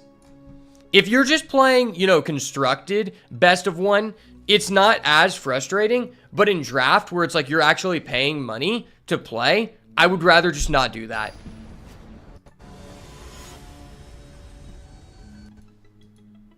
I do think best of 3 in this format is really fun. There's also just some, there's legitimately some formats where best of 1 is just not playable. Like, it's actually horrendous. Last format was a great example of that, because if you didn't have a 2-drop and you went second, you automatically lost the game.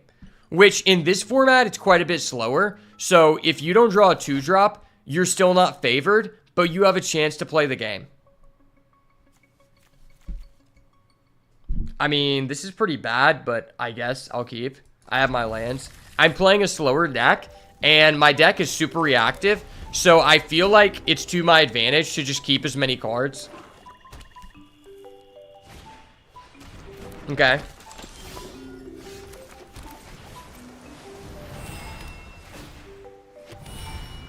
I would have liked to just not draw another land, but that's fine. Yo, thank you, Dean Spencer, for the follow.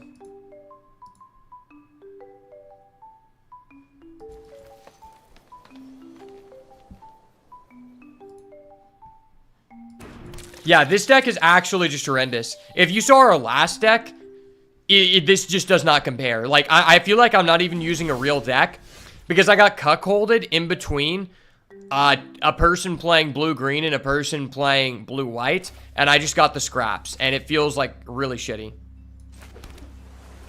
So, maybe I'm supposed to just, like, let him attack and then just kill this. That's, like, super non-proactive, but I need to answer this at some point in order to play the game, I guess. Well, I guess this actually can, like, trade with that. It doesn't really matter.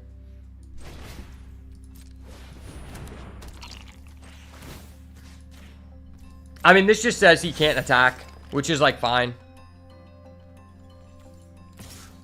He's never trading here.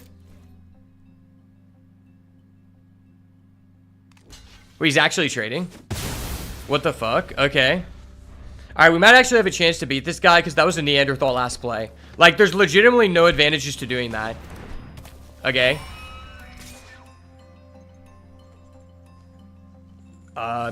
Okay. Why would you do that? Okay, he's not gonna do that. Dude, can I draw a non-land, please? Hold up. Wait a minute. Something ain't right. Wait, I think I actually just threw. I could have equipped it. Yeah, that was just so bad. I should have equipped it. Then I would be able to block here. I just took 3 damage for no reason, essentially. Unless he taps. If he taps out his guy for mana, it didn't really matter. I like that the board is interactable. Typically, when the other person is, like, beating my ass, I usually turn the TV off for good luck. Because, like, I'm removing this guy's TV privileges. What is kind of cool is, I guess, considering he can tap all of his creatures for mana now, if he plays a valuable card and then taps it, I can seize from Slumber. This is actually a really cool card. Like, 5 mana kill something isn't good, but the optionality in a deck with, like, land cyclers is actually pretty nice. Oh, and that has Vigilance? That's stupid. Okay, that's actually stupid.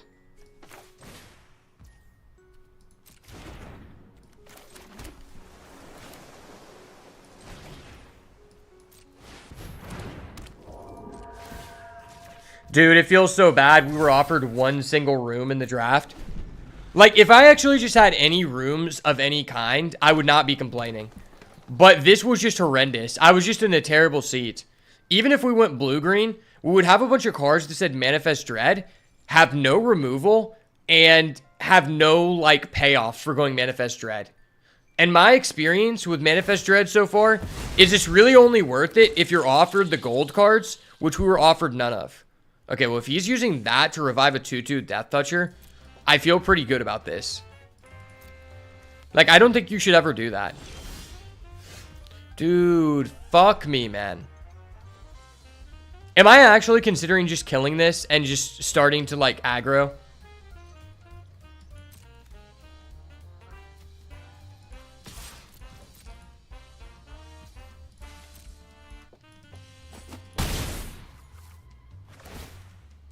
Oh, no way. I can unlock a door that I don't own. Hell yeah. Gotcha, bitch.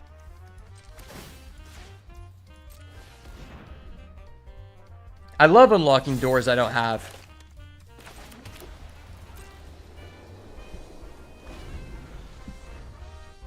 It's really weird he hasn't tapped any of his creatures to play cards when he's not attacking.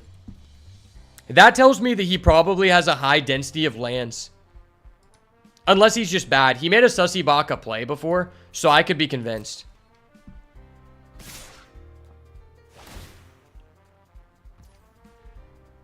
Okay.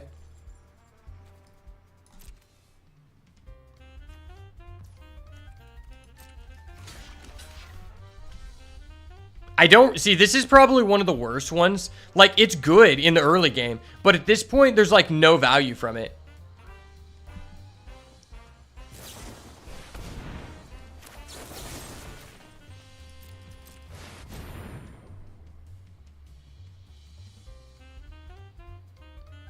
Okay. I will kill your guy and you will get 2 for 1, sir. Sir, please calm down. There's legitimately no combat trick in the game you can respond with that stops that. Nice, bud.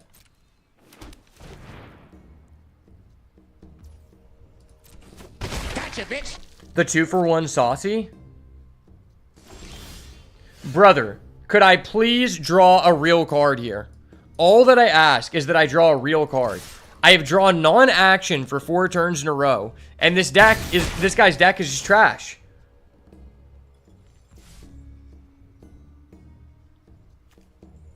I'm actually just going to move this over to this guy, because there is a slight chance that he could have the black flash enchantment that gives someone -3/-3.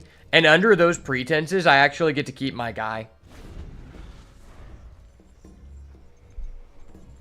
It wouldn't be valuable because it would be a 1/1, but I would get to keep my guy. Okay, he's got a Killer's Mask. Nice. That's a good card. I actually like that card a lot.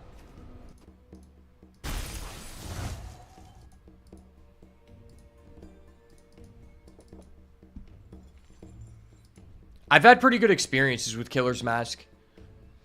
The issue is there's a lot of cards in the Manifest Dread space that are highly contingent on you either being good at Delirium or you having actual cards that are, like, benefit you for Manifesting Dread. Okay. That is fucking bullshit. That card is so insane. Holy crap.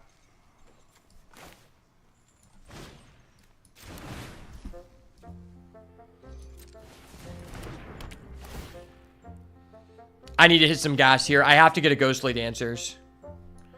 Yeah, that doesn't cut it.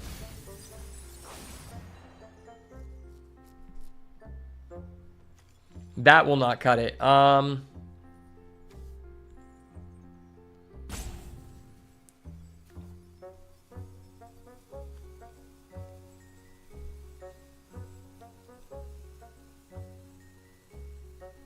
I think I am willing to just transfer this over.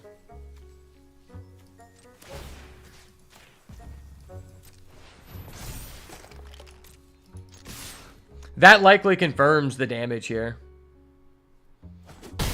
Wow, okay. I actually got to use my 1 room. Oh my gosh, it's a Ghostly Dancers. Oh my gosh.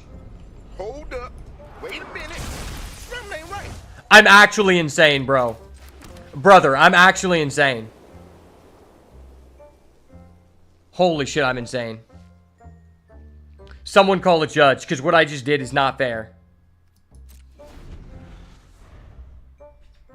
Bad biscuits make the baker broke, brother. Suck on them biscuits, baby. So he's going to put us at 4 HP. Please do not have a buff, sir. Well, I don't think even if he has a combat trick that it would be lethal. He would have to give his slasher first strike, which I don't see being possible. Okay.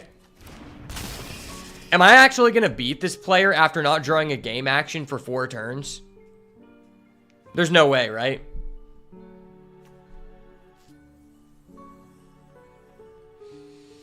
If I do, it's because they call me the boat, baby.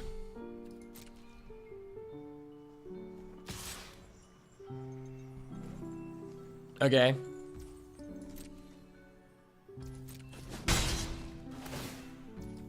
Ow. Boop. I flooped the pig. I flooped the pig, brother. Yes, sir, ski, brother. You know how I be.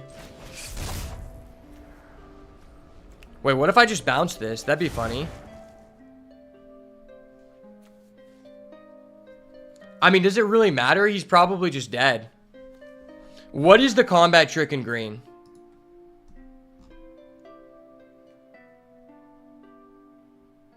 Yeah, there's nothing that gives him reach. Oh, but he can tap for any color mana. That's what it is. So this can't tap. This can, though. So that means I have to hit that. I gotta hit that stanky leg, bro.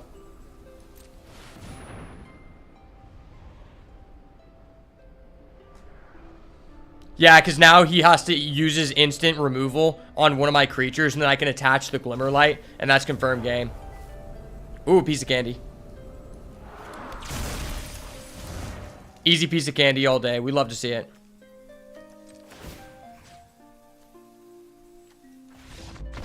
Let's go. Yeah, if I didn't do that, he could just instant in the 3-mana black kill spell, and then I wouldn't have lethal. And then he'd probably kill me on the crack back there. So that was actually pretty nice. I don't know how I just beat someone, but I beat someone. The one thing I can say about this deck is I have flyers. Flyers have, like, some impact on the game versus a player who's, like, slow. You know what they say. Flyers win games, occasionally. That's what I've heard. Brother, do not do me like this, brother. Hold up. Wait a minute. Something ain't right. I swear, I have had such a bad roll of just getting these terrible, unplayable hands. Like, literally not hands that you could think about keeping or not keeping. Just how many times today we have opened a hand with 0 lands as our starting hand is ridiculous.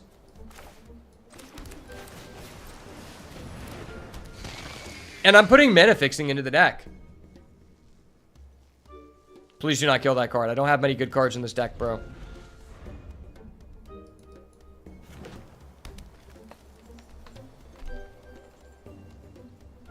If he has this Enduring card, that's going to be frustrating. Killer's Mask? Okay.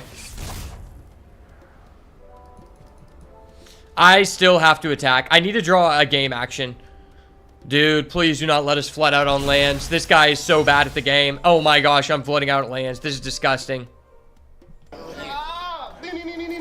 If the top card of our deck is a land, I'm going to be so heated. Okay, it's a real card. It's actually just a real card. It's a turn late, but it's a real card. Nice. Ooh, okay. Thank you, sir, for being here to witness me getting fucked over.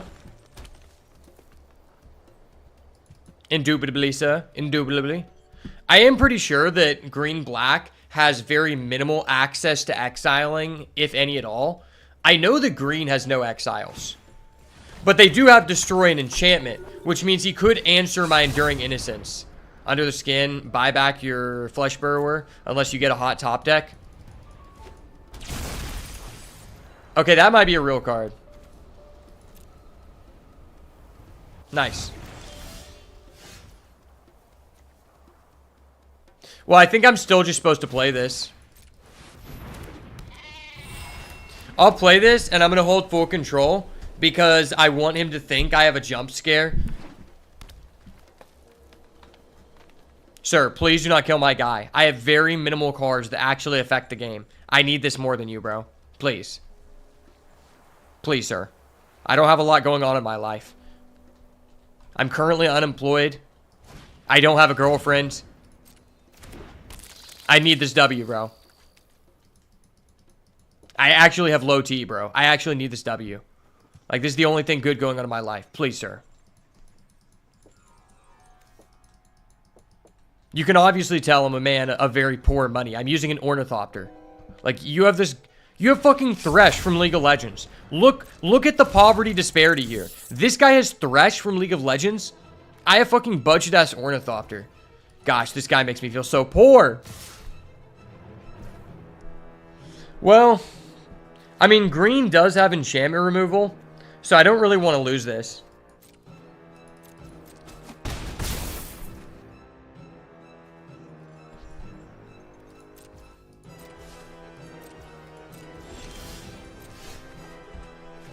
That's a real card.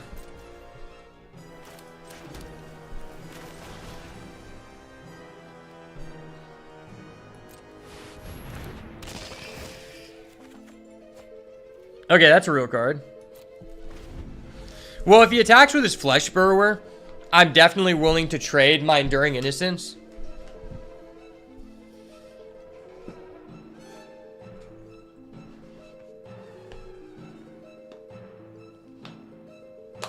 Please, sir, have mercy on me. I've had a very bad day. I just went 2-1 in my last draft, not 3-0.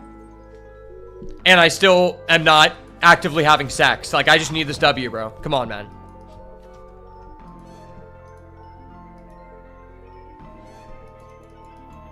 Okay.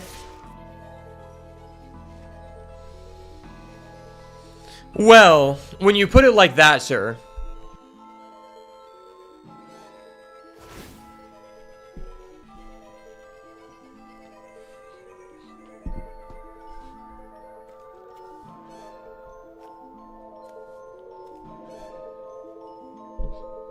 This is tough. Because if he has a disenchant, I'm actually just cocked. I have to say, there has to be some reason that he hasn't equipped his mask. And I feel like it's because he has an enchantment removal. And this is the only card that's keeping us in the game.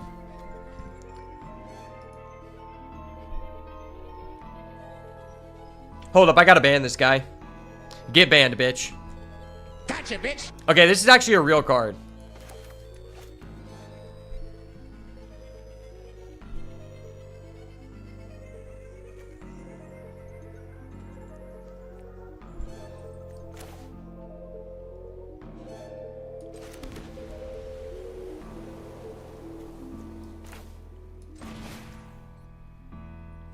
So what I can do is this.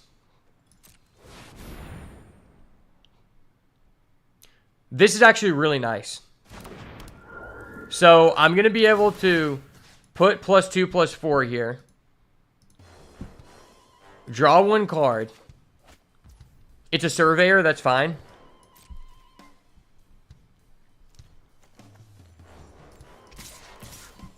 Attack with both.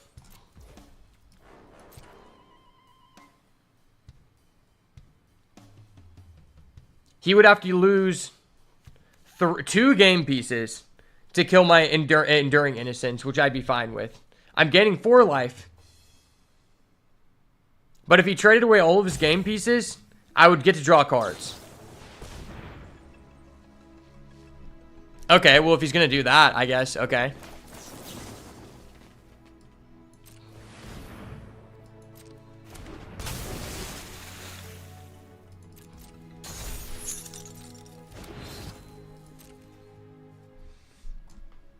He stopped me from drawing a card on his turn, which is what I wanted to do. But at least now, he's losing a game piece, and I'm gaining 4 life. Wait, he's actually letting me get through? I've literally never seen someone connect with this card. That's ridiculous. I actually connected with that. Holy shit. I didn't know you could do that. I thought that card was fake. Turns out that's a real card. I actually connected with it. Honestly, not because I'm good at the game, but because the other guy was just ass. He should have just blocked that every time. Why would you let me pot of greed, bro? A legitimate pot of greed. I didn't even use a card. Maybe this card's kind of nice. Maybe it's a hidden sleeper. No, it's still ass. I'm coping. I'm on copium. I'm on copium. Okay.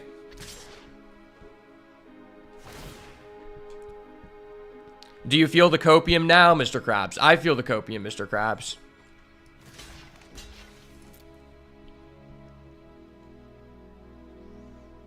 Maybe it's more beneficial to have kept that guy because he's better to remove with fear of abduction. I don't know.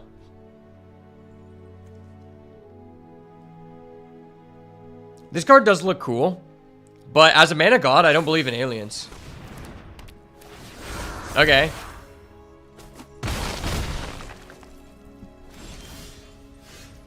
I mean, that was pretty good for him.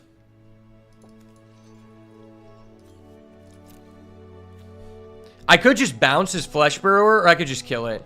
I mean, that's a 2-mana kill. That's definitely worth.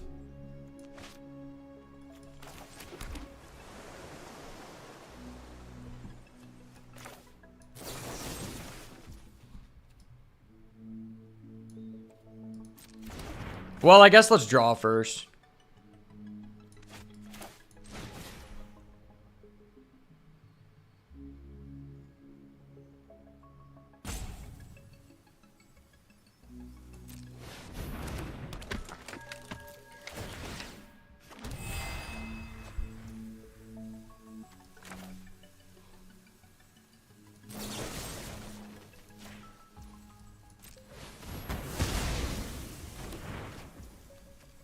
I mean, that was pretty worthwhile.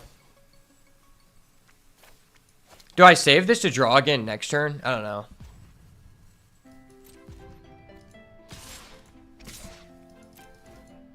I've got 2 chump blockers.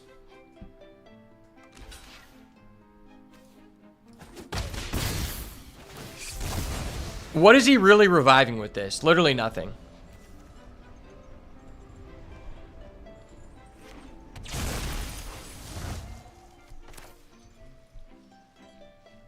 I'm going to draw a card next turn with that anyway, so.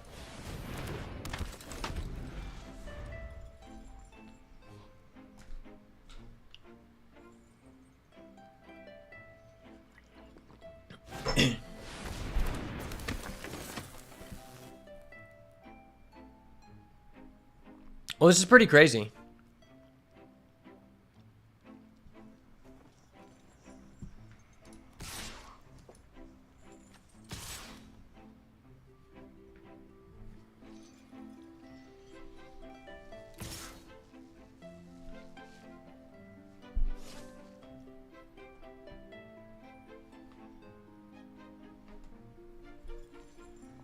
Are you attacking or not, Buster? Okay.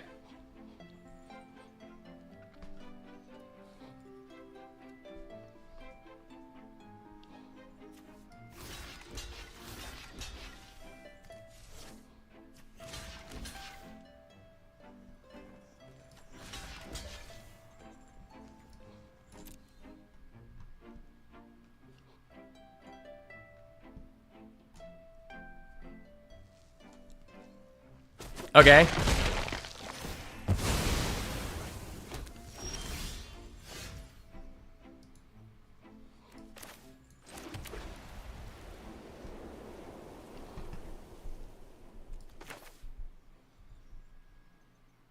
I mean, why not?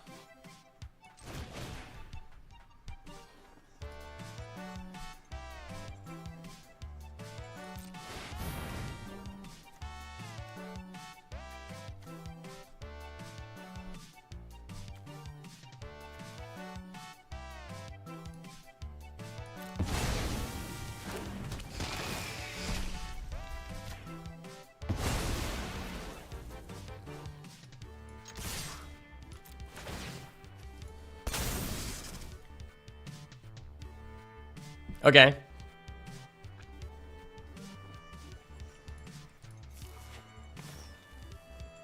I mean, you're dead, dude. You have to block my fear of failed test, or you just auto lose. And then at that point, like, you just auto lose, bro. Buddy. Unfortunately for you, sir. It's an auto lose. Oh, that's nice. That's hella nice. I think I just cooked this guy's goose. Wait. Is this guy a citizen of Ohio? Because I think I just cooked his goose. This guy might be from Ohio. Because I'm legitimately cooking his goose. I mean, I already have removal. That gives someone flying. I mean, he's just dead. Let's be real.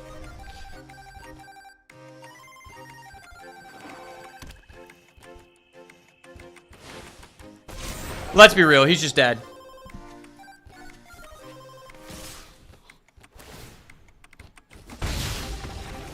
Nice. Whoa, that guy quit out so fast. I actually thought I lost for a second. I was like, what? Because he just like lagged into the explosion. Wow, I don't know how I beat someone, but I beat someone.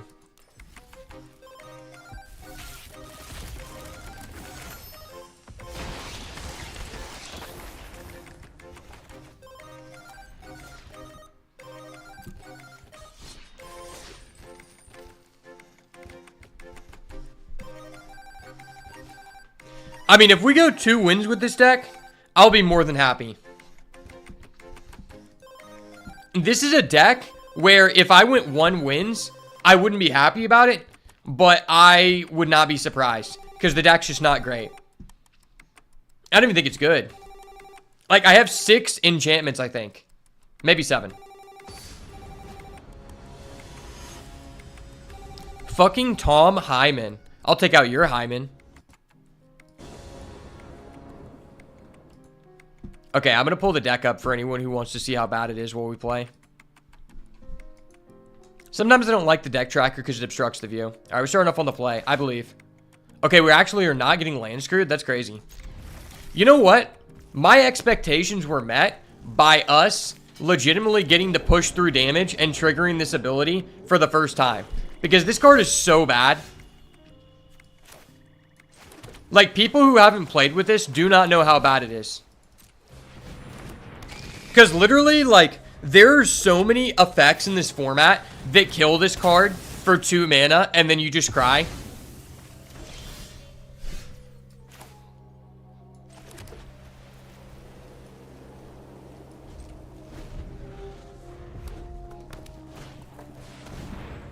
Okay.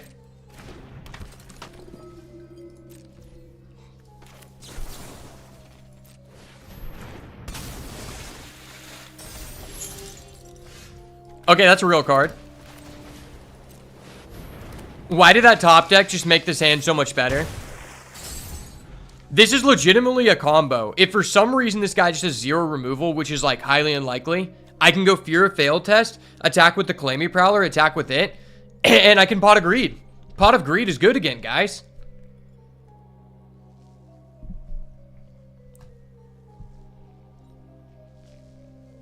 I am not gay. I have relationships with women and sex with men. And I got news for you. That means you're gay. Dude. People are actually going to think I'm gay after that. Like, what? That's actually fucked, bro. Like, this guy might actually make people think I'm gay.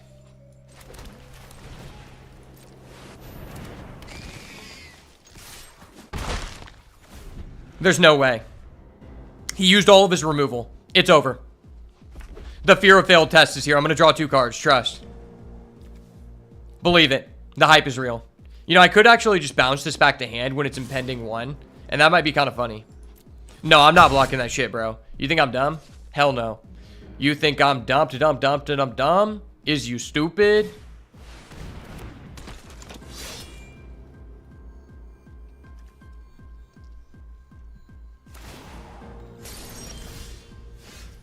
Oh my gosh, the combo's about to actually go through. No way. That's actually crazy.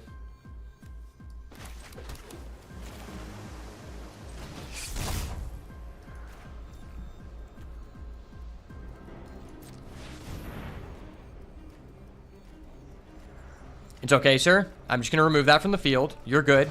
You're good here, bud. I'm just going to remove it from the field. Don't worry about it, Buster Douglas. I'm just going to net a creature. I'm going to net 2 cards. Don't worry. Let's go. Oh my gosh, the Fear of Failed Test gets in. That was actually insane. The cards I drew were not insane. But the fact I actually resolved that card is ridiculous. Fear of Failed Test is insane. Not really. But I got it off and that's funny. Oh, I'm sorry, sir. Are you do you have a fear or a phobia of failing tests? You might actually.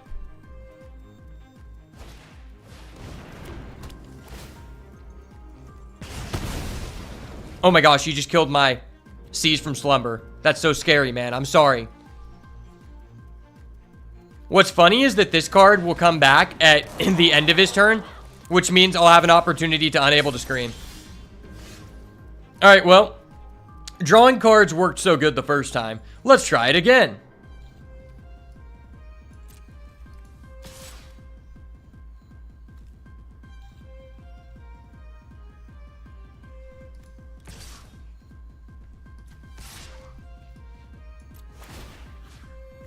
Boop.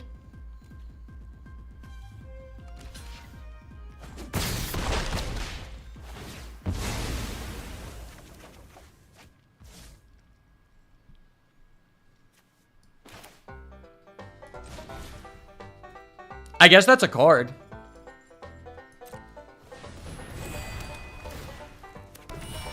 It has very little impact on the game, but it is a card indeed.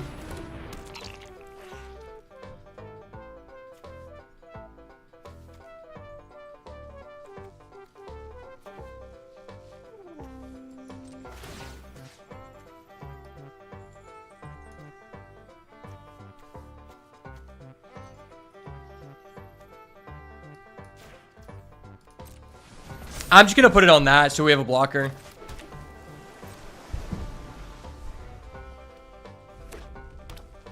Believe in the blocker. Is Fear a failed test the goo? Like we can draw 3 next turn? Oh no, he has a Saw Blader.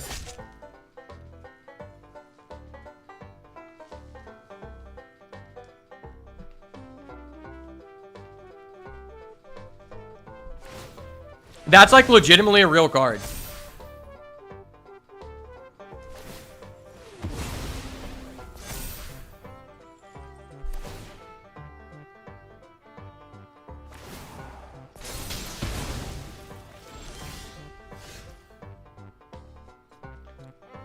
Wait, that was busted. Holy shit. Wait, that was actually just perfect. And I have just enough mana to do this.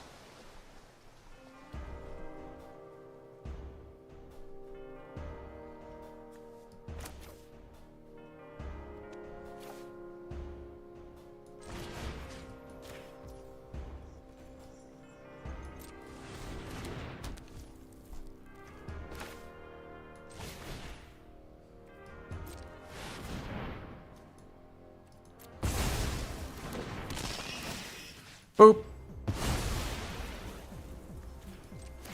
Boop. I booped him, boys. I booped him.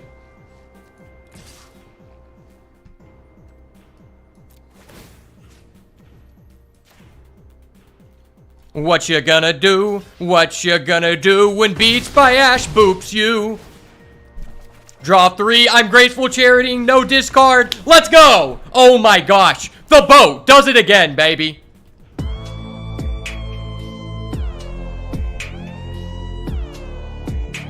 Do the Donald Trump. Okay. Okay. Let's go. Flexion on them boys.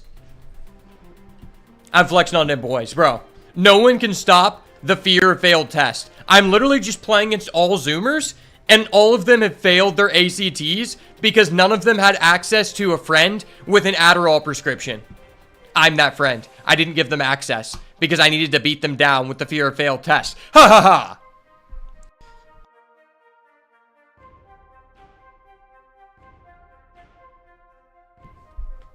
Everyone has that one friend who has a script of Vyvanse and a script of Adderall and is unwilling to give you either of them and is in fact asking other people for a pill of their script because they took 30 pills in under 12 days. I have a friend like that.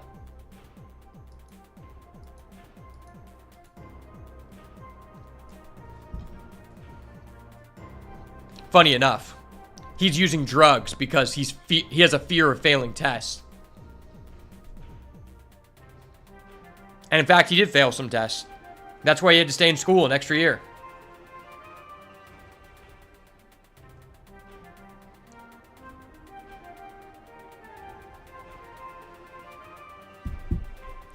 Okay, well, this hand isn't great, but I do have one part of the combo, Clammy Prowler plus Fear of failed test, so I'm going to keep it for the lulz. Okay, the hand is randomly good now.